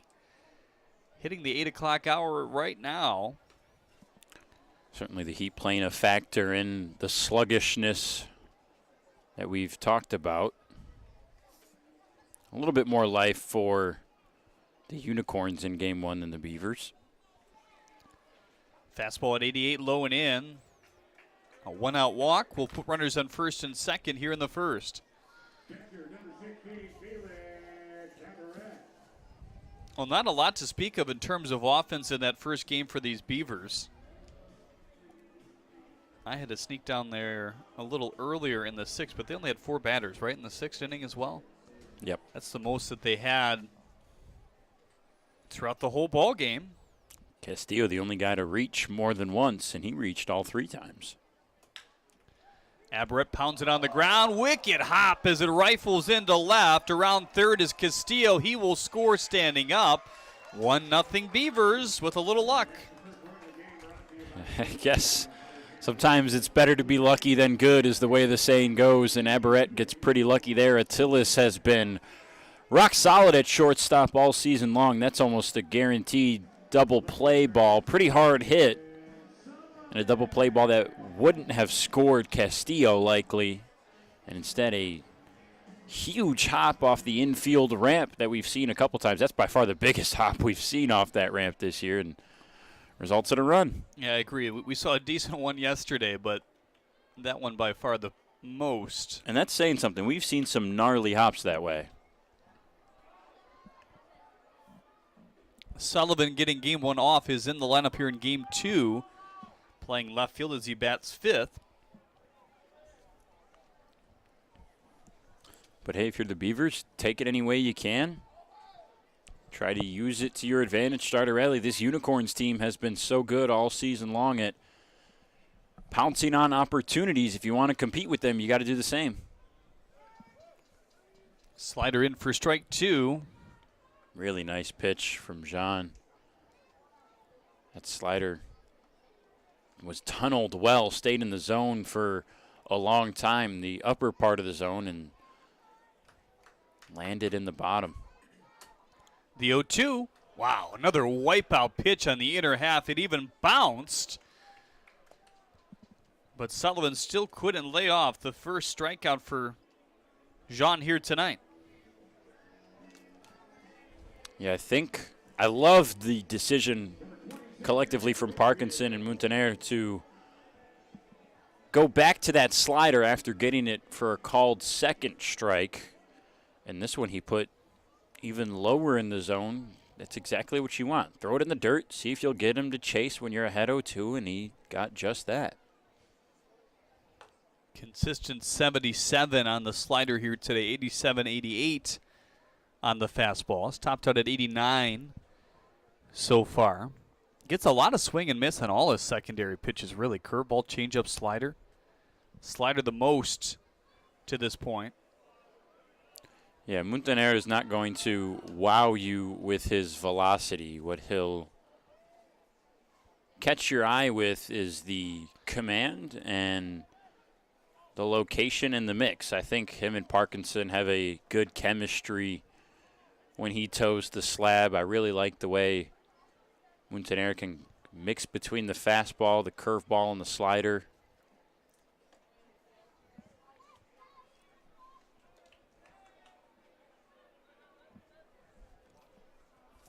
Curveball high there, 3-0 on Eric Whitfield. He was 0 for 2 in game 1. Gets on base for the first time today with a walk. The second free pass that Montaner has surrendered so far today. Kind of a surprise, not something that he has struggled with this season. I think the biggest issue for the walks, Dijon, this season have been the timeliness of them, but he's averaging less than 3 walks per 9 innings, and 2 here already. Bit of a surprise in inning number 1. So here's Wellington Guzman. We mentioned it at the start of this game. He put on quite the show defensively in game number 1. First pitch, line to right, a base hit. Another run will score. Maybe they'll test a second. No, holding up Aberrett at third. McFadden does tickle home plate, though, and it's 2-0 Beavers. Yeah, it's a good hold from Josh Hines at third base. Just take the second run. Keep the bases loaded, keep a runner in scoring position. Don't risk kind of ending that momentum with a play at the plate. And Aberrett, by no means a speedster over there at third. Would have been a close call. I like the decision. Keep the bases loaded for Stubbs. You talk about a picture-perfect start for these Beavers, just putting up runs here in the first inning. This is it. Kind of mirroring what the Unicorns did. Nothing too fancy. Obviously, the home run by Bolin was the biggest shot as J.D. Stubbs is drilled, and that will drive in a run the hard way here. Aberrett touches home plate.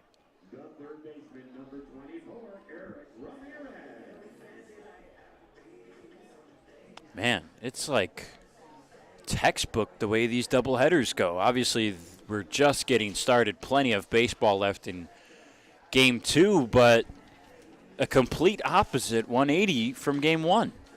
The Beavers looked sluggish.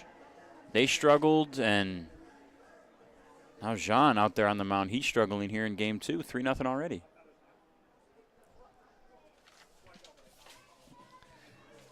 Eric Ramirez, the 9th batter here in the first inning. Fenley started it. He's only... Him and along with Sullivan are the only two that have recorded an out.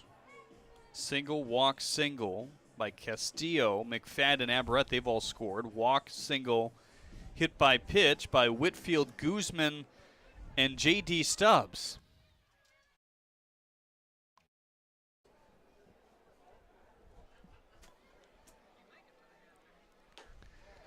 Swing and a miss there by Eric Ramirez, and the pitch high. Outfielders at medium depth here. Castro plays in tight towards the line for the most part with Galassi to the left of the second base bag. Now the 0-1. High and in. 1-1 on Ramirez now. I think if you're Ramirez here, Montaner has not displayed an ability to find the zone through these last 3 batters. I'm laying off. I'm waiting for a good pitch that I can turn on. Try to get ahead in the count, as he does.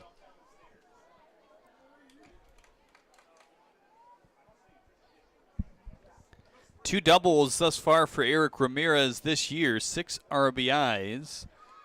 A golden chance here to drive in 4 if he can hit it out.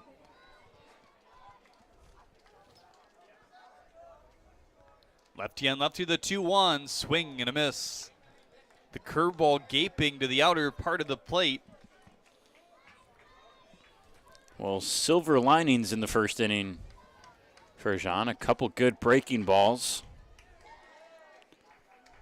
The 2-2 away. Tried it around the same spot, but Ramirez said not this time. You can see Parkinson trying to get Jean back into the right frame of mind, trying to cheer him on a little bit. Popped him up, and that one punched into the stands. Ramirez flustered a little bit that he didn't get a better piece of that one. Ball 4, actually. I'm surprised. I mean, you got to be defensive with 2 strikes, trying to keep this rally going. But he had first base in hand. Runners moving again on the 3-2. This one on the ground to Sikopoulos. Over at first, he'll tag the bag, but a real productive inning for the Beavers here in the first offensively. They score 3 off a little luck and some hard hit balls. Time for your Jimmy John's Freaky Fast Facts here today. Shel Silverstein, famous children's poet, was also a country music songwriter. Name a Shel Silverstein book. I can't, I'm sorry. Me neither. Johnny Cash once voiced a coyote on The Simpsons. That's interesting. Reba McEntire was offered the role of Molly Brown in the Titanic. That would have changed the way that film has stood the test of time. Jimmy John's Freaky Fast Facts each and every game here at Jimmy John's Field. Austin Shea on the mound for the Birmingham Bloomfield Beavers here tonight. A guy that's really turned it around of late. And Shea's been a lot of fun to watch. In his last 10 games, struggled through the first few, but in the past 4 has really been lights out. Hasn't given up a run in the last 3, just a couple hits. Is really starting to cut the walks and increase the strikeouts.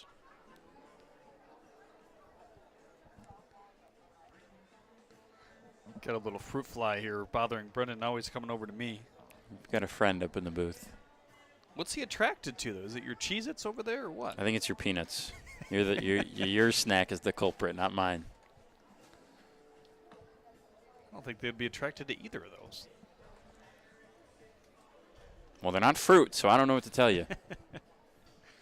Drew Galassi, Malik Bolin, Leandy Castro, the top 3 in the order here in game number 1.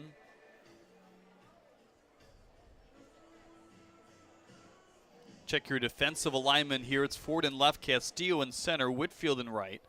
Ramirez on third, Sullivan at first, Fendley and Guzman up the middle, with Averett behind the plate. Defensive alignment brought to you by 3-Dimensional Services Group, prototype production proven. I think the interesting thing when you look at Shea's game log this year, through the first 6, only had 1 game, and that was his first one, and when he went 4 innings. Only gave up 2 hits and no runs. It looked really good. But after that, the next 5 gave up a run in every single game and has yet to give up one in the last 3. So he's really turned it around, and that's due in large part to the walks. Only 4 total walks in the last 3 starts for him. He had a walk rate above 7, has cut it now below around 6.5. And I think it's still going down, still a little inflated from the early season numbers.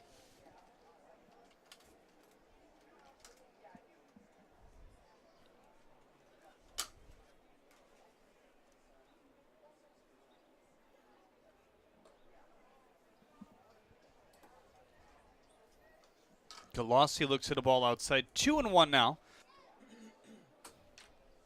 And for Shea, it's been that slurve complemented with the fastball and changeup.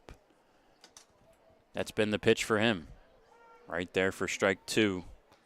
So I stand corrected on that defensive alignment. There were several changes in both of these lineups, so it's hard to remember where I adjusted them here in these 2 lineups that I wrote out before the first game here today as Galassi swings through it for out number 1. It's Sullivan in left and Stubbs on first. Everybody else is accurate.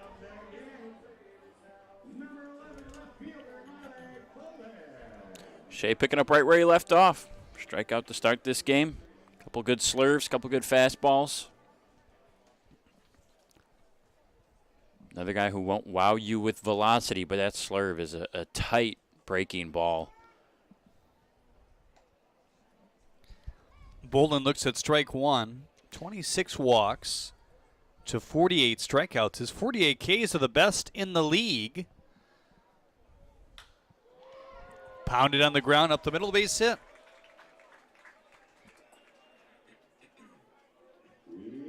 Bolin's really coming around, putting the barrel on the baseball in the last few.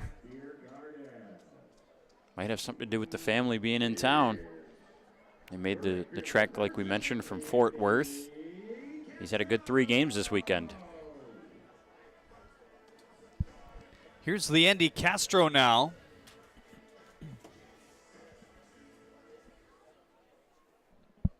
Reached once and scored once in the first game, otherwise 0 for 3. Pair of ground outs and also reached on a drop third strike. And look at that slurve. You see Castro kind of wincing and almost bracing to be hit by the pitch, and then it slides back in there in the bottom right quadrant for strike 1. The interesting thing about a slurve to me is I think if it were up to Shea, if he had it ideally, obviously if it was an ideal world, he'd have a 100-mile-an-hour fastball and a 95-mile-an-hour slider. But wouldn't we all? Right.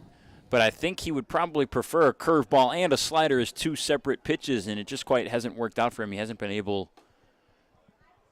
to get those two pitches to work. So instead it's kind of a mix of two, a sliding curveball, but for many pitchers in the league who just have the typical 12-6 that drops straight down that hitters are so used to, the one with a little bit of slide, a little horizontal movement is really tough to hit.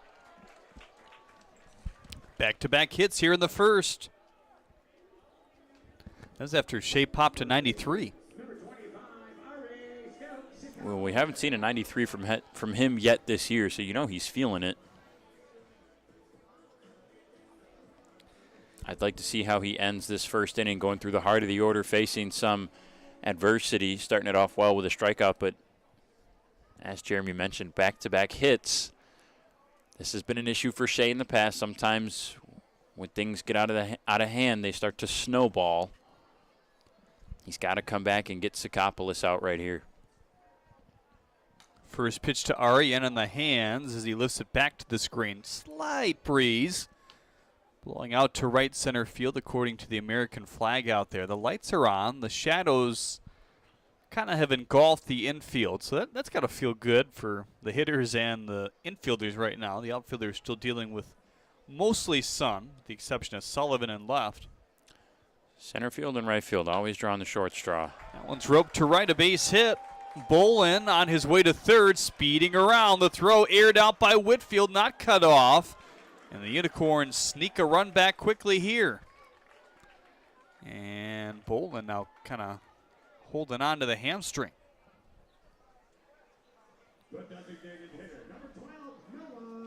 I don't know if that was something with the slide. Maybe he scratched it. He's kind of looking right where that dirt stain is. Appears to be okay. Just kind of tumbled in to home plate as we look at the replay. Almost didn't slide, just kind of fell a little bit. First pitch fastball away to Noah Childress. Also got confirmation from him that, yes, he was hit on that same hand that nearly broke his thumb earlier in the year, but kind of on the side of the hand. Slurve in for strike one.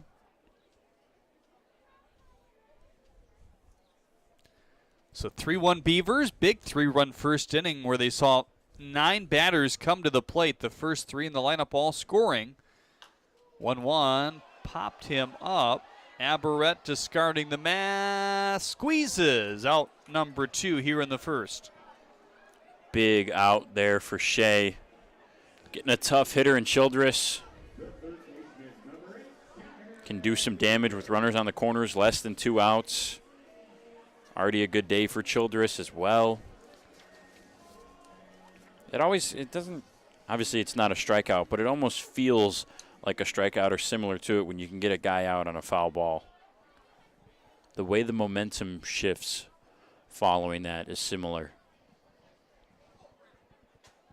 First pitch flew open that time as Sakopoulos will advance to second. So Ari on second, Landy Castro on third. Already a run in. Don't want to see any more gallop their way in if you're the Beavers. 1-0 or 1-0 on Lambert here now.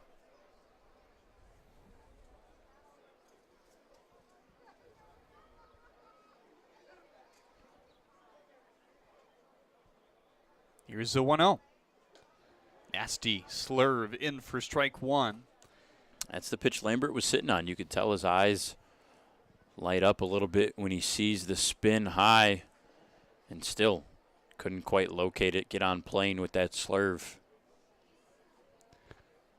1-1, slurve in for strike two. That one a bit harder. So now 1 strike away from getting out of this inning. He'd love to do it right here. Louis Attilas, one of the hotter hitters on deck. Don't want to really see him here. The 1-2, slurve. Just missed the outer edge, maybe. Whoa. Can we get the Fox track on that? Show us the strike zone. Come on. Twos are wild. Here it comes. Swing and a miss. Fastball at 89. Powers it past him. The second strikeout here in the first inning for Shea. And he strands 2 in scoring position after giving up his first run in 3 appearances. They call me Prospects. Since the day I was born as a diver's watch, the challengers of the world have taught me many things. Life is not a numbers game. It's about challenging ourselves. No matter what happens, just follow your heart. These pioneers drive our generation forward. Not by setting records, but by never giving up. Keep going forward. Prospects. Available at Lucido Fine Jewelry. I'm all in with HR and Organizational Development Council. I'm all in with Marketing and Business Development Council. I'm all in with Operations and Member Experience Council. I'm all in with CEO Council. I'm all in with Lending Council. I'm all in with CFO Council. I'm all in with Technology Council. Our credit union is all in with CUNA Councils.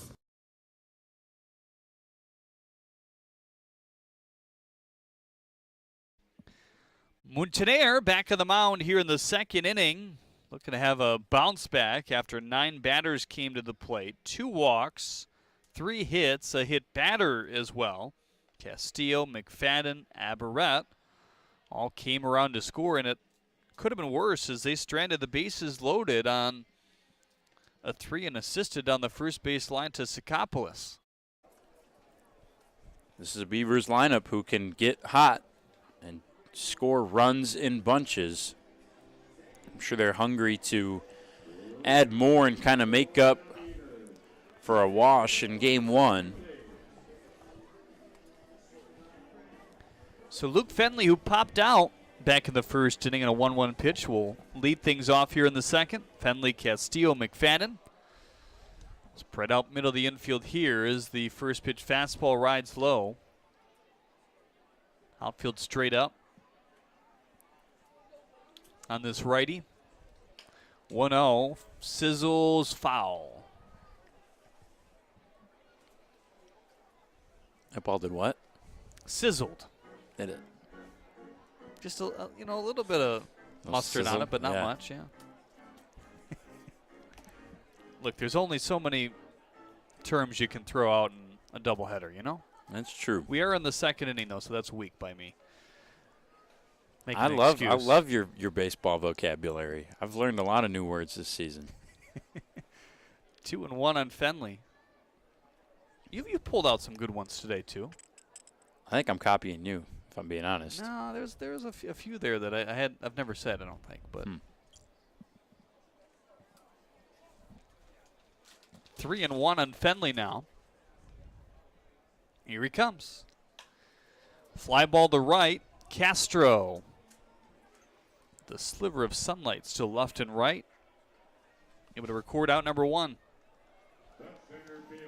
Yeah, only a little bit of sun out there, but you see Castro still wearing the shades, so obviously it's playing a factor for the center and right fielders here for probably at least another inning.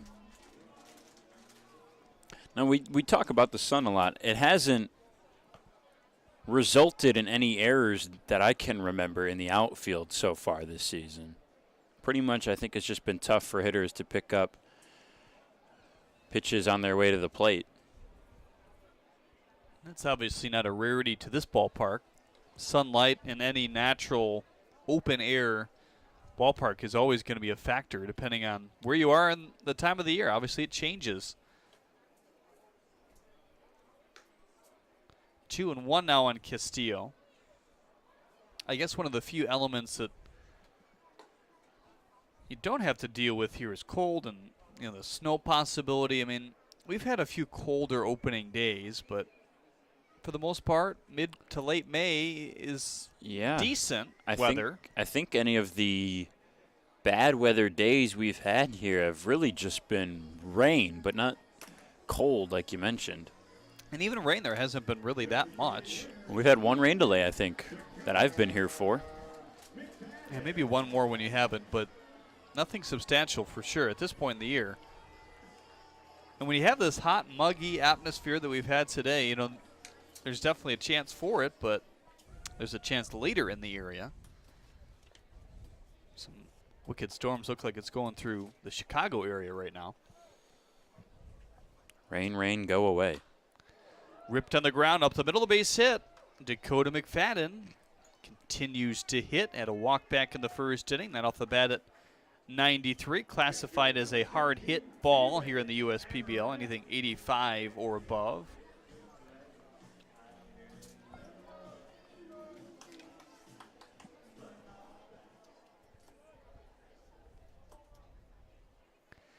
Aberrett also had a single back in the first. This is just a different look and a different confidence than what we saw as a whole for this unit in Game 1. First pitch slider inside, 1-0. Yeah, not sure what was said in the locker room between games, whether it was a coach or a player leader kind of stepping up, but I'm sure there were some stern conversations. Parkinson couldn't find it. That'll allow Castillo to advance to third. McFadden remains parked at first.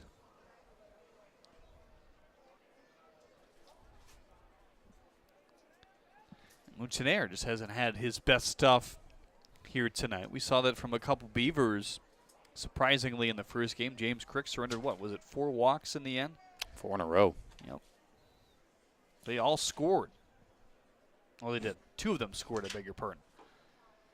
Nonetheless, it extended an inning and maybe took the wind out of any sails that Beavers offense had left. They got one man on in the top of the 6th of a 6-inning game, but other than that, lights out on the mound for the Unicorns.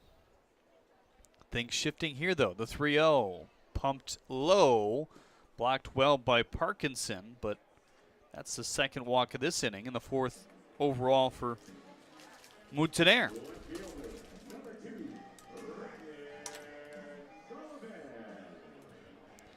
Now a chance for Ryan Sullivan. Eyes lighting up with only 1 out here. Bases juiced. His team already up 3-1. Sullivan has a couple dingers this year. Pair along with 1 double. Good spot for a guy who could use a hit right around the 200 mark. Batting average this season has gone through some slumps, some ups and downs. Been pretty streaky.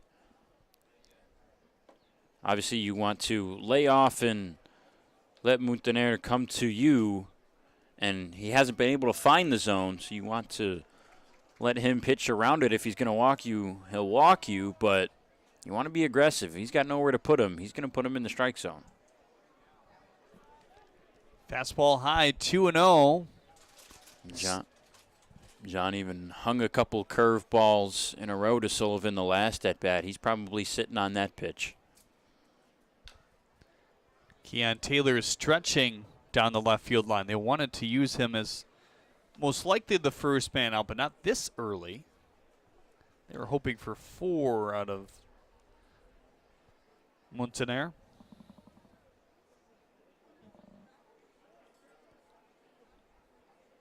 Now the 2-1. Low and in. Parkinson again having to go down on 1 knee. And Sullivan way ahead in the count now.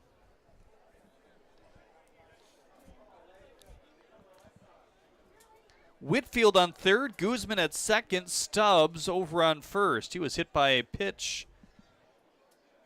Oh, wait a minute. Sorry, Castillo on third, McFadden on second, Aberrett on first. Let's look on back at the first inning there for a minute. Now the 3-1. Tied him up inside. Fastball that had some late darting move on the interior that time.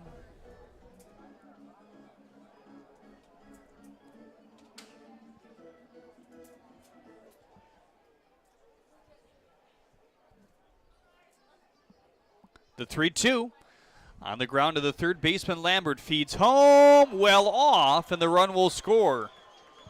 Castillo touches home plate, now 4-1 Beavers. That's probably the right decision from Lambert. He just kind of rushed it and doesn't necessarily need to. I think he has Castillo by about 3 or 4 steps if he takes an extra beat to pause before he throws, or he could step on third and throw to first. A couple different ways for that play to have gone, and the end result is it just goes the Beavers' way. They get pretty lucky.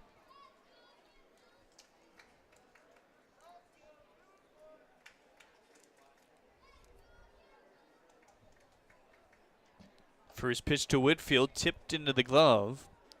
He had a 3-1 walk back in the first, stranded at third.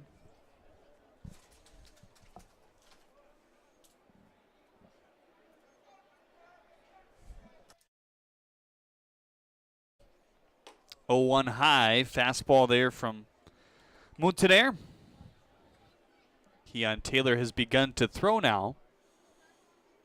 If this inning continues, you could see him possibly coming in here in the second. Now the 1-1. Fly ball to right center field, chasing Galassi back to the edge of the warning track there. And he will make the catch. McFadden tagging up to score. 5-1 Beavers. Exactly what you want to do with runners on in scoring position and 1 out. Either just get the ball to the right side of the infield or somewhere deep in the outfield. Whitfield does his job with the sac fly. Pretty good juice on that swing.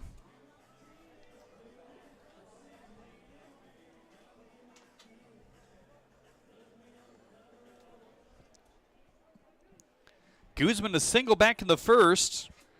Boy, this already the 16th batter of the day for the Beavers through an inning and 2/3. Wellington Guzman whiffs and misses at that first pitch. Austin Shea, in the meantime, having to sit for quite some time. He had more of a belabored inning than he would have liked. The 0-1.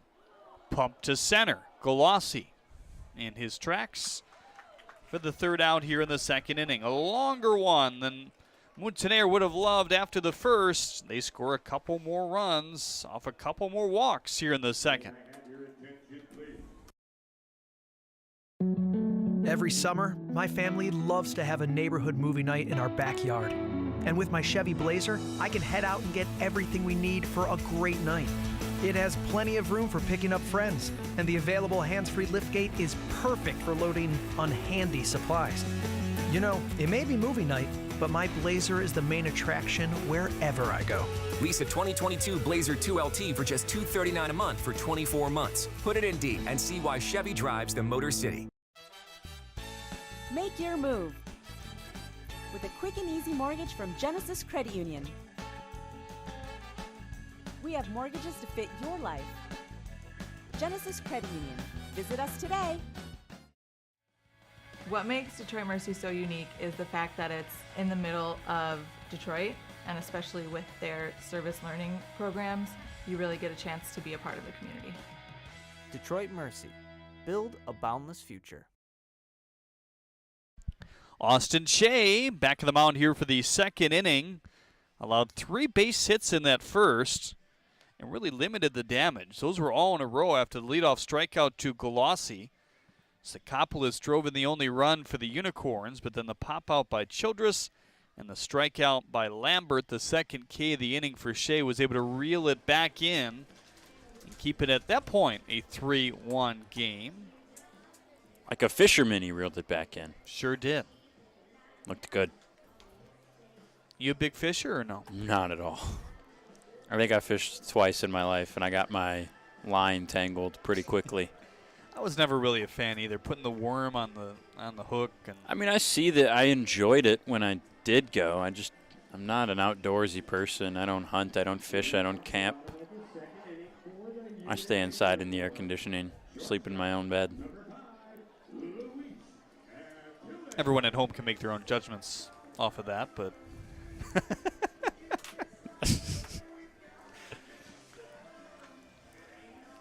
Lewis Attilas will lead it off here in the second. 7-8-9 due up. Attilas, Parkinson, Hodo. First pitch from Shea off the leg kick. Fastball at 87 in for strike one.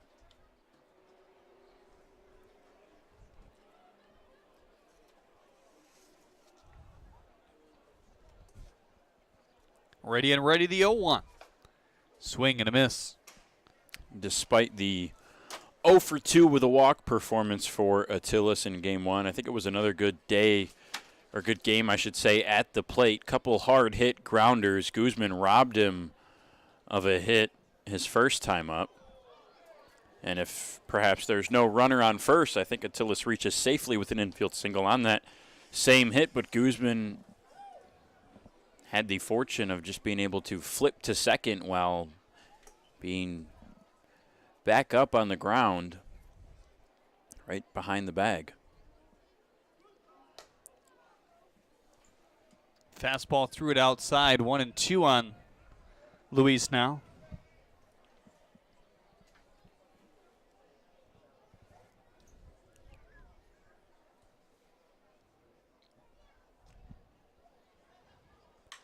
Punch to right field. A base hits over the outstretched leaping arms of Fenley. Fourth hit that the Unicorns have notched already here in the second inning.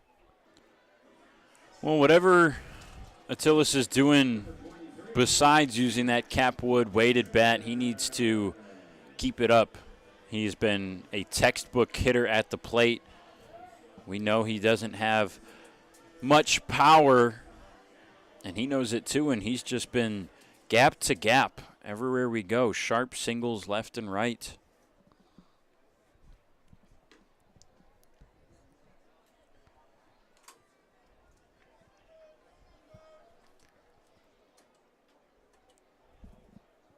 First pitch fastball away, 1-0.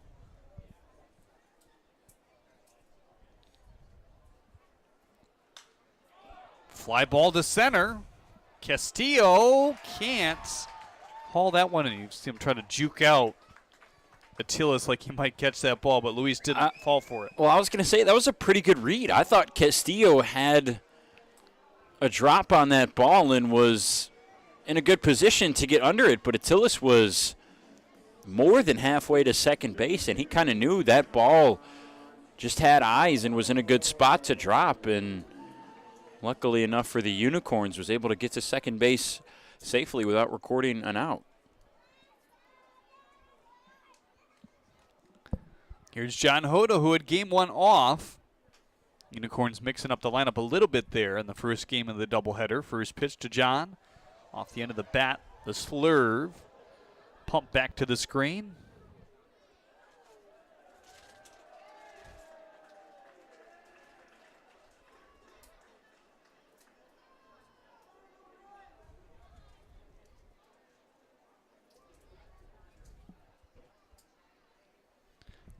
Oh, 1, slurve in for strike 2.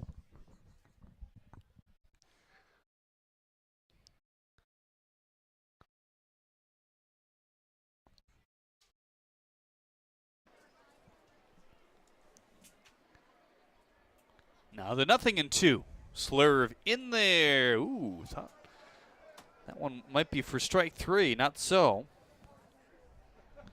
You think? Looked pretty good. Shea didn't have much of a reaction. He just snatched the ball and ready to throw once again. First and second with no outs. The 1-2 again, away. And that right there is kind of what Shea has gotten away from. That's how he would struggle to righties mightily in the first half, kind of flying open maybe a little bit and slinging it to the outside. Comes back with the 2-2 and a fastball or a changeup high. Spoiled out of play. Hodo's been good in these spots this year. RBI opportunities, bottom of the order, hitting above 300. He's a guy who's been around the league, veteran status in the USPBL. The 2-2 again. Fly ball foul.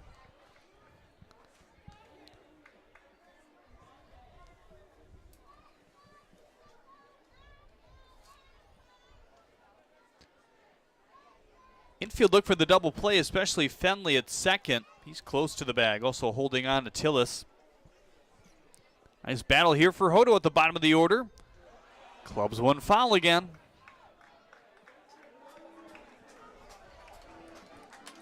Haven't really seen this today. A battle at the plate between a pitcher and a hitter. We've had some really good ones this year. A couple double-digit pitch battles. Hodo staying alive. Chopped on the ground to Fenley. Feeds in time to second on a side flip over to first. Yes! Fenley, Guzman, Stubbs combined for a nice 4-6-3 double play. Well, that is by no means easy. Hodo, one of the fastest players in this league. He's trying to beat every infield ground ball, double play or not, to the first base bag, and that one was really close. I was impressed with the backhand toss from Fenley to Guzman at short. Got rid of that ball quickly on what was not an easy little chopper. And then a nice feed from Guzman to Stubbs at first base to beat Hodo by half a step.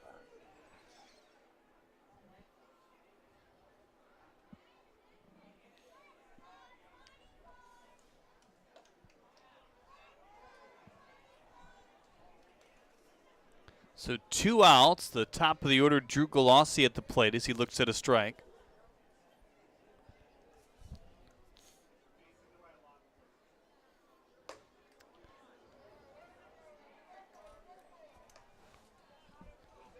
Oh, and 2 on Galassi now. He's already struck out once in this game.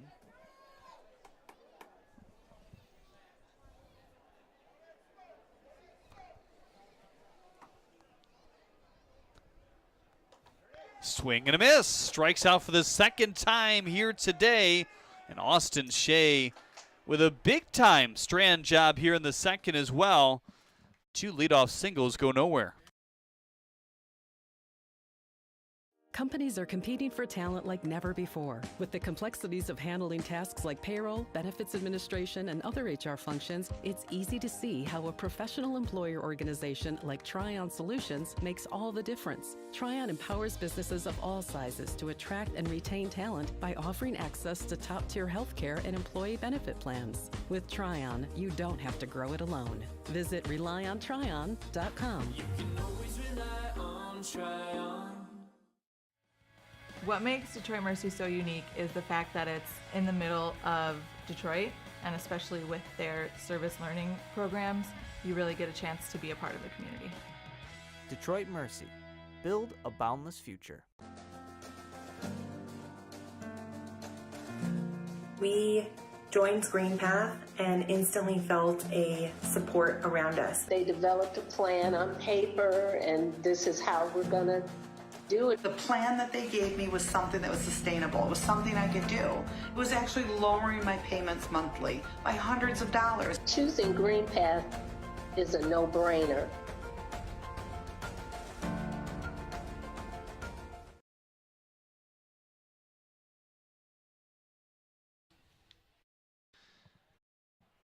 Montaner back out there here in the third inning. It's been a struggle thus far for these Unicorns to keep the Beavers off the board, kind of an inverse of what we saw in game number 1. 5-1 the lead for the Beavers off 4 hits and 4 walks. That's been the big bugaboo for Montaner tonight. J.D. Stubbs, Eric Ramirez, Luke Fenley. That's 8-9-1 in the order. One delivered inside, 1-0.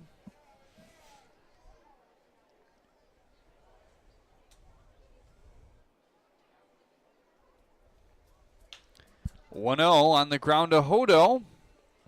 Handles it fine. 1 up and 1 down here in the third. Haven't been able to say that much here in this game particularly.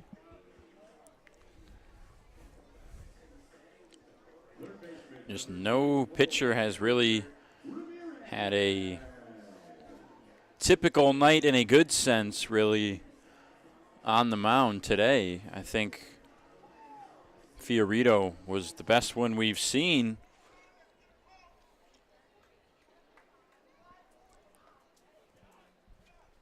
First pitch away to Eric Ramirez. He grounded out back in the first.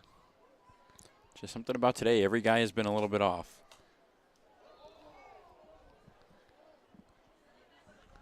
Yeah, certainly a hot and muggy day to begin with. But it's been that way for a while now. I mean, it's not something these players aren't used to.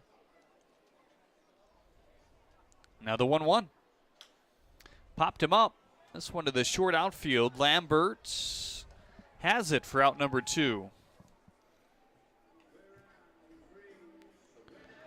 And here comes Luke Fendley now. He's 0 for 2 here in game 2, 0 for 4 in the doubleheader thus far.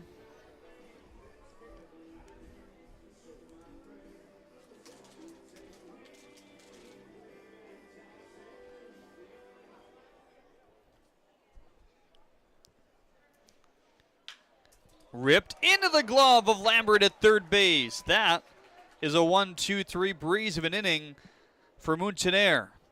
Music to his ears and the Unicorns here in game 2 of this 6-inning doubleheader. That's your 5th third out of the game, brought to you by Fifth Third Bank here today. Back with more after this here on the USPBL Network.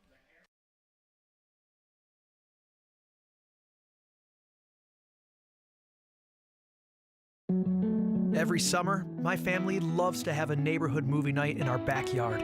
And with my Chevy Blazer, I can head out and get everything we need for a great night. It has plenty of room for picking up friends, and the available hands-free liftgate is perfect for loading unhandy supplies. You know, it may be movie night, but my Blazer is the main attraction wherever I go. Lease a 2022 Blazer 2LT for just $239 a month for 24 months. Put it in D and see why Chevy drives the Motor City. Slide into a new home. Work with a local mortgage pro who works for you. Get a cheaper, faster, easier home loan. Find a mortgage broker near you today at findamortgagebroker.com.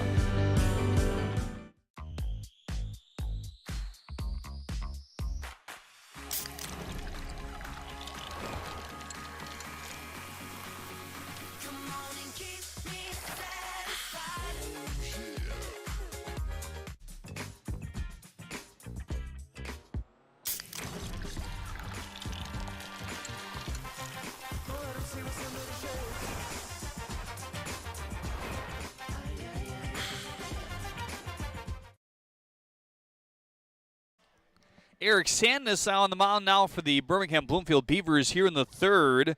Takes over for Austin Shea, who goes 2 here today. Not his sharpest, but he was able to navigate through that and allow just 1 run back in the 1st inning. He stranded 2nd and 3rd in the 1st, and 1st and 2nd, which both reached to begin, or that one reached to begin the 2nd inning. 4-6-3 double play and a strikeout swinging. Yeah, the good thing for Shea is 10 batters face, no walks. That's been the struggle for him lately, and he has cut the walks down, and it's good to see, even in not his best start as compared to the last 3, again, doesn't walk any batters, able to find the strike zone, pitch to contact a little bit more. Just today, the Unicorns were able to put it in good spots, and even still was able to strand some runners, 2 in the 1st, 3 in the 2nd. Nobody comes home except for just 1. First pitch fastball high at 89 to Malik Boland. 2-seam knuckle curve, 4-seam circle change for Eric Sandness. Now the 1-0. Fastball high, 2-0 now on Malik Boland. He singled and scored back in the 1st.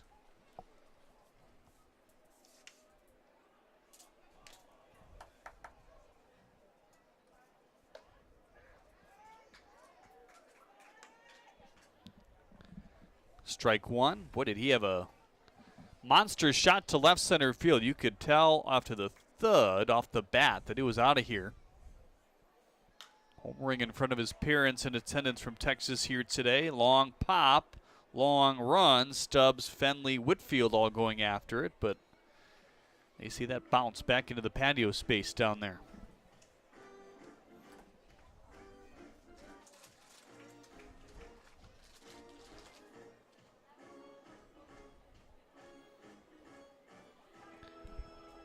Eleventh appearance for Sandness.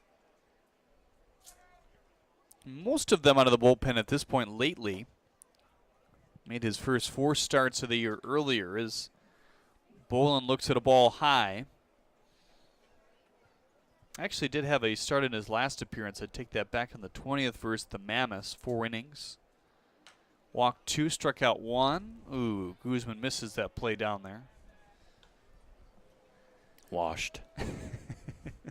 Adrian Guzman, your third base coach and manager today, with Jim Essien sitting out the game. Now the 3-2. Fly ball to left. That one hanging up there, though. Sullivan squeezes out number 1. Right fielder, number 7, Leandy Castro. The field hasn't been very busy today. A couple home runs have went that way, but other than that, we haven't had to put down 7 a lot in the book. A couple singles over there as well. Yeah, Bolin and Drew Colossi with a home run in Game 1, which was a 6-0 victory for the Unicorns. And maybe lost in that a bit is the good pitching that they got. I mean, I know we mentioned it earlier, but no more than 4 batters in 6 innings. That's impressive. Faced the minimum twice. 1-2-3 in the second and the 5th. Here's a 1-0 to Castro. Slider in for strike 1.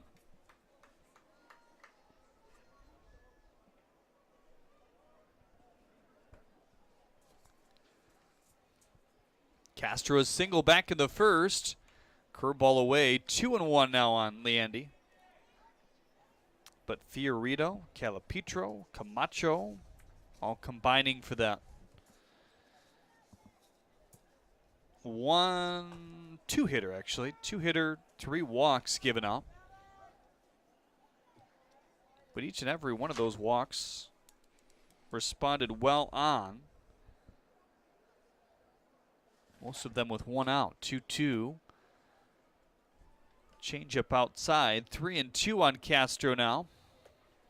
And for the Beavers, both of their hits came in the same inning and still weren't able to do anything with it.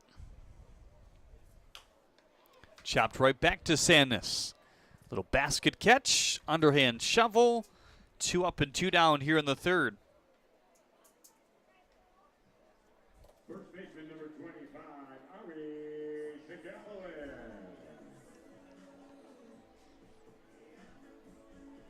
Now Ari Sikopoulos, the last shot here in the 3rd inning. You're on Slower Ponies night at the ballpark.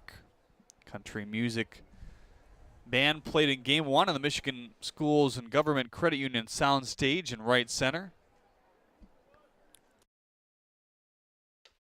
First pitch to Sikopoulos, in for strike 1. Lot of curveballs here from Sanders, both to Castro and Sikopoulos. It is the pitch he uses most after the 2-seam fastball, but comparatively not a ton, right around 20%. 0-1 fly ball to left center field. Castillo and Sullivan going back on that one. It's off the scoreboard and out of here. Ari Sikopoulos tags another, and just like that, gives the Unicorns their 2nd run. Well, Sikopoulos, you can't give that guy a fastball unless it's 90 plus, and that's another one that he was just sitting on, waiting for the red dead fastball, caught up to it, got out in front, timed it up pretty perfectly, put it towards his face in the gap on the scoreboard for number 9.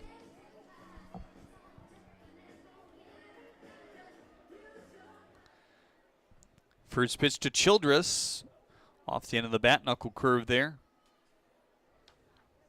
Tough for Sandus, who did a nice job getting the first 2 batters out of this inning, but it just doesn't get any easier anywhere in this lineup when the next guy comes up. Got a lightning bug in the booth now. You call them lightning bugs?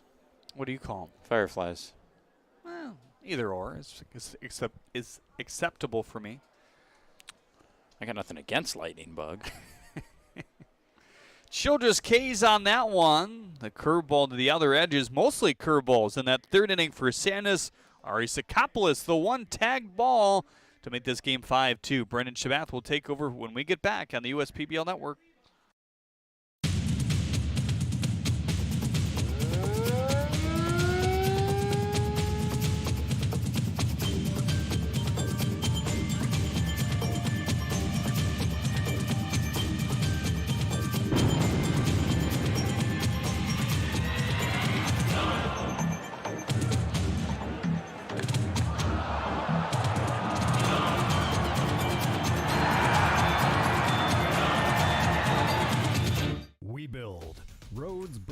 wind farms and pipelines, schools to skyscrapers, our members create monuments. We operate. We're the operators and mechanics behind the advanced heavy machines that move Michigan forward. We maintain boilers and HVAC. Our members run the complex heating and cooling systems that we all depend on. Our training is second to none, and safety is our priority. We are Operating Engineers 324, and we keep Michigan running. Elevate your life on the road with a new Lincoln from Crest Lincoln.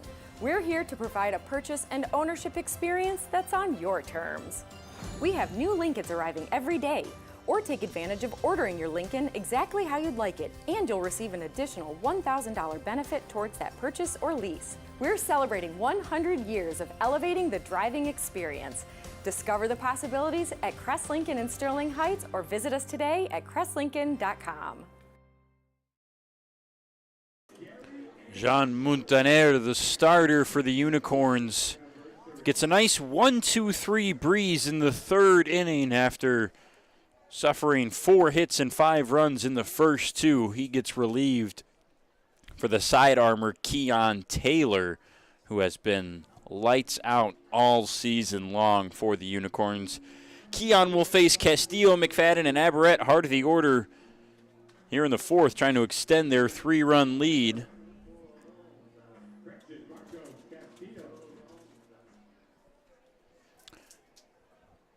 Taylor, the sidearm right-handed delivery, works the third base side of the rubber as well, and he plunks Castillo on the first pitch.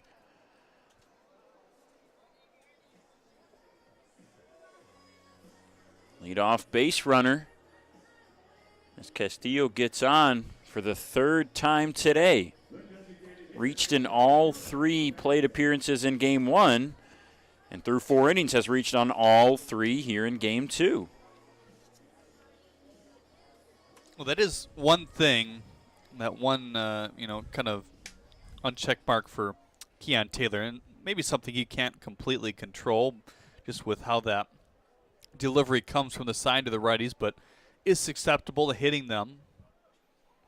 It's not something that is necessarily a surprise to lead off the inning. So now it'll be McFadden with 1 on, nobody out.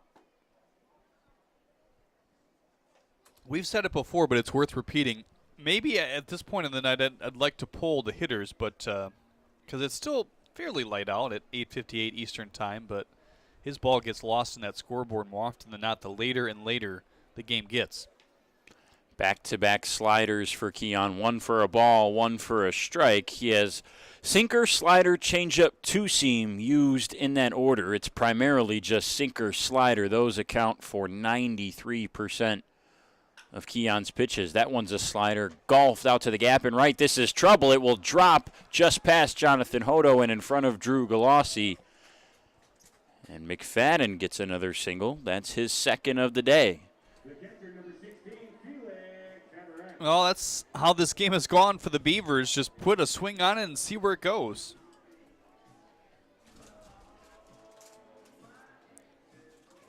We talked about how good Taylor has been. He's in a tough spot right now. Leads the league in wins with 5 this season. Has the 3rd lowest ERA right now at .44. And of the guys in front of him, I have to imagine he's got the largest sample size, 20 2/3 innings of work. 1-0.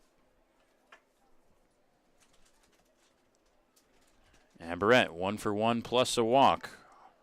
RBI single to left his first time up. Walked in the second and was stranded after getting around to third base. A good RBI position here. Swing and a miss. Nice slider from Taylor. Keon leads the league in whip. Walks, hits, plus innings pitched.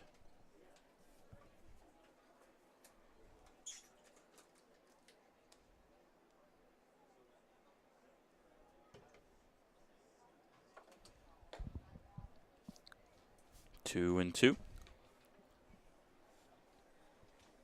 Opponents hitting just 147 against Keon. 185 on the left side, but just 125 for righties, and that's Obviously in large part to that sidearm delivery. 2-2 on Aberrett. Thought about going, checked the swing, the appeal, no. Full count. It's got to be frustrating to face this guy for the reasons we've mentioned, but all of them put together. I mean, at night gets lost in the scoreboard, holds the ball so long. Coming from a different angle, cutting differently. I mean, my bad. It's just all the things that kind of come together and make it tough to hit off against. The velo's not going to scream at you, but that doesn't really matter, especially for this level. They compound to this guy who was one of the first pitchers selected for the All-Star game. Early candidate for Pitcher of the Year. Payoff pitch to Aberrett, a swing and a miss. Taylor, just what the doctor ordered after leadoff back-to-back base runners. One of the best hitters in the Beavers lineup goes down on swings. First strikeout for Aberrett here today. He's seeing the ball well, a couple walks. Base hit back in the first inning as well. Strikeout number 26 of the season for Keon. He'll face Sullivan, who already struck out once, reached on a fielder's choice in the second inning. Looks at a called strike one. Sinker 85 in the bottom of the zone. Very tough pitch to pick up. Sullivan with limited RBIs on the season, looking to change that with a runner in scoring position right here. Well, late on the sinker. Taylor maybe a little confidence boost after sending down the 4-hole hitter Aberrett on strikes ahead 0-2.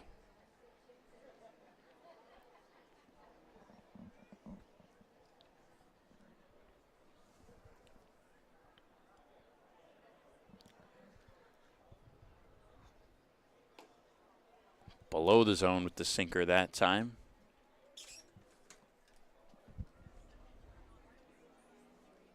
Taylor just 2.5 walks per 9 inning as compared to 11 strikeouts.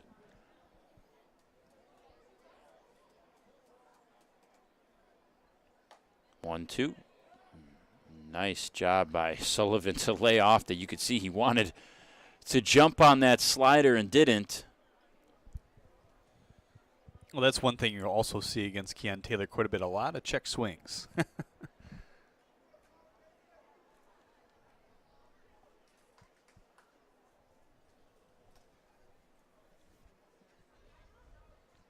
2-2 now. And there's a checked swing, but he went too far. Back-to-back strikeouts for Keon Taylor after back-to-back base runners. That's why he's one of the best in the league. I think it's interesting when you look at Taylor's advanced numbers. Throws the most pitches in the zone of anybody. Gets the second most strikes, called or swinging, of anybody. And third most swings of any pitcher. Just fills the zone by definition. Slider, swing, and a miss on Whitfield. Well, he has the submarine sidearm delivery, whatever you want to call it, mastered. I mean, he's even said on record, hey, look, this feels more comfortable to me than throwing over the top at this point. That's obviously important for anybody who converts to this point. And maybe somebody never gets there. I mean, a lot of times a guy drops down, whether it's, maybe their velocity isn't sitting where they want to, or they're not able to command control it, or they just want to try something different because they're struggling. Various reasons, but he's mastered it, no doubt. Ball and a strike on Whitfield. Golfs this one for a little easy pop-up to John Hodo, and just like that, Keon Taylor with a miraculous fourth inning. First batter hit by pitch, next batter single, then strikeout, pop-out, strands 2. Unicorns trying to fight back, down by 3.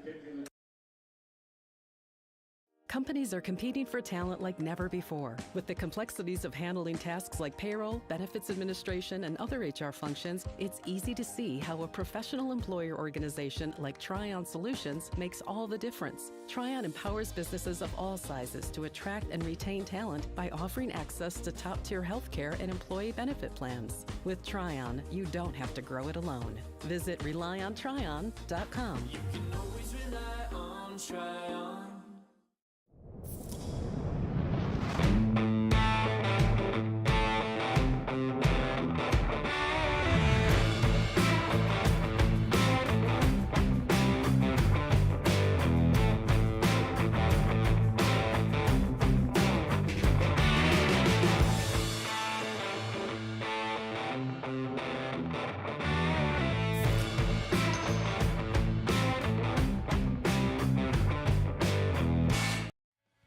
What makes Detroit Mercy so unique is the fact that it's in the middle of Detroit, and especially with their service learning programs, you really get a chance to be a part of the community. Detroit Mercy. Build a boundless future. So Eric Sandness heads out there in the bottom of the fourth. A pretty good inning if you erase the solo shot from Ari Sakopoulos in the third. Two soft contact outs from Bolin and Castro. And then a strikeout swinging to Noah Childress. A not bad attempt at getting through the heart of that tough Unicorns order. Still not easy here in the fourth. Lambert, Attilis, and Parkinson, 6, 7, 8 hitters, trying to claw their way back down 5-2.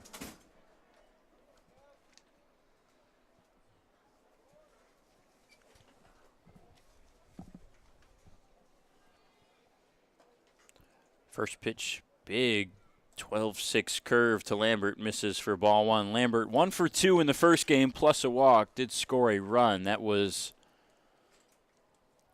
in the later inning in which Crick walked 4 in a row in the fifth. Fastball, 89, strike one. Perfect location from Sandness. Command has seemed pretty good from Eric, despite just the one fastball to Sakopoulos. Lambert pops this fastball up and out of play. Good velo, too, 90 on that last one. He hasn't touched 90 a ton this year. Has hit 91 with the two-seam and 90.9, so 91 also once with the four-seam. They're both pretty similar velos. 1-2 curveball. Castillo goes back just a few steps, out one. Home runs have been a problem for Eric this year. The home run earlier was his 7th, given up to Ari Sakopoulos. League lead, 7 home runs given up.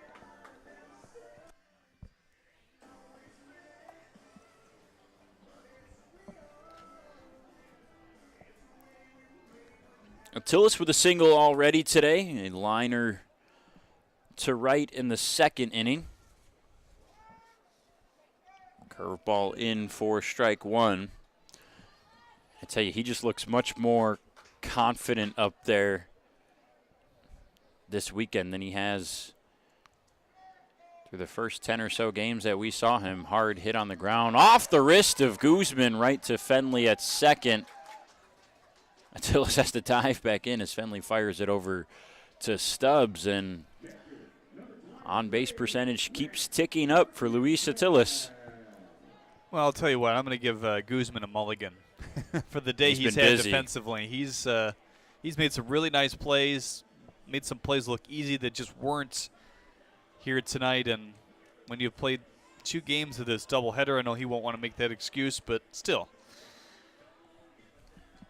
They do give Attilis a hit on the board.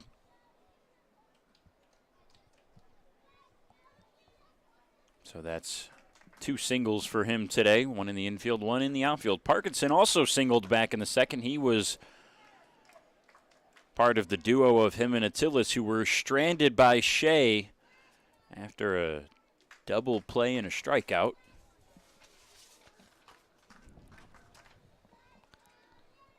Behind 0-1. Nice curveball in for strike 2 on Parkinson.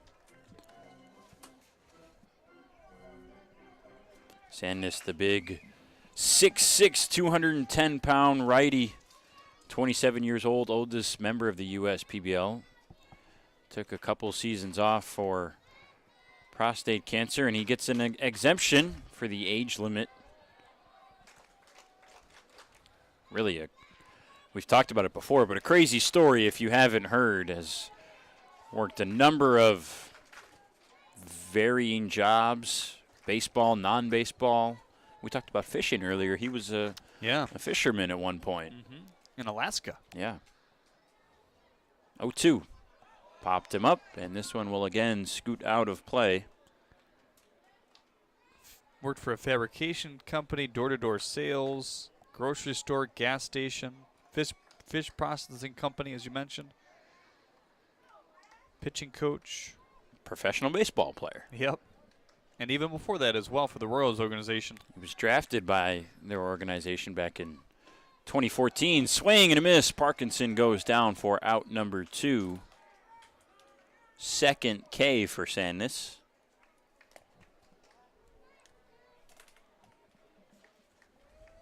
Second baseman number 2, John Hodo.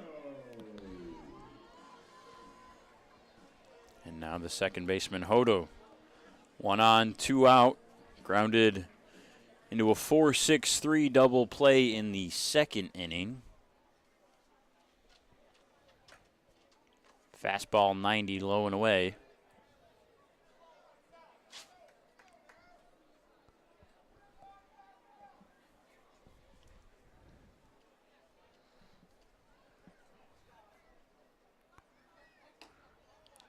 Tillis wears that oven mitt over at first as the curveball from Sandus is in there for strike 1, but he hasn't even flirted with the idea of stealing second base here, and that's kind of a surprise. Down by 3 runs as we're over halfway through this 6-inning game in the bottom of the 4th.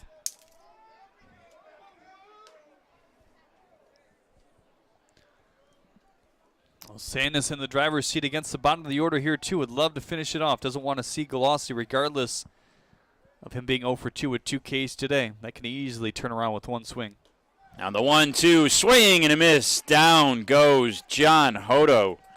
Back-to-back Ks to end the inning for Eric Sandness after a runner threatens. He holds the 3-run lead. It's 5-2 Beavers. We head to the 5th on the USPBL Network.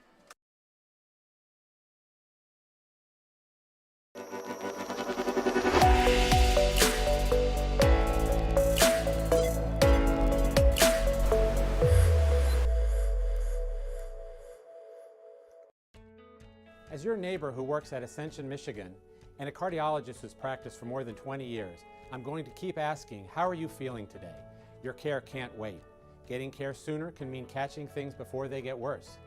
At Ascension, Michigan, our ERs and our hospitals and other sites of care are maintaining strict precautions for your safety. Studies have shown that people will get care sooner if they're encouraged by their doctors, family, and friends. Get the care you need at getascensionmichigancare.com. 5th inning, back at the ballpark, Jimmy John's Field, 5-2 our score between your Beavers and Unicorns.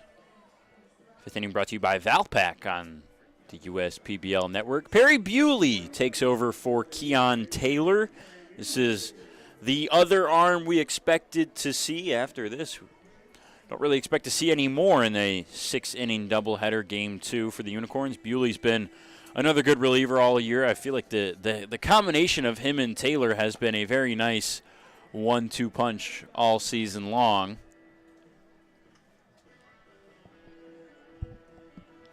Bewley with 16 1/3 innings of work this year. Only 2 earned runs have come across on his watch. That results in a 1.1 ERA, 26 walks to 7 strikeouts. Against left-handers, he has been lights out. Lefties hitting below 100 against Perry. And certainly in the past, these Unicorns lineups have been heavy, and they are again this year, but the pitching right there as well, which can be an important piece as you lead yourself towards the championship. But the thing about this league, with only 4 teams and how the playoffs are set up, if you get that number 1 overall seed, you get a bye all the way to the championship game on Sunday. So you can be very liberal, I guess, with your pitching changes if anybody gets in trouble in that championship game. And maybe it will be a little bit challenging to decide who goes where. But the good thing also is that you'll have data, this guy against this guy, quite a bit. Would not be surprised if the Unicorns were, for a 4th season in a row, to get back to the championship and still have Taylor and Bewley on their roster. Wouldn't be surprised to see both of them in that game. They've been fantastic this year.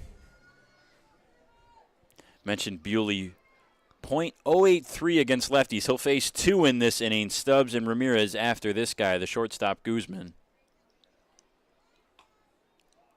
Fastball at 91, misses low and away.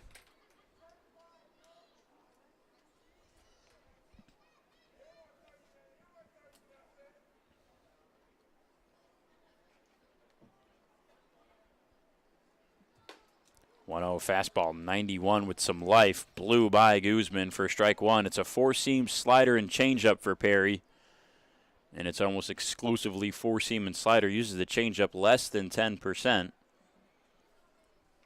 That's something he warned us about when he first got here. Said, yeah, I got a changeup. Sometimes I'll try it out. It's more of a per appearance basis whether he's going to use it or not. We'll probably see it at least once, and depending on the result, we'll determine moving forward if we see it anymore. Ahead 1-2 with just fastballs. There's a slider. Guzman lays off. Yeah, from the get-go, he's really impressed a lot of people with his spin on the baseball operations side of things that looks at that data, but really on every pitch he throws, besides their changeup. Changeups really don't have that much spin, but the fastball and slider way up there. Another slider. Sits at 84, has touched 87 with the slider. Those last 2 at 84, full count. They've worked with him on kind of sequencing his movements and getting that timing a little bit more on time. Swing and a miss, 92 on the fastball, low and away. Perfect pitch from Bewley for strike 1, or strikeout 1.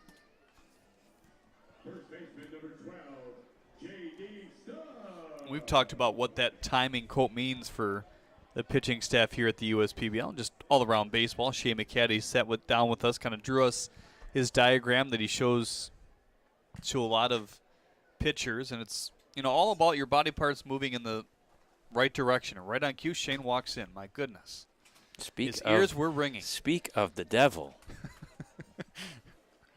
So Guzman goes down on strikes between Taylor and Bewley. That's 3 of the last 4. All on strike 3, swinging down in the Beavers' order. Fastball 92. And Stubbs looks at it for strike 1. Stubbs today hit by pitch in the first. Got an RBI on that. It was with the bases loaded against Jean Montaner. And this one's a little bouncer to second base, sliding over as Attilis. He'll field between his legs, and a nice play from Luis Attilis in the 6 hole. Seen some really good plays out of Attilis and Guzman here, respectively, at the shortstop position here tonight. Defense has been pretty solid. Not a lot squeaking by them so far in these 2 games. It's been a bit of a shortstop clinic between these 2 teams. It was Lambert who got the start at short in game 1. Attilis is the everyday starter at shortstop for the Unicorns. He's there at game 2. Now Ramirez grounded to third and popped out to first. Actually, check that the other way around. Grounded to first, popped out to third. His first 2 appearances. Ramirez sat in game 1.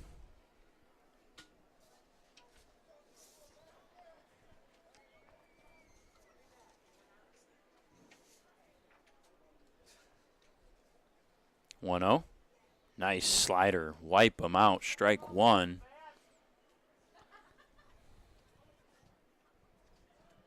It's been only fastball slider and no need for Bewley to go away from it. He's dealing right now. Fastball pounded into the ground, foul towards the Unicorns dugout down the third base side. Ramirez hitting 170 in almost 20 games. Does have a home run. He hit a grand slam when he was on this Unicorns team in his first professional game. Fastball buzzes the tower, 2-2.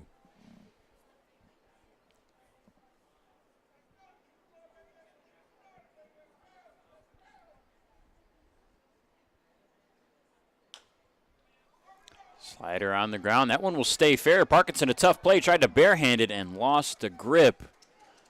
Infield single for Ramirez. Now he's going to second. Nobody's there. Heads up base running by Eric Ramirez. He takes two on an infield single that went maybe 20 feet down the third base line. Yeah, just kind of the natural reaction of everybody on the left side of the infield kind of creep in. Not sure what Hodo was doing. He's kind of out of our frame at that moment, but like you said, heads up play by Ramirez and a tough play for Parkinson. Even if he fields that cleanly, probably doesn't have a shot to throw out a speedy Ramirez. Moot point to this point, though, as he gets to second. Ramirez, the of admit, sign of a fast base runner. Bewley looks him back to second base. Probably not going to steal third in this situation, but he'll be aggressive if this ball's in play. Only 2 stolen bases for Ramirez on the year. Fenley looks at a strike one in a rare 4th at bat in a 6-inning doubleheader. Pop out, fly out, line out in innings 1, 2, and 3 for Luke. Top of the lineup coming up for Unicorns next, so they'd love to at least pad this lead a couple runs here in the 5th.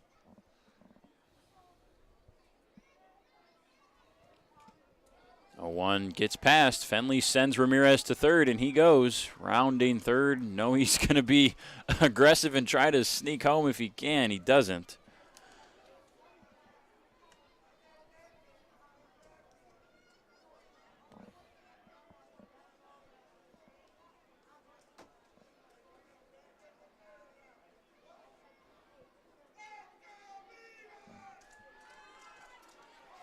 Luke this year with runners in scoring position. Small sample size, but it's hitting .429. The 1-1. Fastball, thought about it. Did not go. Ball 2.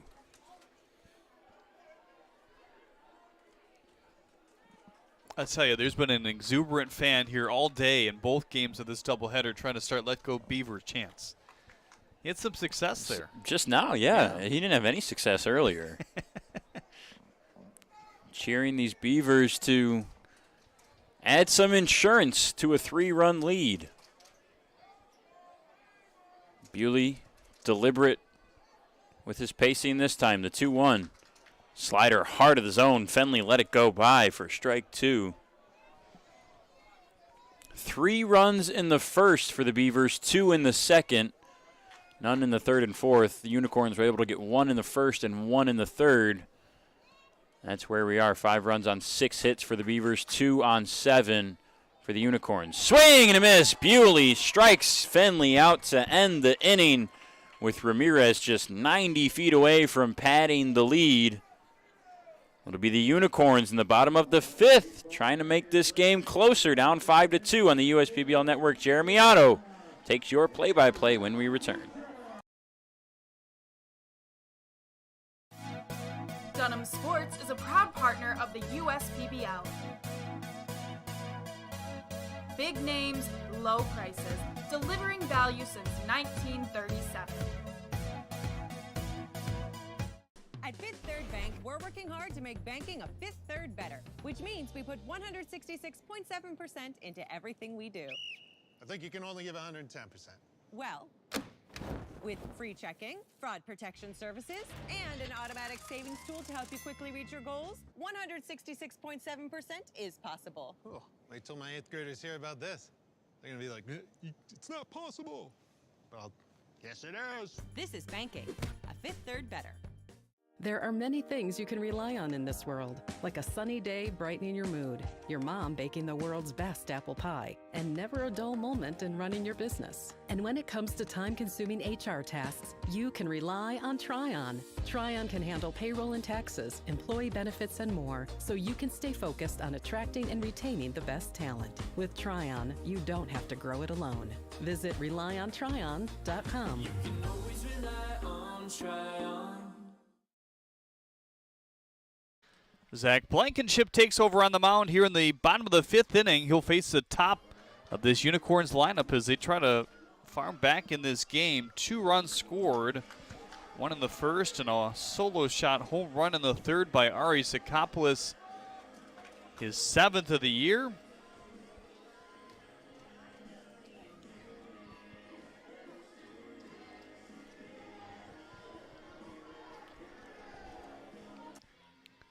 His 9th of the year, I beg your pardon. It's way off, but he deserves every one that he's gotten for the most part this year. Sent it the opposite way off the netting in front of the scoreboard down the left center field line.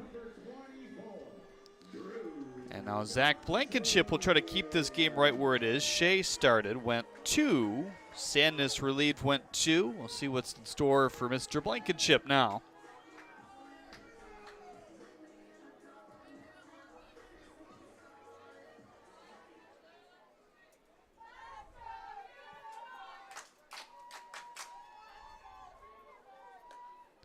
Swing and a miss. Blankenship, fastball, changeup, slider, splitter. Mostly fastball, changeup. Jeremy, now we're hearing "Let's Go Unicorns." Yeah, a little rival chant going on. Retaliation to the "Let's Go Beavers" chants we've heard all night. 91 from Blankenship away, 1-1 now. 5 walks to 20 Ks for Zach. That's good enough for 2 walks per 9 and 9 Ks per 9. Pretty good. Kind of just above average in both aspects. Most pitchers right in between 8.5 and 8 strikeouts per 9, and the walks tend to hover between 3.5 and 4. So Zach just a little bit above average in both regards. And it kind of feels like he's been that way this year. Hasn't wowed you with a bunch of strikeouts or velocity, but he's just been good out of the pen every time. Fastball in there for strike 3 as Glossy K's.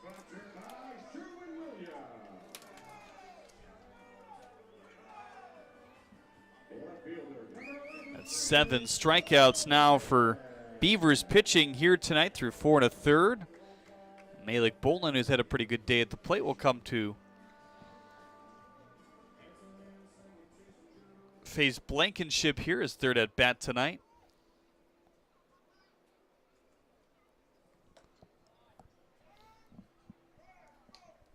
First pitch strike on the splitter there. Not a pitch that he has thrown very much this year. The lowest usage by far. The 0-1. Threw it again. Darts low, 0-2.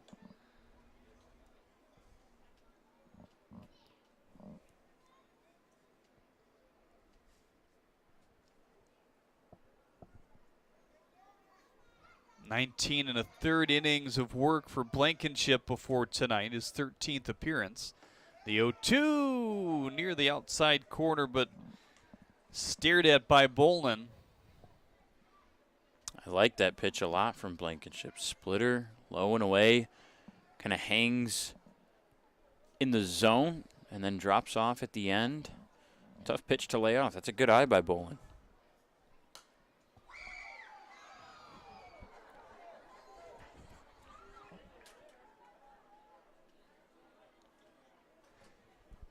'91 spoiled away there from Malik. 1 up and 1 down for Zach. Not a lot of leadoff magic for the Unicorns so far here in game 2. Here's the 1-2. Hit him. Graze the back. And with 1 out here in the 5th, the Unicorns start a rally. This is what you kind of fear with the game still hanging around this 3-run game. You get another runner on. A guy like Ari Sakopoulos up. after Leandy Castro here, and then who knows? You're back to square one potentially.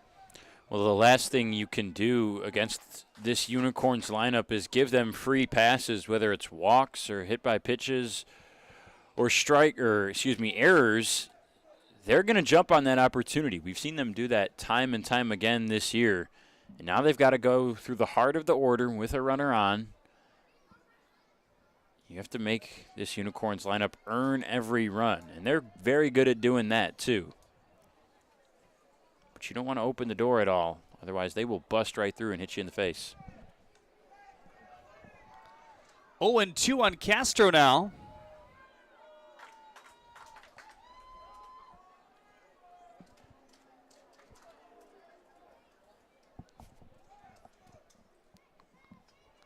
Castro with a single in the first and a ground out in the third. Froze him for strike three. Fastball at 91. Second consecutive backwards K here in the fifth. Well, both of Zach's strikeouts, as you mentioned, backwards on really good fastballs, bottom of the zone. Tough to take. I think as a hitter, both Drew and Castro watched those go by. I think you got to swing. At least try to put a bat on it, foul tip it, stay alive, see another pitch, make Zach throw one like that again. That's a really great pitch, and 2 strikes, got to be ready to swing.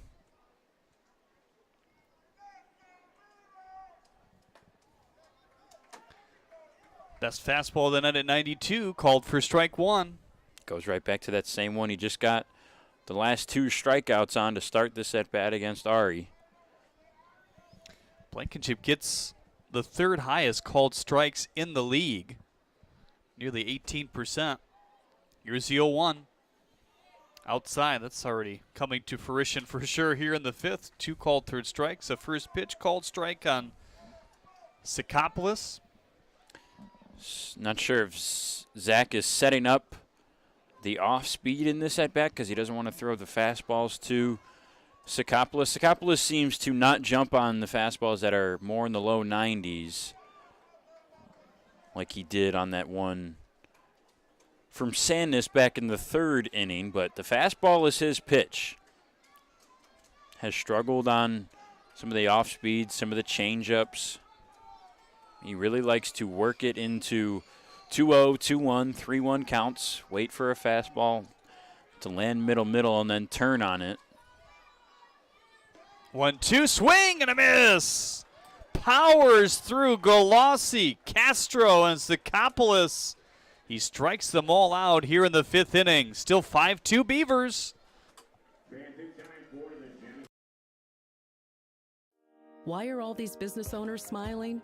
Because they rely on Tryon to handle difficult and time-consuming HR tasks like payroll, benefits administration, and more. Working with one of the nation's top professional employer organizations provides access to top-tier healthcare and employee benefit plans and Tryon's team of attorneys and HR experts. With Tryon, you don't have to grow it alone. Visit RelyOnTryon.com. You can always rely on Tryon.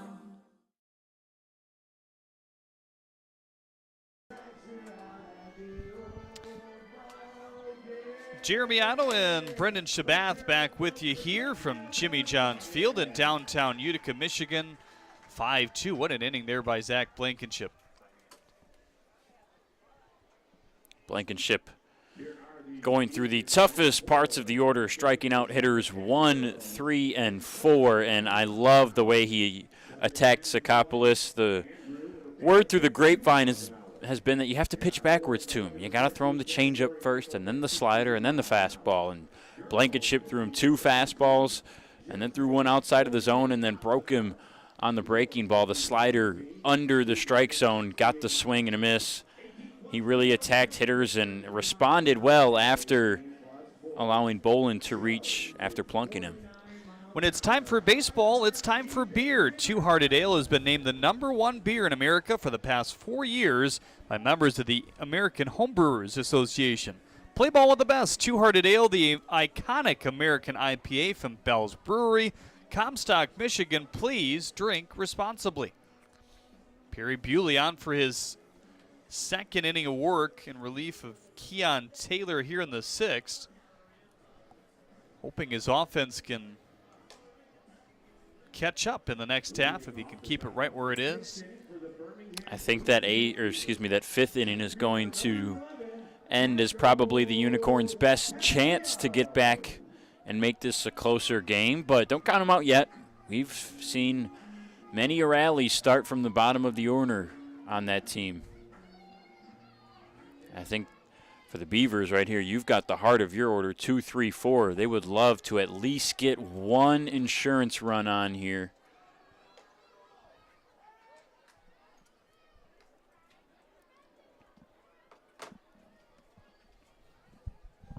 Marcos Castillo, Dakota McFadden, Felix Abaret, 2, 3, 4.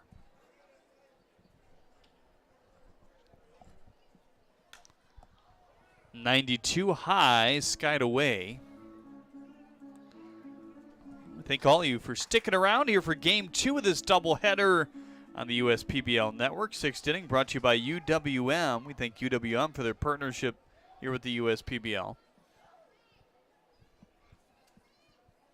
Here's the 0-2. Fastball high.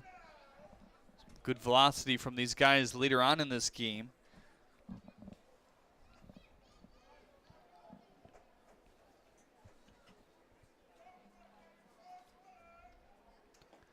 Try to check his swing. Did he? He did, with the appeal down to first base. Yeah, that's a nice slider from Bewley. No surprise Castillo at least thought about purchasing it. Stayed in the zone for a while. He tunnels that slider nicely. We talked about the spin rate that he gets that has impressed some of the baseball ops people here, and that's evidence of it. High fly ball foul down the right field line there from Castillo. Castillo single walk, hit by pitch, scored a run in his first 2 at-bats, 2 of the 5 for the Beavers today. They had 3 in the first and 2 in the second. Zeros in the last 3. Will that change here in the 6th? 2-2, just off the corner. Yeah, that pitch was just off. You could see our home plate umpire kind of staring at it an extra beat. Surprised we didn't see a bigger reaction from Bewley or Parkinson. I thought that one was pretty close. Castillo was almost headed back to the dugout. Now the 3-2. Fouled off the screen.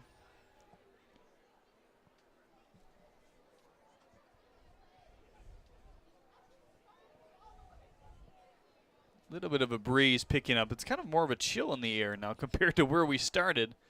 I'm sure the temperature hasn't dipped that much. 81.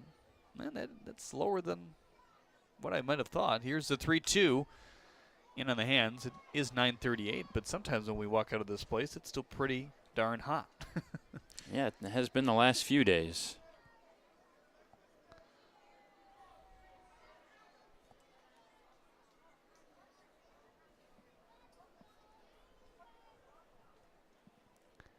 Here's the full count delivery again. Line into the glove of Attilis, throws across his body. Just too much on that play. I mean, how much time he took to get to it and kind of in between whether he should dive, slide, or just let it fly.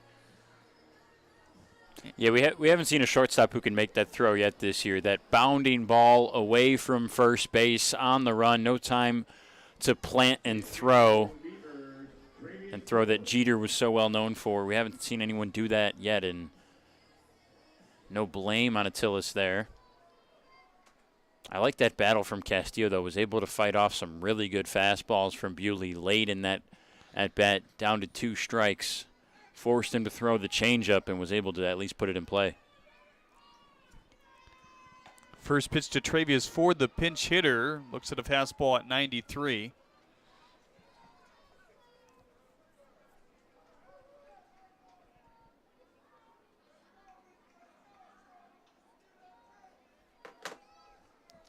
Now the 0-1. Boy, he's hitting his spots right now. 0-2 on Travius Ford. Yeah, Bewley just has the command that you want to see right now. I don't think any of his pitches have necessarily missed by much from where he's targeting them. 0-2, fastball high and away. Hodo at second base, in and towards the bag, looking for that double play after the leadoff single here in the 6th. Righty and righty matchup with Ford here. Now the 1-2. Swing and a miss. Strikeout number 3 for him tonight. Catcher number 16, Felix Amberett. You see Bewley just gets so much more comfortable when he gets out in front in an at-bat. First pitch strikes are huge for him. He loves getting those, and then he can really feel like he can command the rest of the at-bat, force guys to chase out of the zone. That's what he's tried to do, and he's been successful with it. Well, his 14.5 Ks per 9 are only going to get better after tonight. That's scary. Now, a lot of guys have that with a smaller sample size. He's thrown almost 20 innings now. We know what he can do. Tough pitch there. Aberrett has been right on them for the most part today. Did strike out in the 4th. Reached in back-to-back at-bats in the 1st and 2nd, though. RBI single in the 1st, walk in the 2nd. 0-2 outside. 1-2 now.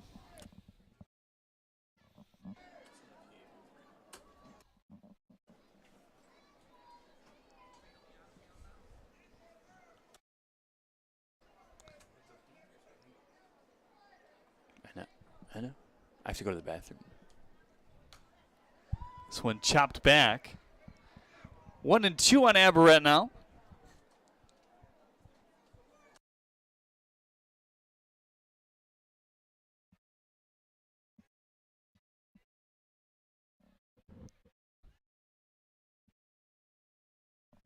Castillo jumping off the bag. Let's see if he goes. No, he stays true.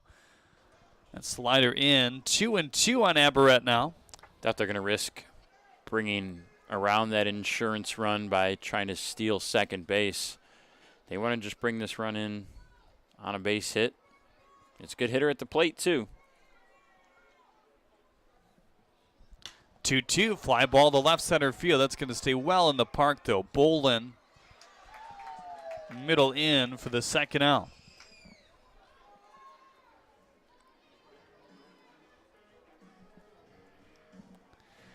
And here's Ryan Sullivan, the last shot to pad the lead here in the top of the 6th inning. His Beavers up 5-2. They had a 9-batter first that saw McFadden, Castillo, and Aberrett score. Then a 7-batter second.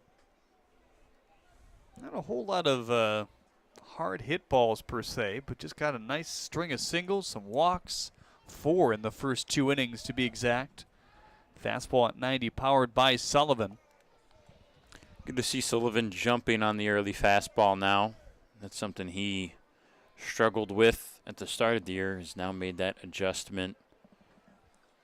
Not letting pitchers just loft one in there, middle for strike one, trying to punish that pitch. Good pickup there by Parkinson. Catches game number 2 after his counterpart, game number 1, Martin.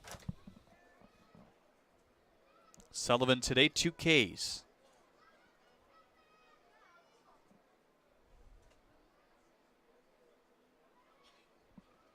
Short lead for Castillo, the 1-1, swing and a miss on the slider there.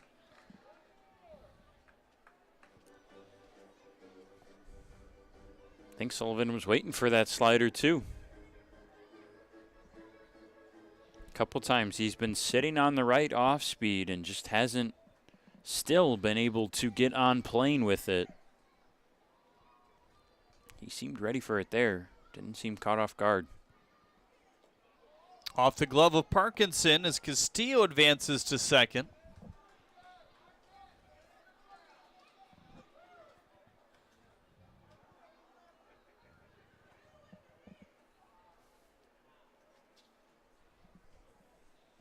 Looks like we might see a second inning from Zach Blankenship. Yeah, there is some action, though, so maybe I'm wrong on that. Sometimes hard to see with those umbrellas down the right field bullpen. Now the 2-2. High. So run it full. With Castillo on second base. He led off this inning with a single. Eric Whitfield on deck. Should they need him. The Unicorns will have 5, 6, 7 due up. De La Cruz and Martin left on the bench. Here's the 3-2. Swing and a miss. Wipeout slider to the outside part of the plate. And Bewley has 4 Ks here tonight. He does his job. Can the offense do their job? 3 runs at least to keep this game going when we get back. Every summer, my family loves to have a neighborhood movie night in our backyard. And with my Chevy Blazer, I can head out and get everything we need for a great night. It has plenty of room for picking up friends, and the available hands-free liftgate is perfect for loading unhandy supplies. You know, it may be movie night, but my Blazer is the main attraction wherever I go. Lease a 2022 Blazer 2LT for just $239 a month for 24 months. Put it in D and see why Chevy drives the Motor City. Make your move with a quick and easy mortgage from Genesis Credit Union. We have mortgages to fit your life. Genesis Credit Union. Visit us today.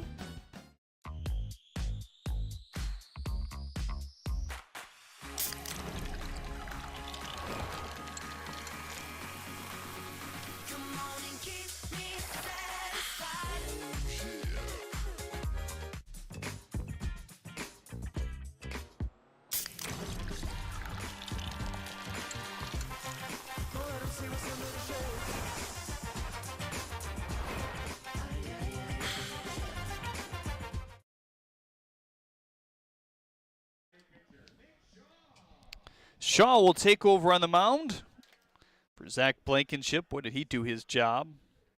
1 inning of work. He did hit a batter, but struck out the side. Galassi, Castro, Sakopoulos. That's 1-3-4 in this Unicorns order. They'll have 5, 6, 7 due up against Shaw now.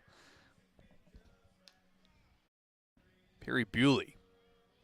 His effort may be a little bit underappreciated due to the fact that his team is down right now, but he had some really nice sliders to the last couple hitters there.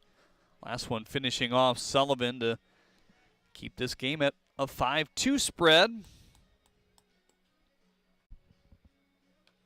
Nick Shaw carries a fastball and a slider. Fastball that's gotten up to 93, averages 90. It's a little bit of a harder slider as well. Averages around 84. This is his 12th appearance on the year. He's pitched in 12 innings exactly. The walks, probably a little higher than he would like right now. 10 walks to 18 Ks. He does have a pair of saves, so we'll see if he can notch one here tonight. Childress here in game 2, 0 for 2. Pop out, strikeout. This grouping has just 1 hit. Wouldn't necessarily expect a pinch hitter here as Childress in any part of this lineup looks at strike 1. Now the 0-1. 93, high and away. Breeze blowing out towards left center now. Pennants and the American flag showcase that. 1-1 out in front of that slider.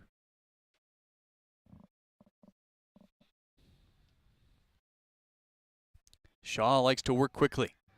Leans in for the sign. Ready on the 1-2. Here it comes. Tipped off the mask of Aberrett and your home plate umpire here tonight as well.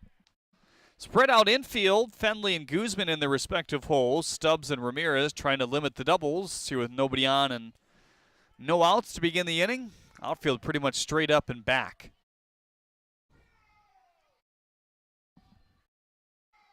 Here's the 1-2 from Shaw. Froze him.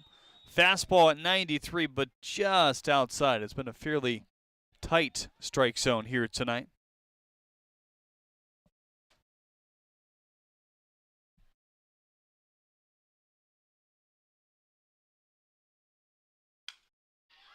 Line drive to left, a base hit over the head of Ramirez, squeaking towards the wall. But cutting that off is Sullivan, and Childress is on with a leadoff base hit. Didn't get the barrel, but got enough. Here's Kevin Lambert now. He's got a strikeout and a line out. The line out to Castillo in center. They will bring Adam De La Cruz on to run for Childress over at first. De La Cruz had the start in game number 1.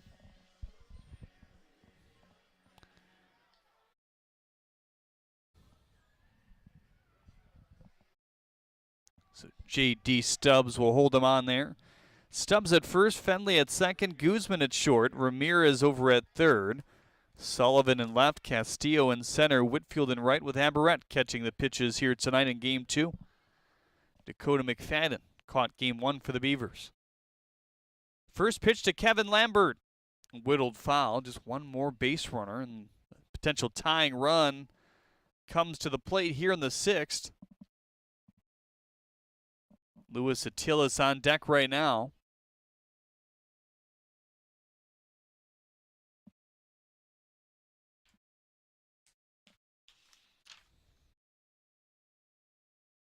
Kevin Lambert has 6 extra base hits this year, including 4 home runs. 0-1, fastball at 91, whiffed through it.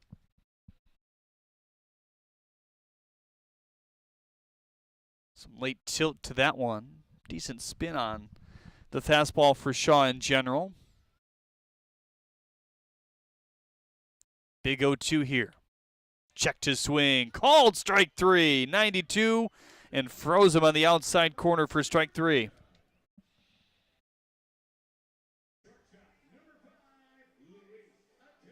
That's now 10 strikeouts for Beavers pitching and 5 1/3 innings. Pretty good number there, especially against this offense. With the power they have, they do K a little bit more than other teams, but double play ends it here. First pitch to Attilas.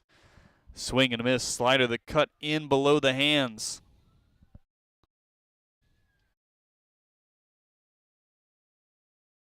Last game of the week here on the USPBL. They'll pick it up on Wednesday with a few non-publics. 0-1, tipped foul. And the public schedule next week looks like this. How about it? Already the last week of July. Hard to believe. Just one full month left after that of USPBL ball. Then just a couple weeks in September, but they'll pick up the publics again on Thursday, the 28th. That'll be the Diamond Hoppers and the Unicorns. Another oldies night there. Then a Fireworks Friday / Faith night on the 29th. Doubleheader on the 30th, and we're back with a Sunday ball game on the 31st. Now the 1-2. Slider away, 2-2 now.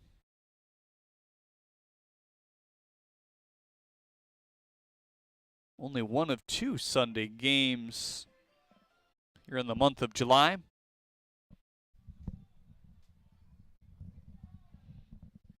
There'll be a few more in August, 4 to be exact. Now the 2-2. Nicked off the end of the bat. Has gone heavy slider to Luis Attilas here.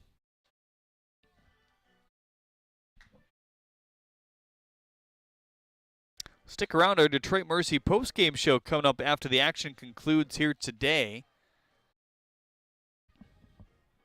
Kind of put some stamping thoughts on all that happened in both games of these doubleheaders. Good battle, Attilas Shaw, who wins. Shaw with a swing and a miss.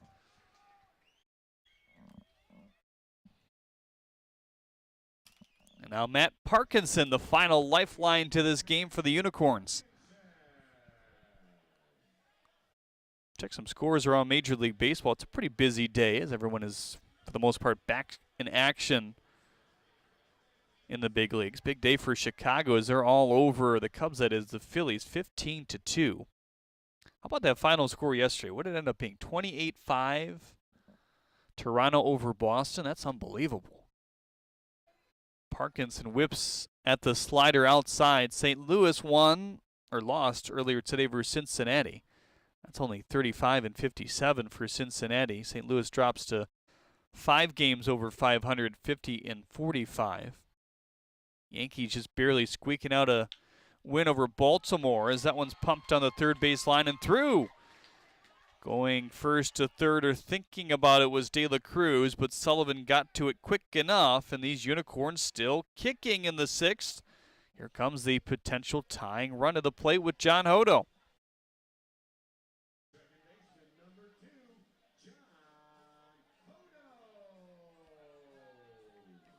You know what? Those scores I was just reading were from last night. So St. Louis still in progress versus Cincinnati. That's 6-3. New York and Baltimore tied at 3 apiece. Milwaukee over Colorado right now 8-1. First pitch slider into Hodo. Arizona has a 3-1 lead over Washington. That's in the bottom of the 6th. Kansas City with a tight game with the Rays, 4-3 in the bottom of the 8th. KC in the lead there.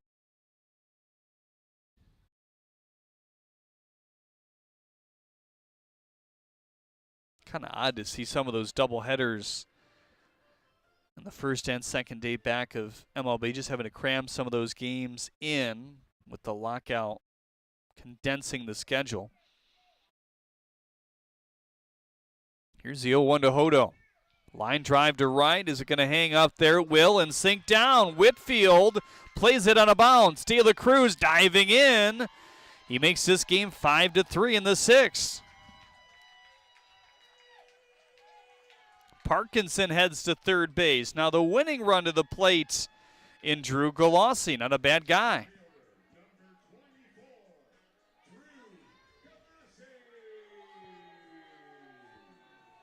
Hodo breaks his small 0 for 2 today. 4-6-3 double play back in the 2nd and a strikeout. Drew Galassi has the hat trick of strikeouts already. That's not something you'll see very often. Does strike out a little bit more than your average leadoff hitter, but a guy that makes contact more often than not. First pitch to Drew, a slider in on the corner for strike 1. Struck out in the 1st, swinging. Same result in the 2nd, and then looking in the 5th. Hodo with a short lead at first. The 0-1 buzzed his tower. John will head to 2nd. Being the final out potentially at 3rd, Parkinson plays it safe and remains parked there. And it was a ball that kind of bounced just outside of the dirt behind home plate. So it definitely wasn't a sure run, and Parkinson, not the fleetest of foot as a catcher. I think all around a good decision, but now your 2 tying runs, both in scoring position here with 2 outs all of a sudden. Galassi even with Shaw. Here's the 1-1. Swing and a miss. Fastball pumped at 92. And now Shaw 1 pitch away from barely squeaking out of this game all of a sudden. His team carried a 5-2 lead. They've had that for quite some time. Now the 1-2 outside. 3 runs in the 1st for the Beavers. 2 in the 2nd. None since. Single runs in the 1st, 3rd, and now 6th innings, and possibly counting for these Unicorns. Parkinson on 3rd, Hodo on 2nd. The even pitch, 2-2. Oh. I think Galassi thought that one was going to be high and inside. It ended up more towards the outside corner. And now they've filled the count. Runners won't move. The 3-2. Swing and a miss! Boy, the golden sombrero for Galassi here tonight. Shaw cements that and squeaks out a victory for his team here tonight. The Detroit Mercy postgame show when we get back on the USPBL Network.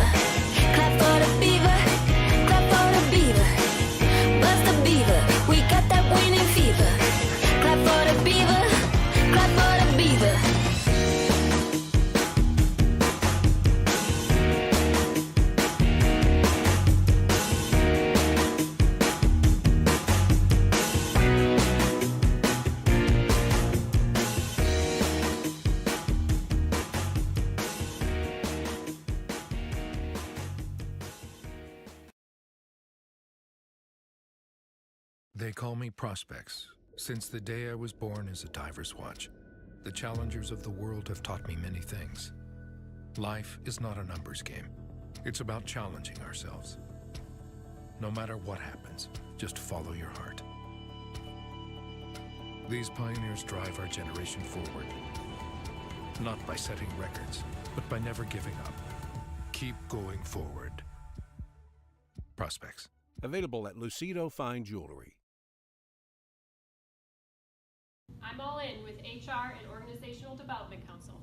I'm all in with Marketing and Business Development Council. I'm all in with Operations and Member Experience Council. I'm all in with CEO Council. I'm all in with Lending Council. I'm all in with CFO Council. I'm all in with Technology Council. Our credit union is all in with CUNA councils.